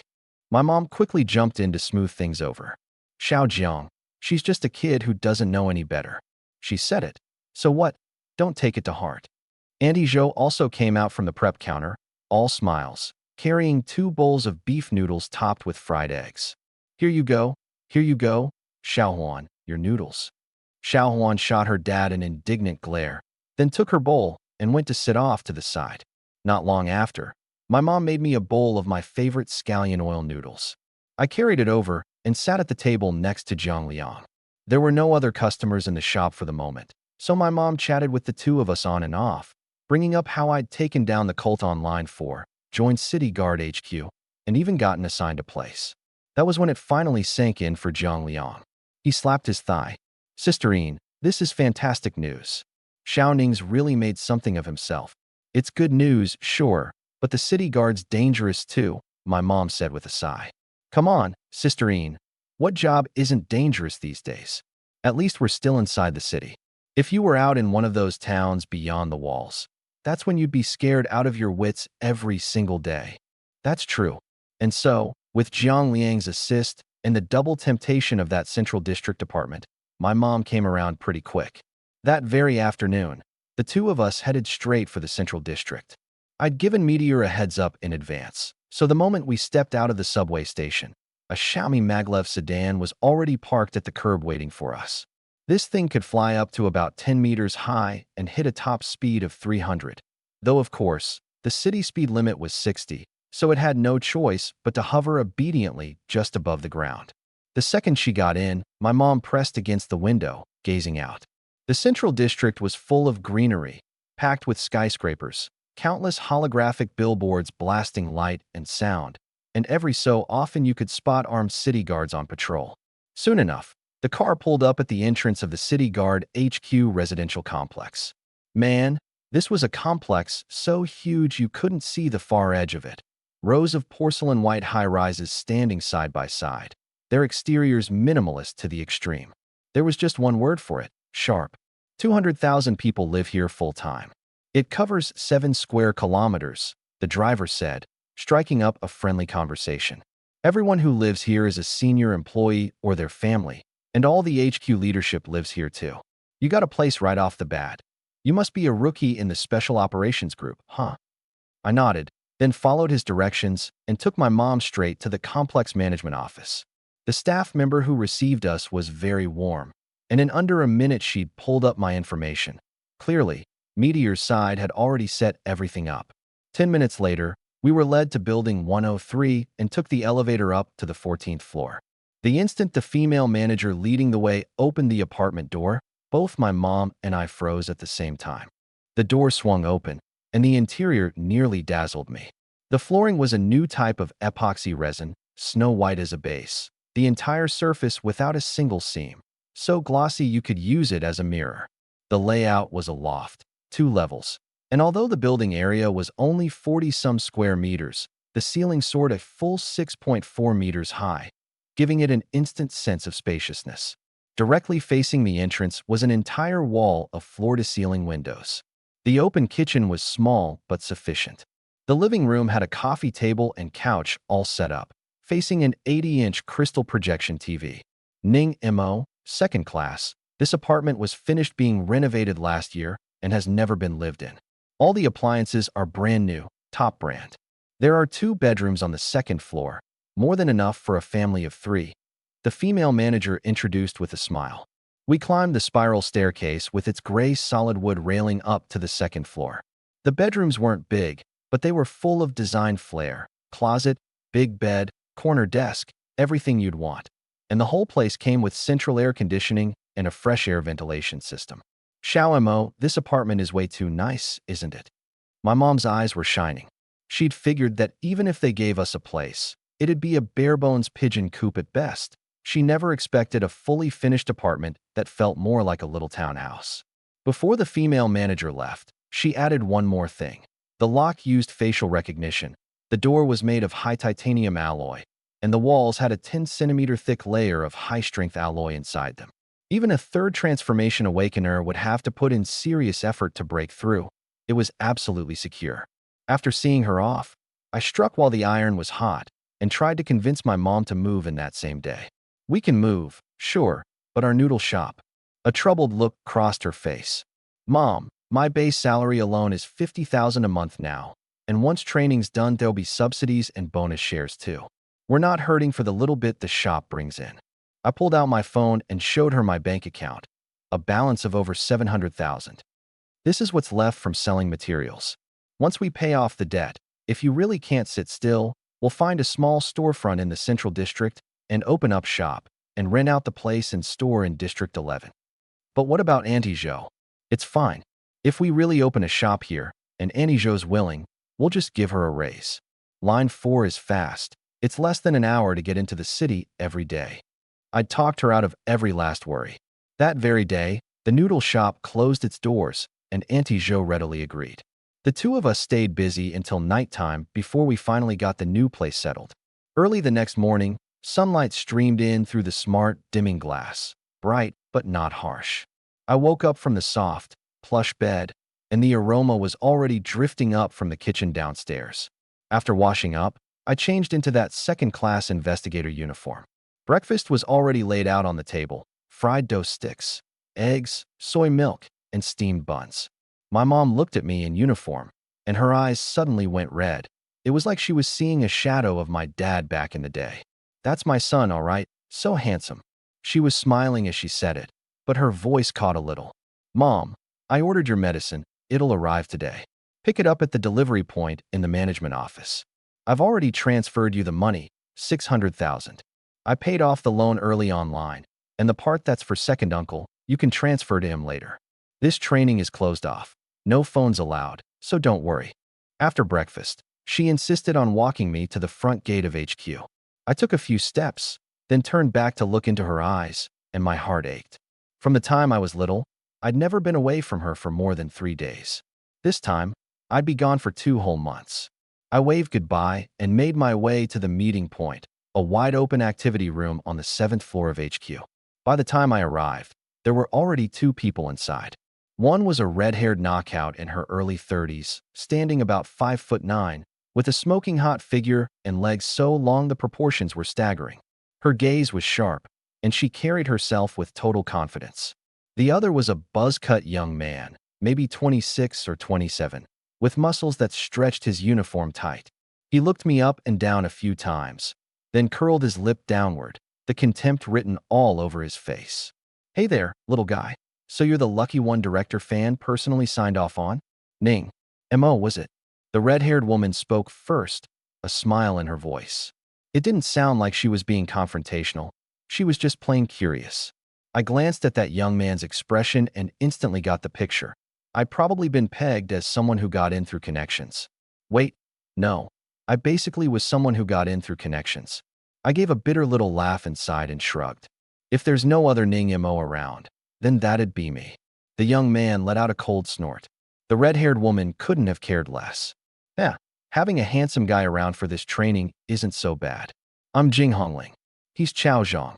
We're both trainees who'll be doing this special operations group training alongside you. I nodded politely and said nothing more. Once 8:30 passed, people started trickling in, and before long there were more than 10 of us. At 9 on the dot, a blonde figure sauntered in right on schedule, Meteor. Today, though, he was wearing a loose, faded casual outfit, orange sunglasses, and a lollipop dangling from his mouth. So laid back he looked like he'd just come back from a beach vacation, nothing at all like someone about to lead a group into military training. Yet the moment everyone saw him walk in, they snapped ramrod straight and called out in unison, "Greetings, Meteor, Special Class." I was the only one half a beat behind, standing there dumbfounded. Wait, Meteor commands that kind of respect? In my mind, he was just this easygoing, laid-back guy who was super approachable. I never would have guessed that a room full of masters, third transformation at the very least, would treat him with this much deference. Before I could snap out of it, Meteor's voice rang out again. "All right, everybody, follow me. The hovercraft on the roof is ready to go." He paused, then added, "Ning Mo, come here. Stay right behind me." At that, everyone's eyes instantly swept over toward me. My body stiffened. Damn, he's putting me on the spot in front of everyone. My body was honest, though, obediently stepping into line and following along. Except for Jing Hongling, whose eyes gleamed with amusement, everyone else had their gazes nailed to my back, some jealous, some scornful, and a few chilling enough to give me the creeps. I quickened my pace half a step to draw up beside Meteor and lowered my voice. "Boss, you're messing with me here, aren't you?" From an angle no one else could see, Meteor's lips curled into a wicked grin, and he gave the lollipop in his hand a little wave. The next second, a voice detonated right inside my head. "Haha, don't blame me. Someone up top specifically asked to take good care of you." I was shocked. This wasn't something I'd heard with my ears. The voice had drilled straight into my brain. "Don't freak out. It's just telepathic transmission," Meteor's voice went on, floating through my mind. "I won't hide it from you. This whole thing is a test of you. Pass it, and you walk out an official member of the Special Operations Group. Instant rise to the top. Fail it, and you go coast along in the logistics department." My heart clenched hard. Arranged by someone up top? So my being specially recruited into the city guard really did have to do with Uncle Du. Uncle Du had said he couldn't help me directly, so he'd pave this road for me instead. Either pass the test and make it into the Special Operations Group, proving myself, or go coast in logistics and at least stay safe and sound. And that Jiang Chenhui, the one who'd always wanted to grind me into the dirt, had probably never given up. He'd just been blocked on the outside. Otherwise, Uncle Du wouldn't have gone to all this trouble to slip me into the city guard. We made our way up to the rooftop, and the whole group boarded the hovercraft. We flew for nearly an hour before it began to descend. Through the porthole, I saw an endless plain below, and stretching across that plain was a massive, sword-shaped rift, running dead straight ahead, so deep you couldn't see the bottom. On either side of the rift's sword tip, sat two steel bases, each covering more than 10 square kilometers. The hovercraft touched down slowly. The hatch opened, and Meteor was the first to leap out. Right away, a hearty middle-aged man's laugh boomed from outside. "Yi Feng, you brat, I haven't seen you in years, and you look less and less like a soldier every day." The words were scolding, but the tone was warm and familiar. I jumped down after him and saw a middle-aged man with a full beard and a buzz cut, radiating a fierce presence, standing not far off with a few tough-looking guys who clearly weren't ordinary. "Instructor, why'd you come to meet us in person?" Meteor was a little taken aback. He immediately crunched down the lollipop in his mouth and swallowed it whole, discreetly flicking the stick away behind him, and his face actually showed a rare flicker of self-consciousness. He turned and called out to us, "This is Chief Instructor Sun Jinfu of the Ancient Sword Plains Training Base." He was my old instructor too. Salute. Everyone but me had a look of shock flash in their eyes, and they shouted in unison, "Greetings, Chief Instructor." Watching the always slack Meteor act like a mouse that had run into a cat in front of this middle-aged man, I felt a secret thrill. "So there's someone you're scared of too." Sun Jinfu waved a hand and had someone take us off to change. 5 minutes later, we were all in dark green tank tops, army green work pants, and a pair of sturdily built training boots, herded by a whistle to a symbol on the field. A guy built like a bear, easily 6'3", stepped forward, his voice as loud as thunder. My name's Tian Guiyang. I'm in charge of your physical training. The moment you set foot in ancient sword plains, your training already began. Now, everyone head out this way and run 3 laps around the base. No using spirit energy, and finish within an hour and a half. Anyone who doesn't finish, no lunch for you. The whistle blew, and everyone shot off without a moment's hesitation. Over a dozen drones lifted into the air, one hovering above each person's head. 10 kilometers in, I'd already fallen to dead last. When it came to raw strength and explosive power, even without relying on spirit energy, I wasn't necessarily worse than these professionally trained elites. But years of irregular eating had left my physical condition far behind theirs. I gritted my teeth and pumped my legs with everything I had, yet I couldn't stop falling farther and farther behind. 3 laps done, and I came in dead last with zero suspense, nearly 5 minutes behind second to last, barely scraping in under the time limit. I was so exhausted all I wanted was to flop down on the ground, but I knew that lying down now would let the blood pool and could make me pass out cold, so I forced myself to keep walking slowly around the field. Heh, a connections guy is a connections guy, all right. With a body like that, sneaking into the special operations group is just going to drag us all down. I heard he killed Blackblade, so I figured he was somebody. Turns out 40 kilometers, and he's a wreck. Letting a guy like this take up a slot for nothing. What on earth was Director Fan thinking? Not far off, 2 elites who were also walking it off didn't bother lowering their voices at all, plainly saying it for me to hear. My eyes darkened a shade, but I didn't say a word and just kept walking on my own. My mind, though, was spinning fast. Slots, assessments. It looked like this wasn't just training, it was a selection. And I was the one who'd gotten a direct pass from the Director General himself, taking up a slot right off the bat. No wonder I'd drawn so much resentment. Just as I caught my breath, a voice, arrogant and dripping with provocation, came flying at me. Ningemo, I'm Sher Kong, captain of the 1st Suppression Squad of the District 1 City Guard Bureau. I heard you killed that animal Blackblade, so your strength must be pretty decent. It's still a while before lunch. You got the guts to spar with me? Everyone's eyes instantly converged on us. Even Tian Guiyang, sitting under a sun umbrella, raised his eyebrows and shifted into a more comfortable position, thoroughly intrigued. I followed the voice. A young man of maybe 27 or 28, of average build, was staring at me with a face full of challenge. Before I could even open my mouth, he laid it all out himself. You're only 1st transformation, level 17. I'm 3rd transformation, level 32. I won't bully you.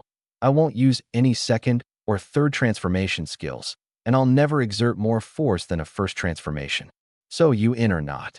Right away, people in the crowd started murmuring in hushed voices. This Sher Kong guy knew he couldn't hold it in. Aside from Jing Hongling and Song Yu, he's one of the strongest fighters among us. He's got a real shot at one of the 3 slots. Humph, he's just trying to show off in front of the instructor. Sher Kang's trained in a secret art. Even with his power capped, it'll be a total curb stomp. Question is whether that kid dares to take him on. I took in every word of it, and something stirred in my chest. A secret art? I'd heard of these. Judging an awakener's strength was incredibly complicated. First came profession rating and spirit energy efficiency. Second came level, and beyond that, equipment, combat techniques, visualization methods, and all kinds of secret arts. Each one could tip the balance in a fight to the death. Of them all, secret arts were the hardest to get your hands on, and no matter which one, the effects were never trivial. But this was something I'd never laid eyes on before. I ran the numbers fast in my head. Without going intangible, if these 3rd transformation elites, B-class at minimum, came at me with everything, I might not be a match. But with his power capped and no 2nd or 3rd transformation skills, even if Sher Kong was packing a secret art, he'd just be humiliating himself in front of me. Still, I didn't rush to agree. Instead, I looked up at Tian Guiyang. Tian Guiyang chuckled. The base doesn't restrict sparring. Want to fight? Then fight. If someone gets hurt, the hospital's right over there. He lifted his chin, pointing toward a building in the distance marked with a red cross. Only then did I nod. Thank you, Instructor Tian. Turning to face Sher Kong, I clenched my right hand, and Twist Blossom appeared out of thin air in my palm. Since Captain Sher's in the mood, I'll play along. The moment the blade appeared, everyone was stunned. A bonded weapon? S-class. No, he's a hidden profession, the Reaper. I looked it up in the profession database. It should be an F-class trash profession. But the weird thing is, this profession actually comes with a bonded weapon, though that blade's really weak, worse than our standard issue alloy blades. F-class. No way. An F-class first transformation could never have killed Black Blade. Right? I've crossed blades with Black Blade myself. Even using a secret art, I only managed to draw. Shirkang's face, though, showed no ripple at all. Of course he knew the Reaper profession's official rating, but he flat out didn't believe I was just F-class. There was no way Director Fan, even with water on the brain, would stuff a garbage profession like that into the Special Operations Group. He was convinced I was hiding a secret. But so what? He had absolute confidence in himself. He reached into his pants pocket, and when he pulled his hand back out, there was a palm-sized silver-gray metal box in it. He clenched his 5 fingers. Click, click, click, click. The box instantly unfolded, transforming into a 50-centimeter-long metal bow, its bowstring shimmering with flowing light. It was pure spirit energy, condensed into form. Shirkang, level 32 Storm Archer. His tone was flat, but the instant the bow opened, his whole aura shifted, edge bared, sharp all over, like a bowstring drawn taut. My eyes darkened too. Ning Mo, level 17 Reaper. The words had barely left my mouth when he'd already drawn the bow. A shaft of gray-green light condensed on the string, its tip aimed straight at my chest. The air seemed to compress for an instant, letting out a low hum. I moved. More than 30 meters between us. I folded my body into a burst forward, covering over 10 meters in a single step. The arrow left the string, a streak of light shooting precisely at my left shoulder. I only had to twist sideways, and the arrow flew past, grazing the hem of my clothes. But right on its heels, several more light arrows came slamming in like a string of beads. Bang, bang, bang, bang. Twist Blossom left its sheath, blade light colliding with arrow light, spirit energy sparks flying everywhere. 3 were knocked away, and the last one shattered outright beneath the edge of my blade. Not bad. Shirkang's gaze sharpened. He'd clearly calculated my movement speed and swing speed perfectly, yet each of my strikes came faster than the last. I'd forcibly knocked away every arrow he sent. Then I won't hold back. The words weren't even finished when his right hand blurred into afterimages, loosing arrows like a madman. Whoosh, whoosh, whoosh, whoosh. In an instant, arrows poured down like a torrential storm, blotting out the sky and sealing off every path I could advance on. The ground was blasted into shallow crater after shallow crater, dust flying everywhere. Storm arrow rain. He's using it already? Someone cried out in shock. My eyes stayed calm. Flash step. My figure instantly went intangible, like an afterimage scattered by the wind. In the moment the arrow rain passed through the afterimage, I was already gone.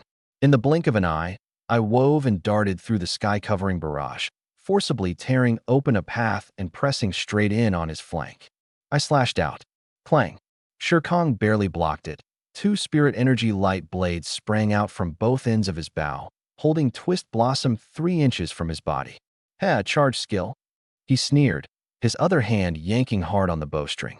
I'm not scared of that. Twang. The bowstring quivered, and several light blades burst off it, shooting out in all directions. My reaction was lightning fast, a few twists of my body, and I just barely dodged, only one blade grazing my cheek and taking a lock of hair with it.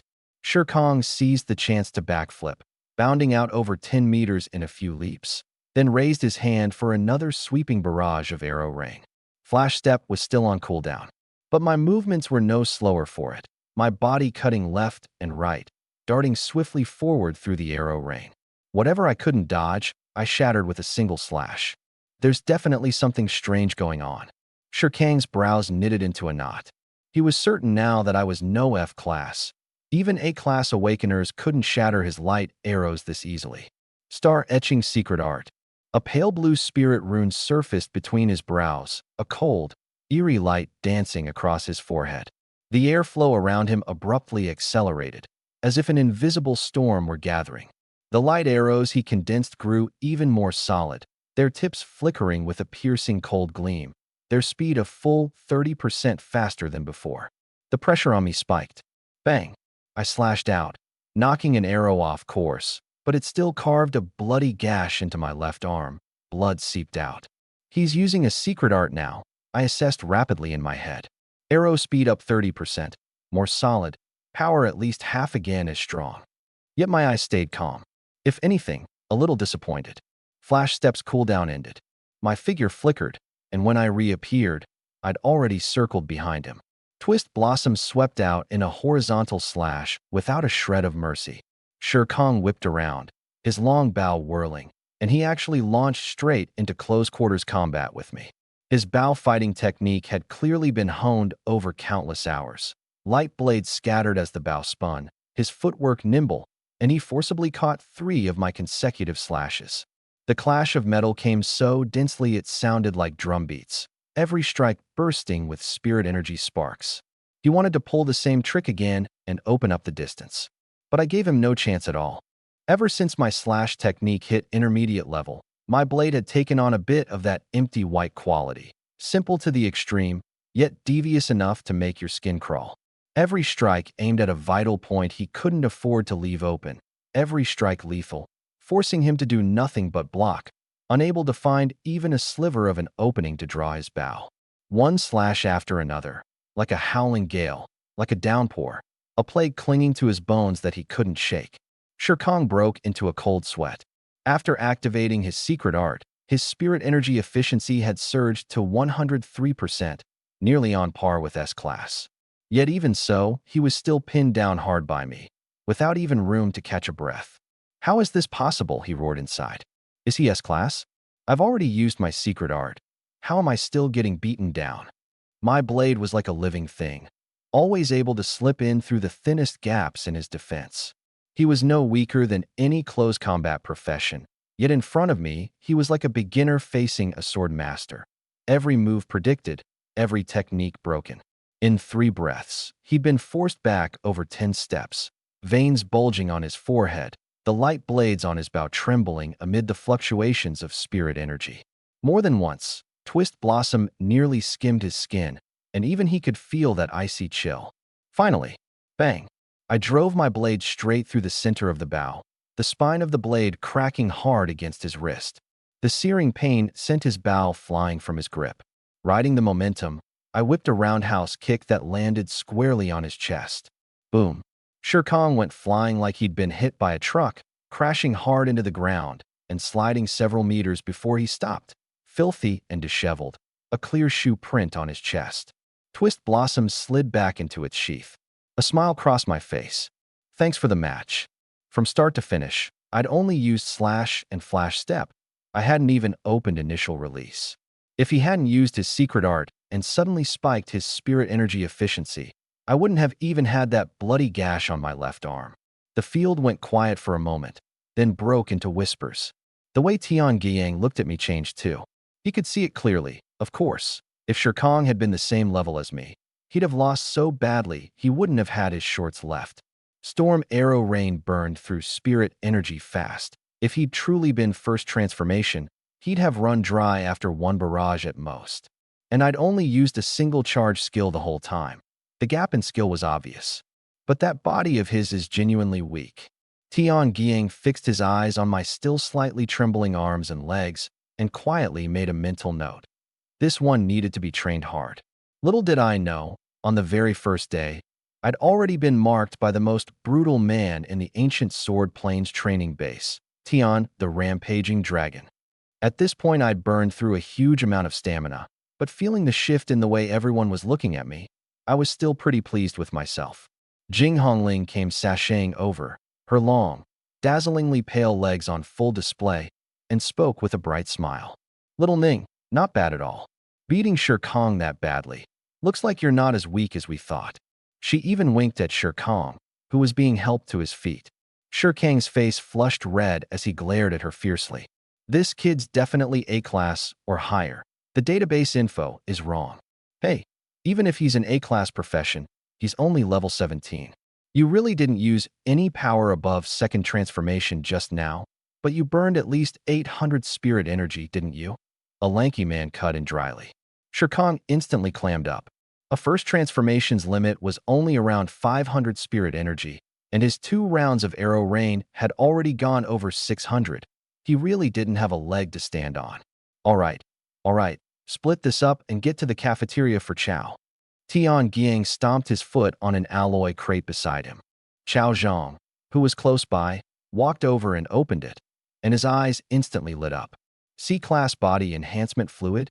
Inside the crate were 16 neatly stacked alloy bottles, each about the size of a mineral water bottle, and through the glass you could see the pale green liquid within.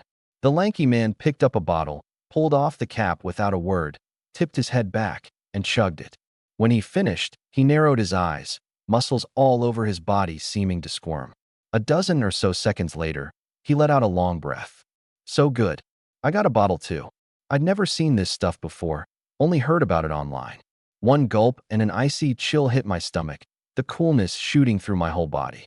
In that instant, I felt every meridian, every muscle come alive, madly drinking in that coolness, blissful, without the slightest trace of pain. Before I knew it, I'd downed the whole bottle, still a little unsatisfied. I could clearly feel the muscles and fascia all over my body becoming tighter and tougher.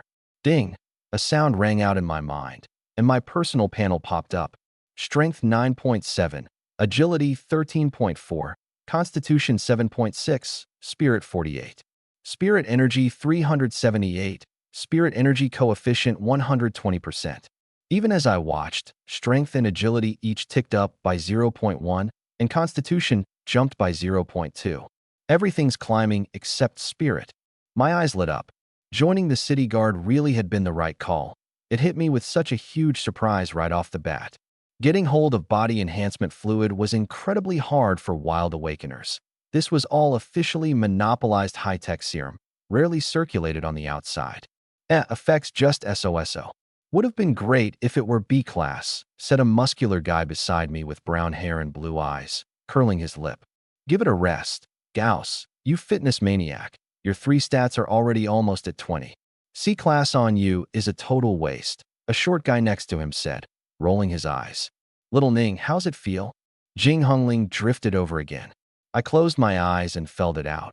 My 3 stats had crept up another sliver, though the coolness was almost fully absorbed and the pace had slowed. Really good. I paused. My name's Ning Mo, not Little Ning. Kakik. Seeing how earnest I looked, Jing Hongling burst out laughing. You're the youngest one in this whole bunch, so of course you're Little Ning. Me. Makes sense. Nothing I could say to that. Your constitution's probably really low. Keep drinking C-class body enhancement fluid and, in theory, you can pile your 3 stats up to around 20. A rare few can hit 21, and anything past that is useless. And the lower your constitution, the better the effect, so it does you more good than the rest of us. She dropped the smile and explained seriously. I thanked her. Watching that honest, simple look on my face as I thanked her, Jing Hongling found it amusing and wanted to tease me some more, but Tian Giang was already on his feet. All right, everybody's done drinking. Get moving to the cafeteria. Any later, and there'll be nothing left to eat. Don't say I didn't warn you. With that, his long legs took a stride, kicking up a cloud of dust, and the whole man vanished into the dirt. Everyone stood there dumbfounded. The instructor took off. Somebody tell me where the cafeteria is, someone asked in a small voice. We all looked at each other, then bolted off at a dead sprint in unison. At almost the same moment, countless black dots came pouring out of every building in the base, all charging toward a massive 2-story building on the east side. The instant we cleared the field and saw the sight, we instantly understood what Tian Giang's warning meant. The people running for Chow were nearly all using spirit energy, dust flying, shouts rising one after another. By the time I ran into the cafeteria, the first-floor hall, big as a soccer field, was already more than half full, and the serving windows were packed with people lined up. Little Ning, upstairs. Jing Hongling tugged at me and pointed toward the stairs. The second floor had noticeably fewer people. Jing Hongling headed straight for a seafood counter on the left, like she knew the place well, and I hurried after her. Once the 2 of us got in place, there were only 7 or 8 people ahead. Sister Hongling, you've been to this base before? She was studying the price board. Nearly 10 years ago. She turned her head, memories in her eyes. 10 years ago, I didn't go to Spirit University. I chose to enlist, and I did my basic training right here. I got it. I noticed it earlier. A lot of the people eating here were even younger than me. After half a year of training, these kids will head off to the Iron Rampart, Jing Hongling said, a distant look in her eyes, her voice sinking low. My heart shuddered. I caught the smell of blood in those words. The Iron Rampart, that was the place my dad had once been stationed at for over a decade, the sacred frontier where over 1 million people died in battle every year. For some reason, I wanted to see it too, to see those heroes who died protecting their fellow countrymen, to see the place where my dad had once fought and killed. The two of us fell silent, the line slowly inching forward. My gaze wandered aimlessly across the hall, and then, suddenly, it stopped. In the middle of the dining area, two girls in army green tank tops were eating and chatting. One of them had long hair tied back, her looks stunningly pure and lovely, and when she smiled, two little dimples appeared on her cheeks, her eyes curving, gentle with a hint of cuteness. Sumingyu. I recognized her at a single glance. My former classmate, the campus belle of First High, and the very girl Jiang Chenhui had a secret crush on. Back in school, no one knew anything about her background. All we knew was that her family was well off. Thinking about it now, it definitely wasn't simple. Otherwise, a guy like Jiang Chenhui, if he really liked someone, could he ever fail to win them over? 3 years had passed, and I never expected to run into her here. Sumingyu was in the middle of talking to the girl beside her when she happened to glance over and froze too. She stared in my direction, focusing hard to make me out. But 3 years apart, having been through all I'd been through, my features had matured, my whole aura had changed. Gone was the shy, introverted air of back then, replaced by a certain steadiness and confidence, and for a moment she couldn't place me. The girl beside her, named Chu Qingqing, followed her gaze over, and seeing a handsome guy with short, choppy hair, a tall, slim build, and sharply defined features standing at the seafood counter, she immediately perked up with interest. Hey Mingyu, this is rare. You actually check out a handsome guy? Su Mingyu pulled her gaze back at once and told herself inwardly. Maybe he just looks a bit like him. He got expelled from school and became a free awakener. How could he possibly be in a place like this? Yet her thoughts still couldn't help drifting back to 3 years ago. Those were the days of the final push for the college entrance exams. She and I had been classmates for 3 years and had even sat as desk mates for half a year. We'd gotten along great. She was set on getting into Iron Rampart Spirit University, the military-affiliated one among the 4 great spirit universities. But aside from the heaven-blessed prodigies who'd awakened S-class or higher professions, the 4 greats had steep humanities requirements for all other awakeners. The 4 greats trained generals and commanders, not brutes. So back then she often came to me to work through problems together. My grades were good, and just about anything she didn't understand, I did. Those days were exhausting, but fulfilling. But right after the big in-school exam that would determine the recommended admission slots, disaster struck me. I got framed for stealing a classmate's spirit energy weapon. The surveillance footage conveniently went missing, multiple people testified against me, and with no way to defend myself, I was expelled from school.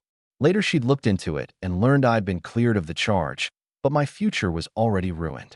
Right after that, my family was struck by misfortune. My father went missing in a dungeon outbreak. My mother's Amir syndrome flared up, and we blew through all our savings and went deep into debt just to barely keep her alive, relying on expensive medication to sustain her year-round. She'd thought about helping me, but her father had stopped her, saying my situation was none of her business. She never did figure out what her father meant by that, but back then she was just a student who'd only started at Spirit University. Without her father's nod, there was nothing she could do. Mengyu? Mengyu? Chu Qingqing's voice pulled her back from her memories.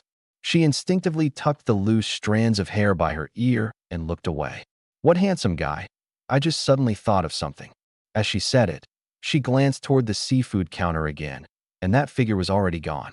She scanned the whole dining area, but it was all army green training uniforms, and she couldn't find that vaguely familiar figure anywhere. Meanwhile, for tables away from them, I had my back to their side and was wolfing down my food. Seeing Su Mingyu, honestly, I didn't have any particular thoughts. She was just an old classmate I'd run into. 3 years gone, and I couldn't decide whether I should go over and say hi.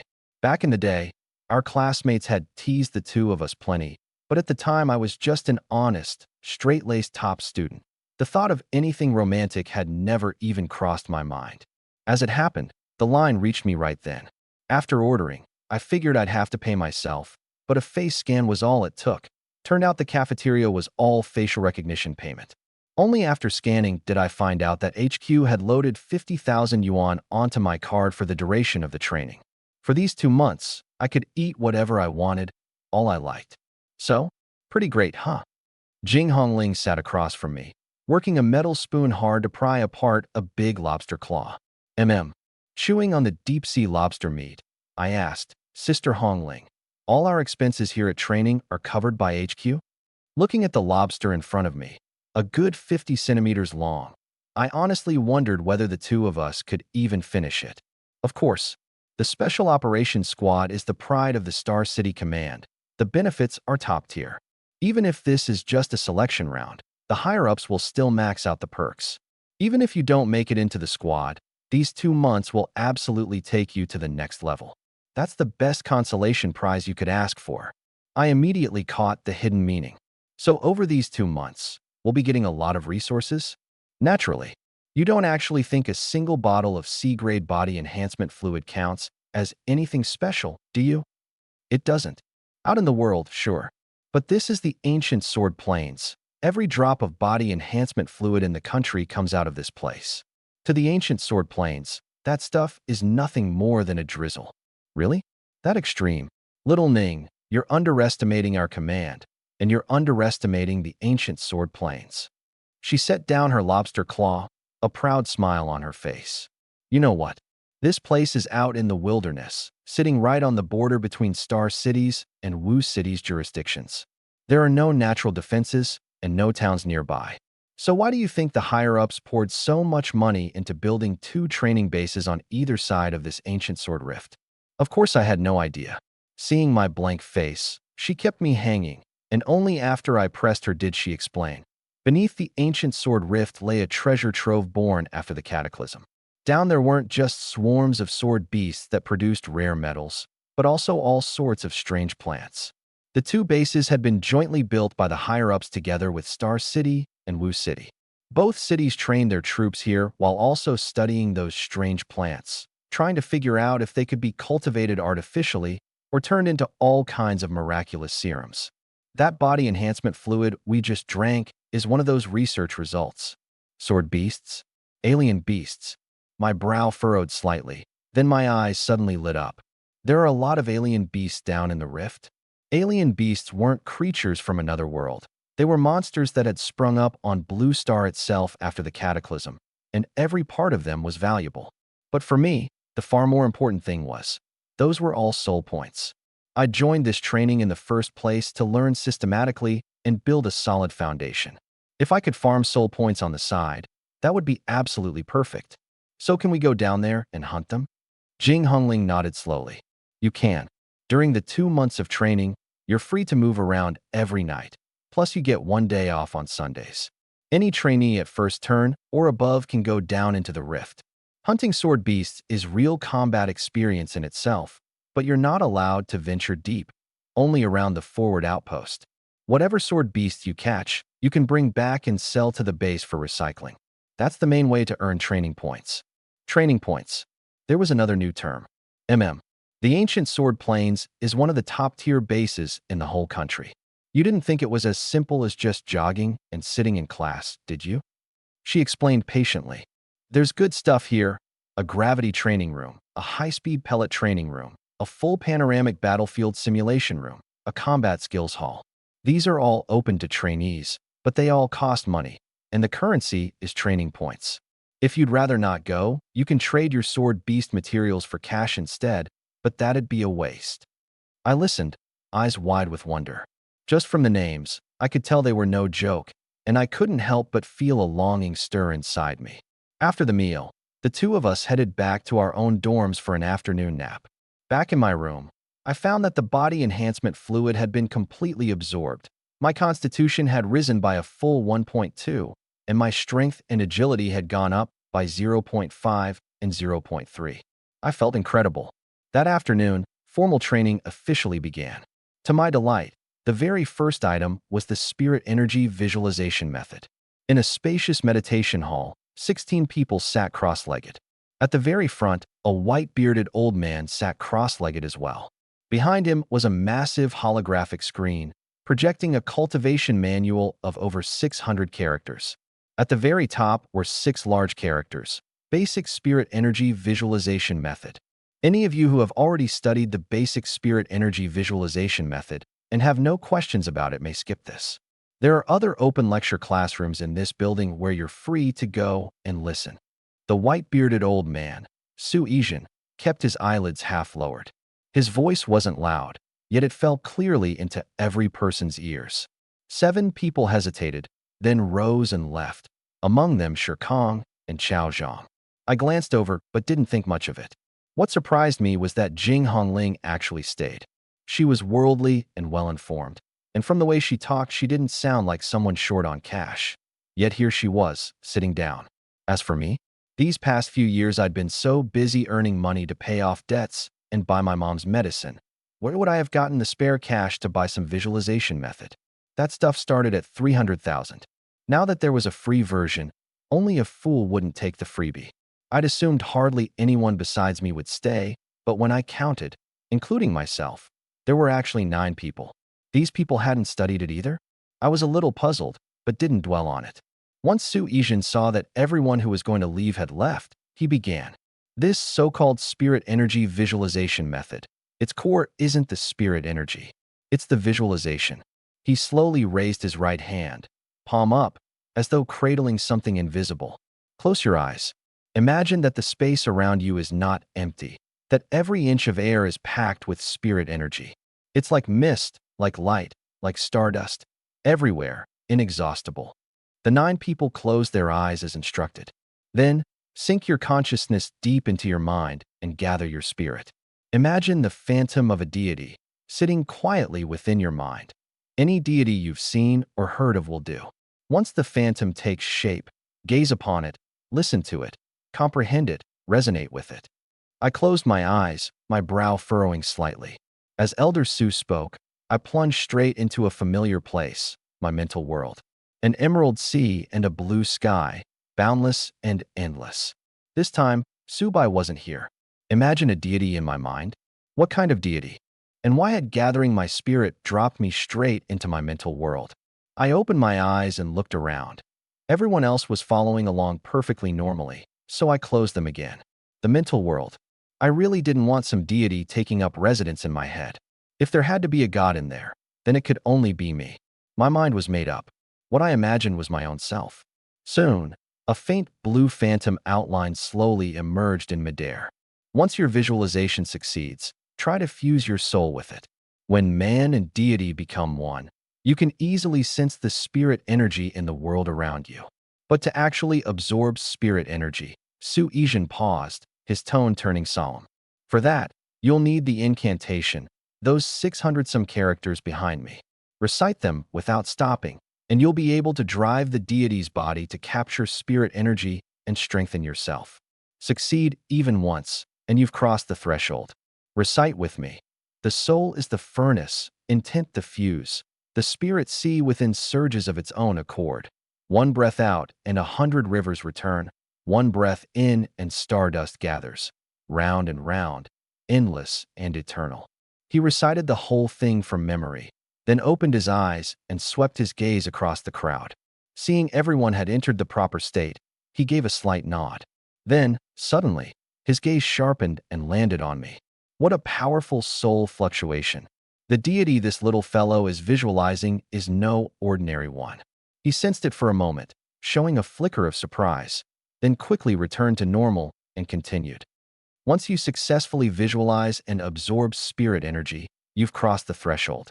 After that, keep cultivating 1 hour a day, and your spirit energy ceiling will gradually rise. But remember, the visualization method drains your energy tremendously.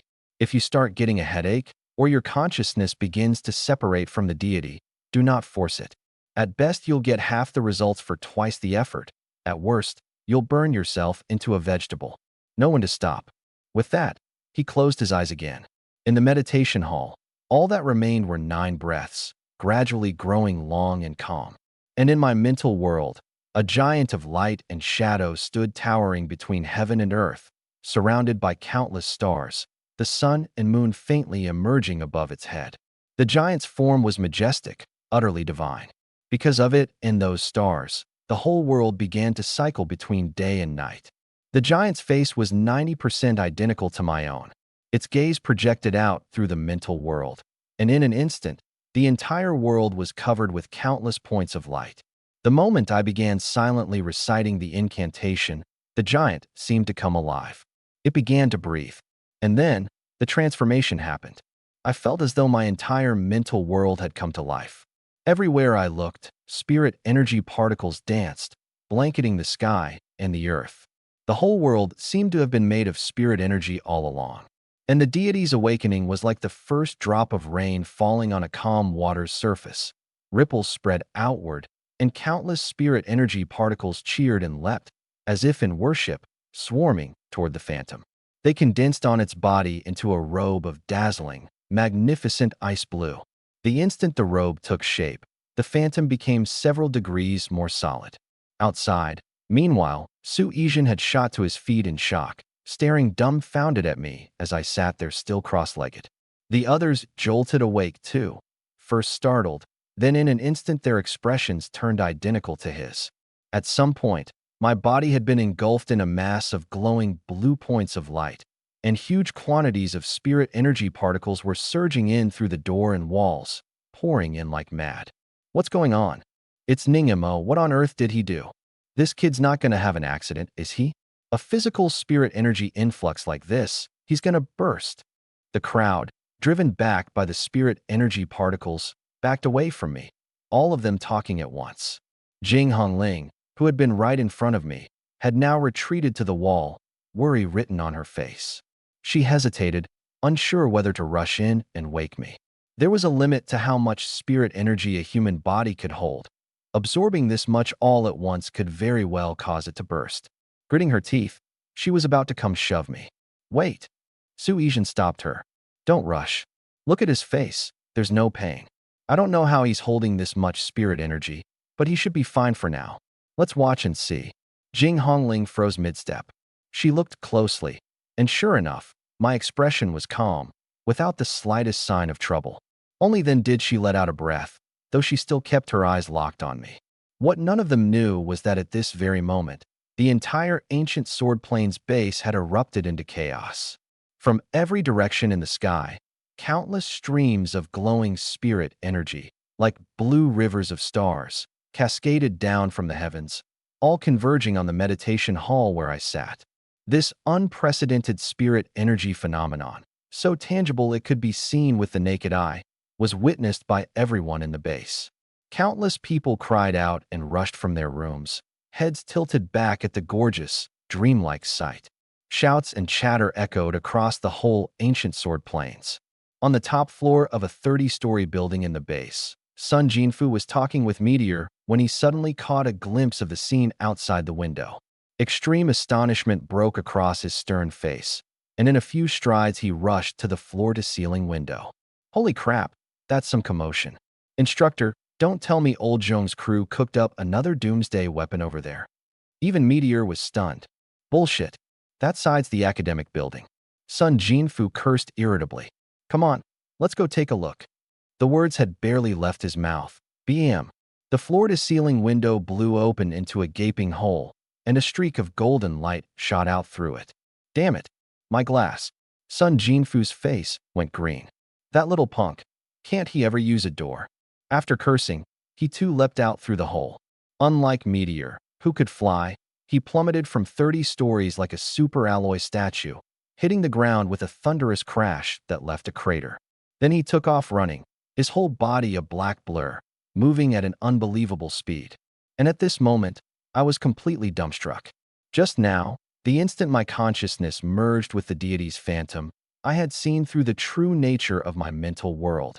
It was, in fact, a spirit energy world built from massive quantities of spirit energy particles.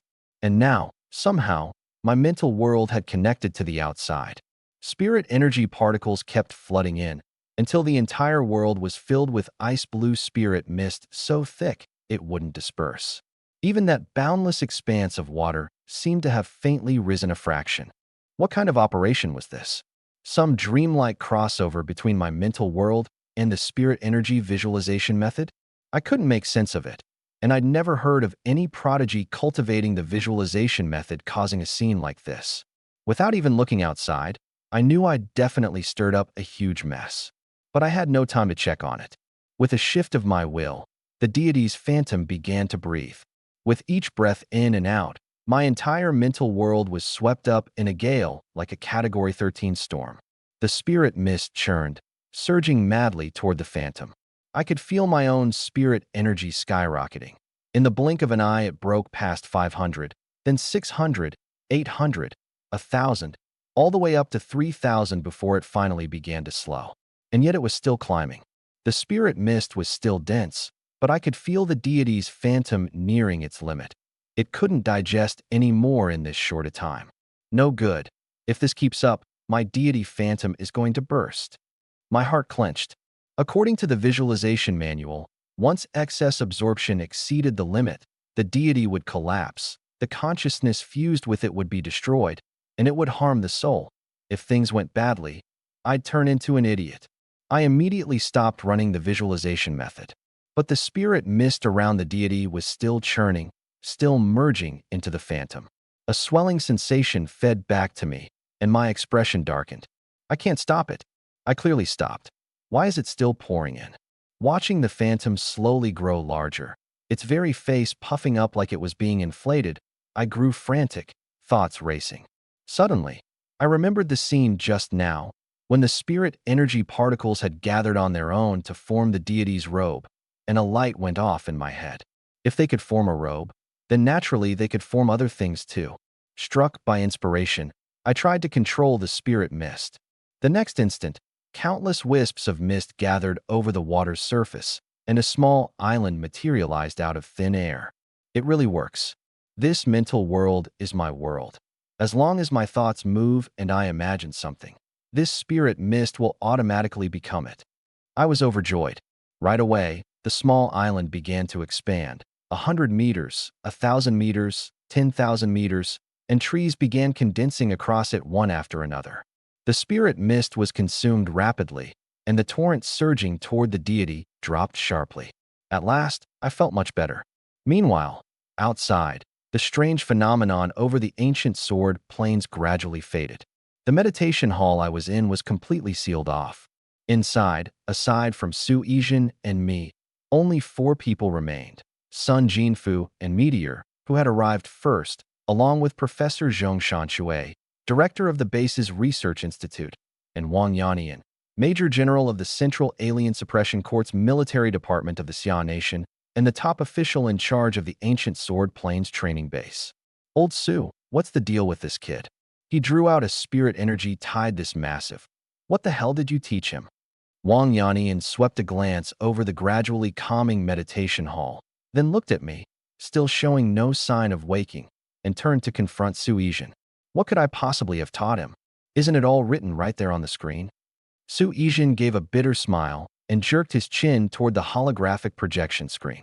Sun Jinfu and Meteor were speechless too, sizing me up with strange looks in their eyes. They'd already asked the same question the moment they walked in, and no one could figure it out.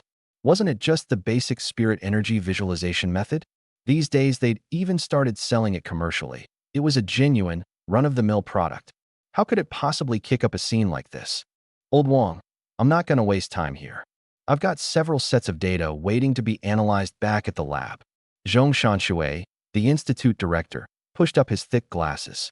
He'd originally rushed over out of curiosity about what major incident had struck the base.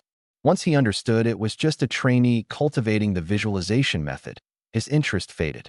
When this little fellow wakes up, draw a vial of his blood and send it over. When you've got time, bring him by the institute.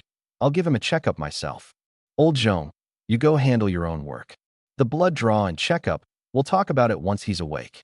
Wang Yanian didn't agree outright. They were military men, but they still couldn't disregard human rights and force someone to be a lab rat. Zhong Shanshui waved a hand and walked straight out. General, this kid stirred up way too big a commotion. I've already had the Defense Department step up patrols and lock down the news. Sun Jinfu's expression was grave, his back ramrod straight, a trace of worry in his tone. But those bastards from the Myriad Spirits cult have always had their eyes on us. Word might still leak out. A phenomenon like this, I haven't seen its equal since the year of the cataclysm. I'm afraid those vermin will make a move. We really do need to be on guard. For this young man to cause such an uproar, he must have something extraordinary about him. Wang Yannian nodded. General, this kid does have something extraordinary about him, of course. Meteor decisively made his presence felt. A few days ago he was still rank F. Now he's straight up rank S. And in 30 years, this is the first time we've ever discovered someone able to advance in tier after their profession awakened. Straight from F to S, still able to advance after awakening. Wang Yannian was completely lost. He knew every word, but strung together they made no sense. What's all that supposed to mean?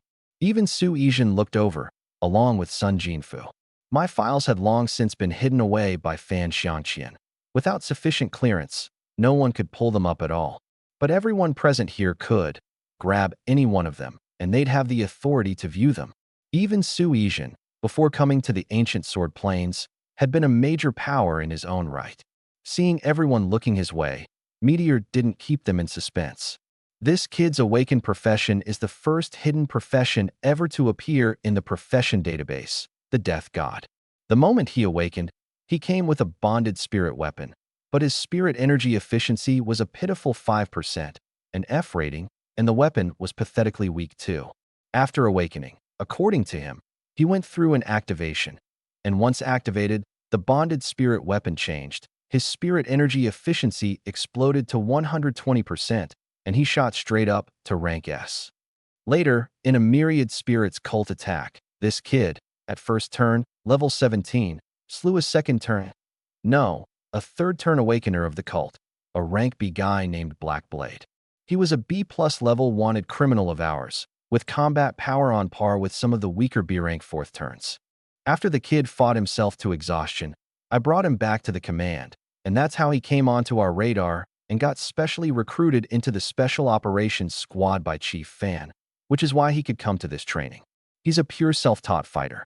Chief Fan and I both feel he needs to learn things systematically. A hidden profession that can still be activated and undergo a qualitative change after awakening. Wang Yannian showed a flicker of interest. Little Yi, you know this kid so well. Looks like he's someone you picked out. Meteor grinned. That's right. In the 3 years since I came back, I've already broken through to 7th turn. It's about time I return to the front lines. Rank S is rare. I think he might be able to take over from me and hold up Star City's Special Operations Squad. Wang Yannian nodded slightly and said nothing.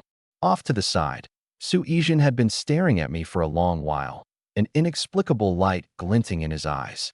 Rank S, plus this terrifying a talent for the spirit energy visualization method. Wasn't this exactly right for that idea of his? The more he thought about it, the more excited he grew, and the hotter his gaze on me became. Suddenly, he spoke up. In this young man, I can feel a potential for spirit energy as vast as the ocean. Given his current situation, I say skip the regular training. Assign someone to mentor him one-on-one. Both Sun Jinfu and Wang Yannian nodded in agreement. In their view, having caused a scene like this, before things were understood, it really wasn't wise to have me train mixed in with the others. This was definitely a talent. His potential might even exceed Meteor's. After all, no matter how powerful Meteor's professional ability was, capable of rivaling SS rank at the same level, he didn't have this terrifying a talent for the visualization method. High-turn powerhouses weren't built on spirit energy alone. No matter how many resources you poured in, you could stack your way to 6th turn at most, but you'd never stack your way to 7th turn. Everyone present was upper brass, and they all understood what a high talent for the visualization method meant. Meteor's eyelid twitched.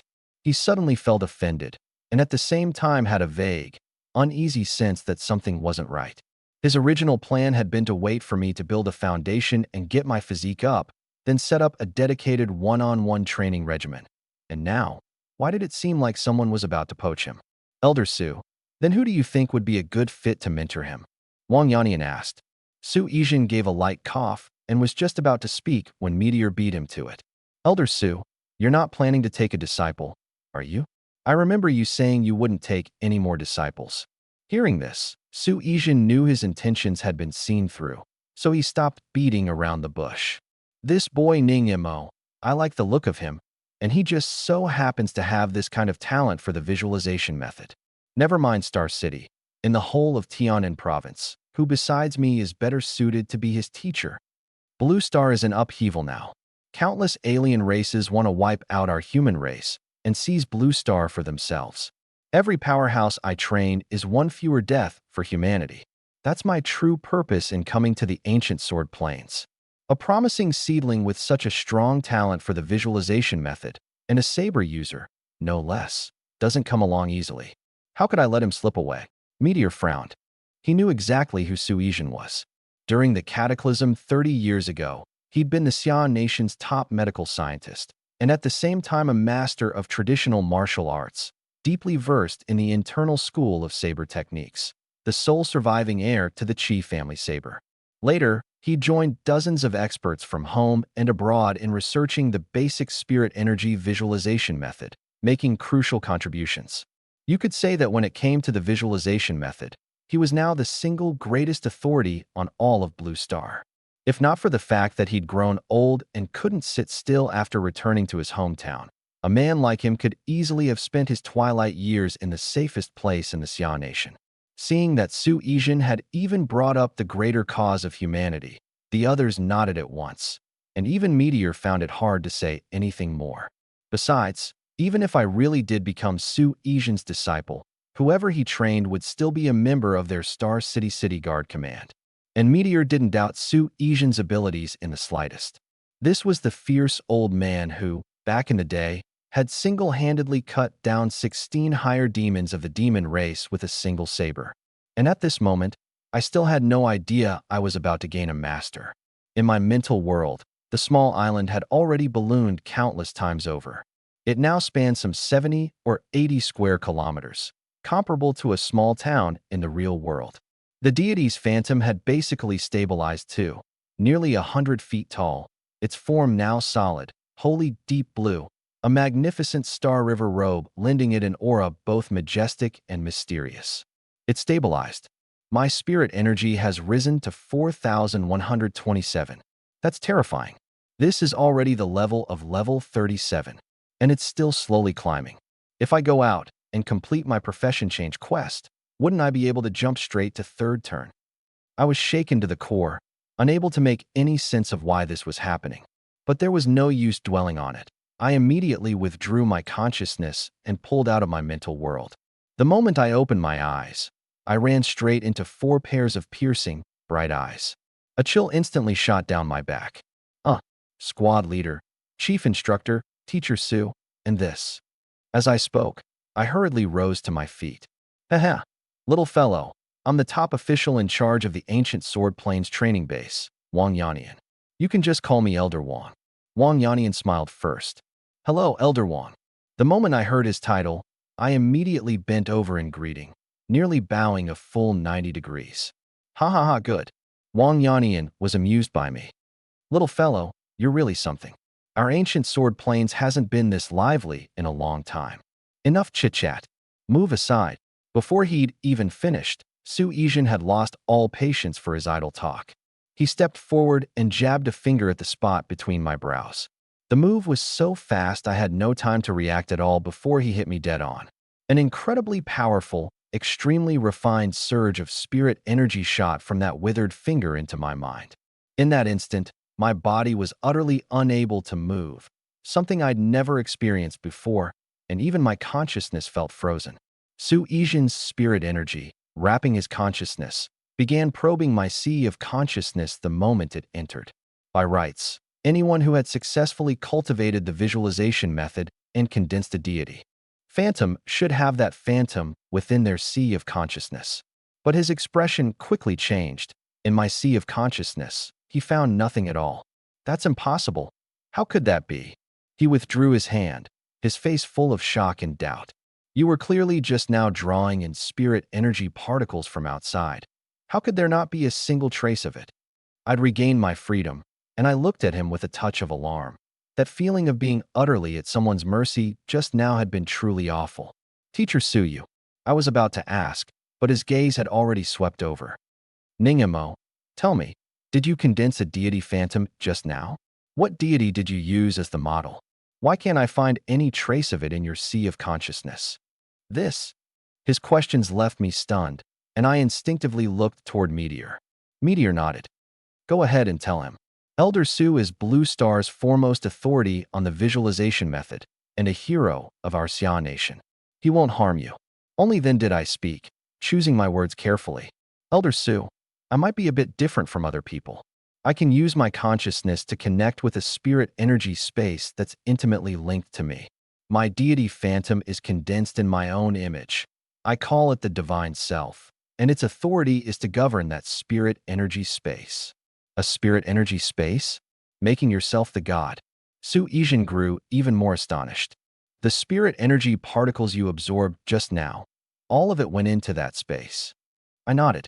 Making yourself the god is one thing, but connecting to an alternate space that I really am hearing for the first time. Wang Yannian, too, fell into thought. I didn't know how to explain the mental world, so I simply shut my mouth and said nothing more. Su Yijin stared at me as if he'd discovered a new continent. Ningamo, is all your spirit energy currently inside that space? Is that why I can't sense the slightest trace of spirit energy on you right now? I had only just realized it myself. Ever since the divine self appeared in my mental world, my consciousness had stayed connected to it. My spirit energy could all be stored within the divine self's body, ready to be called upon at any time. When I wasn't using it, there wasn't a shred of spirit energy in my body at all. Even the eye of divine profession can't read this kid's info anymore. He's just like an ordinary person, Meteor exclaimed in amazement. Everyone focused and looked, and sure enough, it was true. Hey, good kid. You'd make excellent spy material. Sun Jinfu sized me up and down, his tone teasing. All right, cut the chatter. Su Yijin was no longer willing to waste any more time. He stared hard into my eyes. Ningamo, are you willing to take me as your master and become this old man's final closed-door disciple? The question left me stunned. How had this suddenly turned into a discipleship? Silly boy, say yes. Sun Jinfu chimed in from the side. Elder Su is a national treasure-level figure. Whether it's the visualization method or saber techniques, he's the very best in our great Xia. I'd just experienced Elder Su's terrifying power firsthand. That light jab of a finger had frozen my entire body stiff. That was absolutely not something an ordinary powerhouse could do. Even though I hadn't changed professions yet, my spirit energy was genuinely at level 37, and I had an S rating. Put me inside the barrier and I'd count as an expert. And yet I couldn't withstand him in the slightest. On top of that, even Chief Instructor Sun, Meteor's instructor, had to respectfully call him Elder Su. This man's status was definitely no simple matter. I immediately dropped to my knees with a thud. Master, please accept your disciple's bow. Good. Su Yijin's face broke into a wide smile, his wrinkles bunching up like an old chrysanthemum. It's a modern age. We won't bother with empty formalities. Your master is Su Yijin, 94th generation heir of the Qi family saber. From now on, you're my 7th disciple, and my last, my closed-door disciple. As he spoke, he lightly raised his palm, and a great force lifted me to my feet. Come, channel your spirit energy, and let me have a look. Let's see just how big a boost that commotion earlier brought you. I'd barely steadied myself when I heard him urging me on. I didn't hesitate either. Immediately, through my connection with the divine self, I channeled my spirit energy. In an instant, surging power filled my entire body. Powerful. A sense of strength like nothing I'd ever felt welled up in my heart. By the officially published spirit energy power formula, my single-arm explosive force under spirit energy now approached 10,000 caddies, and the destructive power of my skills was even more terrifying. A 1-meter-thick steel plate would take a hole from a single punch. Feeling the spirit pressure that had suddenly appeared on me, Wang Yannian and the others were all somewhat astonished. This spirit pressure, It's nearly late third turn, isn't it? Not bad, not bad. Truly a genius who triggered a spirit energy phenomenon. In just a few days, he shot up 2 whole turns. Ningimo, have you received your profession change quest? Meteor asked as a final question. Only then did I remember this. I immediately closed my eyes to check. Congratulations, Death God Ningimo. You have successfully advanced to level 20 and received a profession change quest. Profession change quest. Second turn slay any one extraordinary creature boss of C rank 4th turn or above ×1. It has been detected that Death God Ningmo's actual spirit energy level far exceeds level 20, triggering a special quest mechanism. The Advanced Profession Change quest, second and third turn, will be opened directly.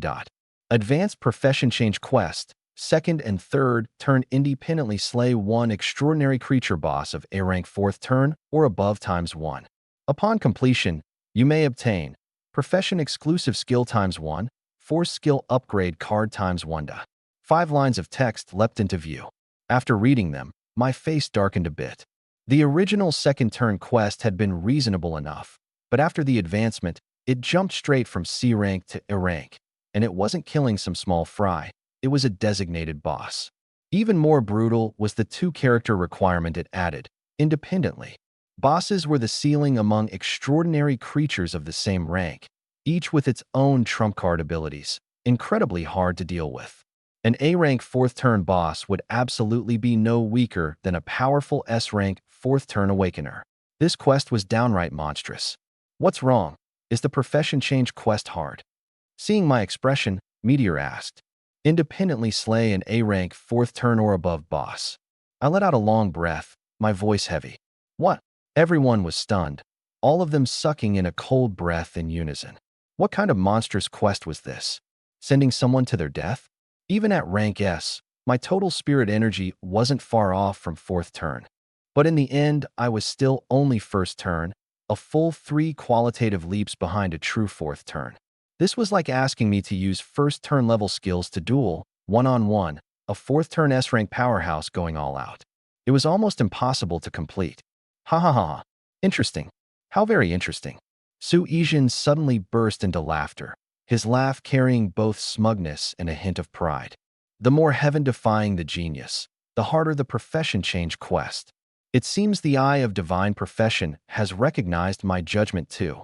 Little Ning, don't worry. Now that you've entered my school, with me teaching you, you're sure to succeed. Before I could even respond, Wang Yannian seemed to think of something and suddenly turned to look at Su Yijin. Elder Su, are you planning to give that to Ningimo? Give him what? Meteor, Sun Jinfu, and I were all baffled. Su Yijin just smiled faintly and didn't answer. Instead, he waved his hand to shoo them off. All right, stop standing around here. Now that he's taken me as his master, Ning Mo's for this old man to train. You can all go. Elder Su, you really don't stand on ceremony. Wang Yannian couldn't help laughing. Sun Jinfu and Meteor wore speechless expressions too. Off you go, off you go. And while you're at it, pass along a message for me. Tell those youngsters who came in with my disciple that if any of them can't make sense of the visualization method, they can come ask me here on Fridays. Any other time, don't come bothering me. Su Yijin waved his hand as if swatting flies. The 3 of them exchanged a glance, then looked at me. Wang Yannian spoke up. Little Ning, old Zhong at our base's research institute wants to give you a full physical himself and draw a vial of blood while he's at it. If you're willing to cooperate, I'll approve 100 base points for you as compensation. How about it? Just a blood draw and a checkup? The moment I heard base points, my eyes lit up. Right? Just a vial of blood and a routine physical. Deal. Free points would be foolish to turn down. And I knew perfectly well. My blood was 100% pure human. Nothing unusual would show up. As for the physical, that mental world thing was mysterious beyond words. I didn't believe any scientific instrument could scan it out. All right, then whenever you've got time, just head over to the institute. I'll give old Zhong a heads up that you've agreed. Wang Yannian nodded with a smile, then led Sun Jinfu and Meteor out together. In the meditation hall, only Su Yijin and I remained. All right, all the extra folks are gone. Little Ning, sit. Su Yijin wore a kind, gentle smile as he patted my shoulder, gesturing for me to sit. Even though I still couldn't quite figure out what the old man was up to, I obediently sat down cross-legged. Su Yijin sat down cross-legged across from me too, and one withered but powerful palm clamped directly onto my wrist. A mighty surge of spirit energy poured into my body. Strangely, this spirit energy didn't clash in the slightest with the spirit energy already flowing within me. It was as if it knew the way, sliding in smoothly and easily. His voice sounded in my ears. Close your eyes. Follow my spirit energy carefully. The foundation of the spirit energy visualization method is our great Xia's ancient method of inner observation. Originally, this was a technique the Taoists used to visualize deities and see into their own true nature. It could strengthen the spiritual awareness, cultivate it to the deepest level, and it said you could even have your soul leave your body and roam heaven and earth. Of course, that's all legend from ancient texts. No one's ever actually seen it. But once the eye of divine profession appeared and spirit energy was born with it, it instead gave us a real chance to witness what the ancients described. This thing called spirit energy, its nature lies somewhere between the legendary soul force and internal breath, sharing traits of both. It can strengthen the soul, letting a person unleash all manner of bizarre skills. And it can also empower the flesh, letting the body burst forth with extraordinary strength. As I listened, I mobilized my own spirit energy, following step by step, running it in tandem with the spirit energy he was channeling into me. Soon, I noticed something abnormal about this spirit energy. Su Yijin's spirit energy structure was extremely complex, taking a strange spiral shape, like a high-speed rotating drill bit, its threads sharp as blade edges, while at the same time carrying an extremely solid, sturdy quality. Spirit energy is the capital an awakener draws upon to release any and all abilities. The basic visualization method we pass down is only the most fundamental thing. It merely lets every awakener draw in spirit energy particles from the outside and strengthen themselves. That's all. What I'm about to teach you now is something more advanced, the art of spirit energy forging. His voice was low, yet it seemed to carry a kind of magic, each and every word boring into my ears and echoing deep in my heart. Forging spirit energy. Spirit energy can be forged. My heart jolted, and I vaguely grasped something crucial. By now, his spirit energy had sunk down to my dantian. Spirit energy is controlled by our consciousness. The wonder of this thing called thought is its endless changeability. As long as you can think it, you can do it. Watch closely. His voice dropped, and my consciousness locked hard onto my dantian. Even though I trusted him, this was, after all, someone messing around inside my own body. It'd be a lie to say I wasn't nervous. The instant the words fell, that spiral of spirit energy suddenly exploded. Within my dantian, scattered specks of pale golden spirit energy fragments rapidly reassembled, forming a slowly rotating vortex. At the vortex's center, 3 rings of light floated up and down, carrying some strange rhythm. Immediately, I felt my own spirit energy being wildly drawn by the vortex, surging toward it uncontrollably. Gritting my teeth, I forcibly held my spirit energy back. This is what I'm going to teach you, the ninefold spiral. Stop suppressing it. Cast your spirit energy in and give it a try. There was a trace of fatigue in his voice, but his tone carried a smile. Eyes closed, brow slightly furrowed, I hesitated for a moment. Then, as instructed, released my control. The next second, my spirit energy was violently yanked into the vortex. The instant the spirit energy passed through the vortex, it was as though it went through a refining, growing ever more crystal clear. And when it finally fell into the vortex's center, I clearly felt it. Amid the floating of those 3 rings of light, a terrifying pressure bore down out of nowhere, crushing hard against my spirit energy. Crack, crack. I could even faintly hear the sound of the spirit energy particles being compressed. This is the forging method of the ninefold spiral. As he explained, the first strand of spirit energy finally passed through the vortex and floated out the other side. I was dumbstruck. My spirit energy had completely changed form, becoming a beam of spirit energy sharp as a spiraling blade. But before I could take a closer look at what exactly was different about it, hiss, a soft sound rippled through my body. The vortex constructed from Su Yijin's spirit energy stalled slightly, then crumbled, dissolving into countless scattered particles that were instantly assimilated by the surrounding spirit energy and vanished. I opened my eyes to see Su Yijin wearing a weary look, yet still with a faint smile on his face.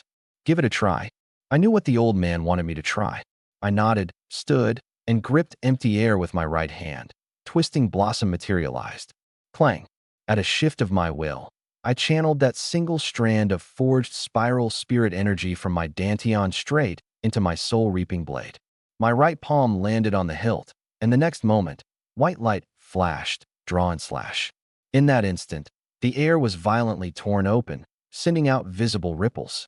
A tiny, transparent blade wave shot free of the edge, streaking straight for the alloy wall of the meditation hall. Hisses. Sparks flew everywhere. A gash 50 centimeters long appeared out of nowhere on the wall, and along the way it sliced a painting hanging there clean in two. Teacher, I didn't mean to. Looking at the half-scroll fallen to the floor, my whole body went stiff, and my heart lurched. I'd only wanted to test how fast and how fierce the blade could be under the boost of a single strand of forged spirit energy. Who'd have thought it would launch a blade wave outright? From over 10 meters away, it had even cut up the meditation hall's painting.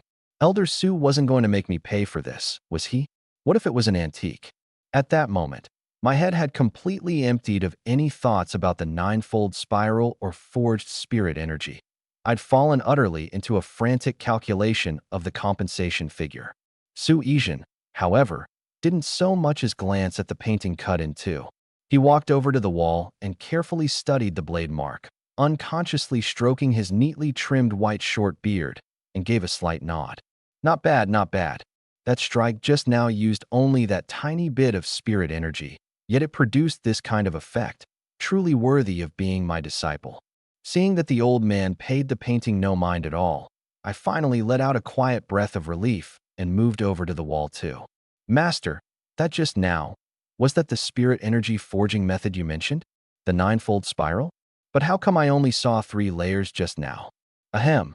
Hearing this, an unnatural look flickered across Su Yijin's face, and he gave 2 dry coughs. Your master only used a bit of spirit energy to temporarily derive a single spiral furnace in your dantian. 3 layers of spiral is already quite good. It can boost the power of spirit energy by nearly double. When the day comes that you can build a stable ninefold spiral in your dantian and forge every bit of spirit energy in your entire body through it, by then, your spirit energy intensity will explode straight up by 300%. The more he spoke, the brighter his eyes grew, and his gaunt frame straightened a few degrees. When I finished listening, I was completely stunned. What did 300% even mean? Just by learning this forging method, my spirit energy intensity would triple outright? And tripling spirit energy intensity did not equal tripling combat power. Even raising the intensity by a single point could send skill power shooting up several percentage points. An intensity boost of 3 times. What did that even mean? It was simply a qualitative transformation. Master, this is incredible. I want to learn it. My eyes had gone red, and my form of address automatically evolved from teacher to master. If I learned this thing, it might be even stronger than Bankai, and the key was, it could stack on top of my own abilities.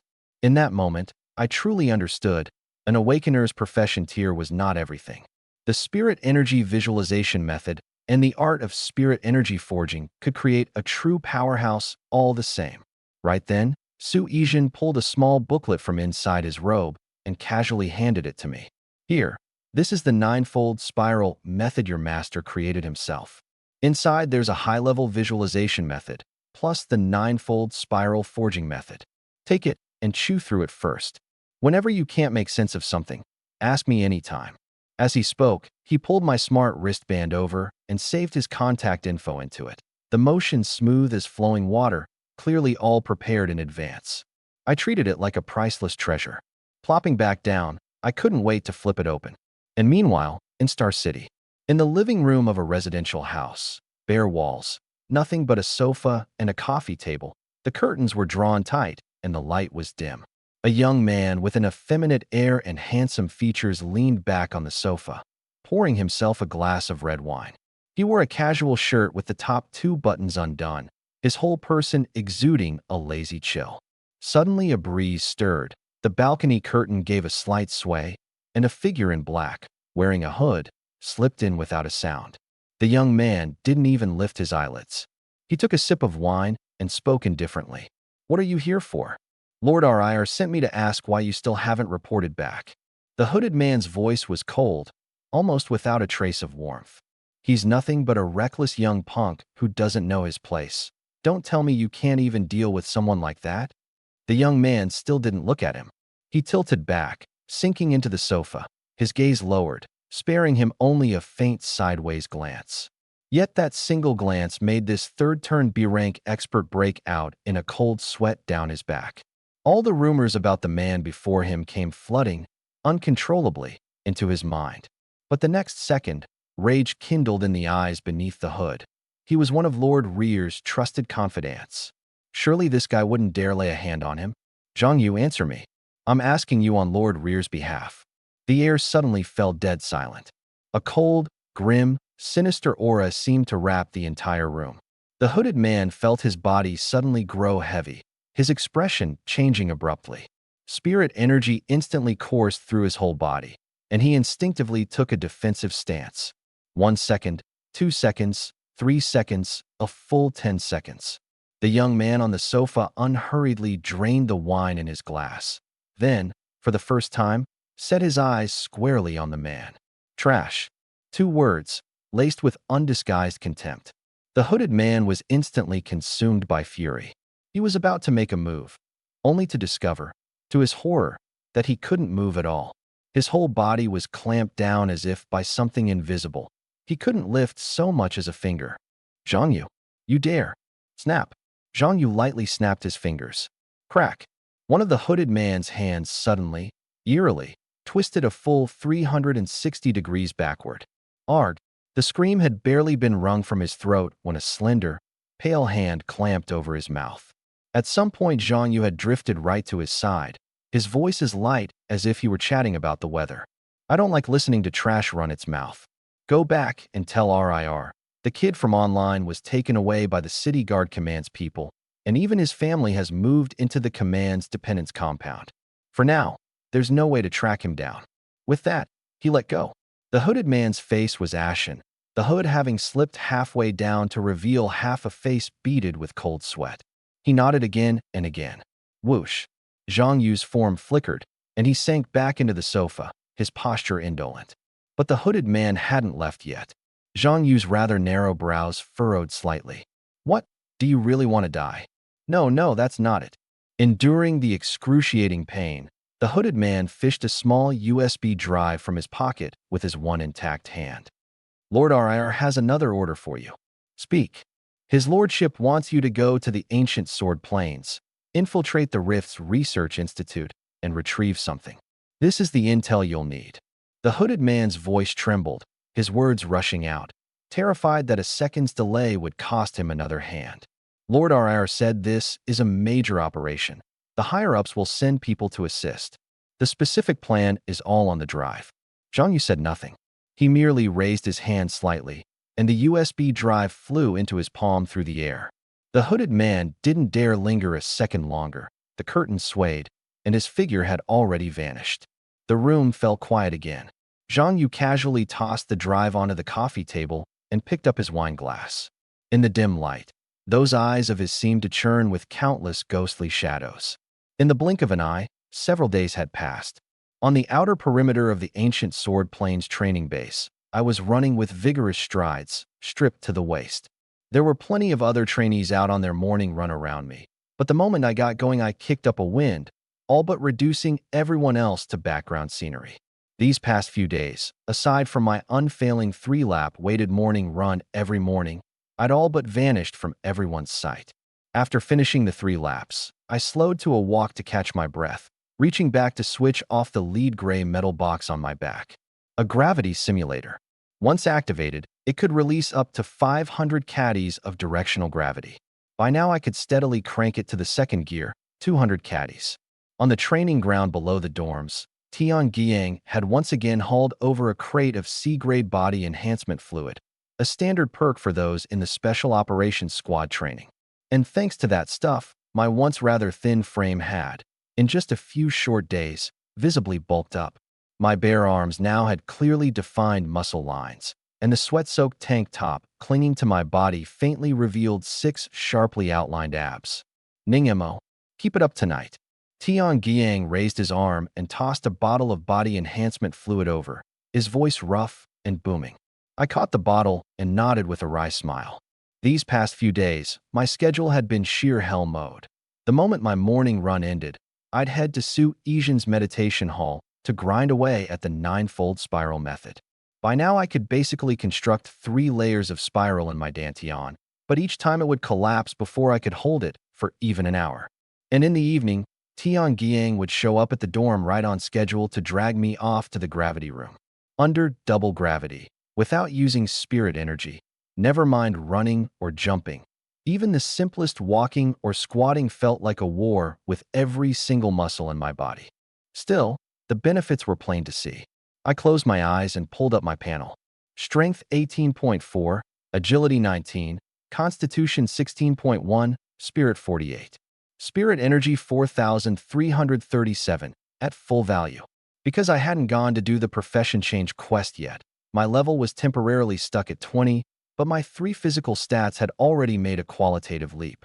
Even without drawing on spirit energy, relying on this body alone, I could go head-to-head and thrash a first-turn orc warrior. The only thing was, though I'd crossed the threshold with the 9-fold spiral method, it still wasn't stable enough. If I couldn't maintain a steady 3-layer spiral in my dantian over the long term, the forged spirit energy would revert to its original form after circulating a few times, so its effect wasn't much. I arrived at the meditation hall. Su Yizhen hadn't come yet. I skillfully settled into a cross-legged seat and began running the 9-fold spiral method. Spirit energy gathered in my dantian, and soon a vortex condensed. At the base of the vortex, 3 pale blue rings slowly took shape. The 3-layer spiral was the theoretical foundation. Only once the 3 layers held steady would I be qualified to attempt the 4th layer, the 5th, and eventually the 9-fold. Just as I sank fully into cultivation, the door of the meditation hall was gently pushed open. Su Yizhen, holding a thermos, ambled leisurely inside. He glanced at me, deep in cultivation, and a hint of a smile rose on his face. "Good kid. There's nothing like the drive of youth," he muttered to himself, then sat down cross-legged out in front. The 9-fold spiral was the fruit of more than a decade of his painstaking effort. And yet, even he, its very creator, had only ever practiced up to 3 layers himself. Everything beyond that was pure theory, never put into practice. For now, he didn't plan on telling me this.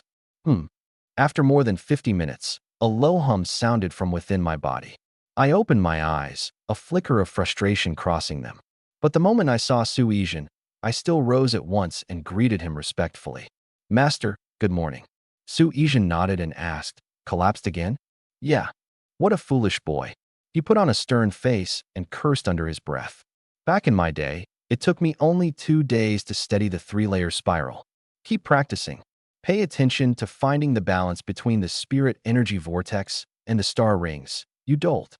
I sat back down sheepishly and closed my eyes to resume cultivation, not noticing the flash of satisfaction that passed deep in Su Yizhen's eyes. The old man had indeed steadied the 3-layer spiral in 2 days, but that was the result after countless deductions and verifications on his part, with a thick layer of theory already laid down beneath it, and only then had it taken 2 days. Whereas I had started from 0, and here on only the 5th day, I was already close to completing the 3-layer construction. I didn't realize it, but Su Yizhen knew it perfectly well. As long as the 3-layer spiral could hold for a full hour, it counted as completely stabilized. This kid was already right on the doorstep of success. Time flowed by minute, second by second. In my dantian, the pale blue 3-layer vortex lit up once more. And this time, the vortex and the rings of light were steady as bedrock.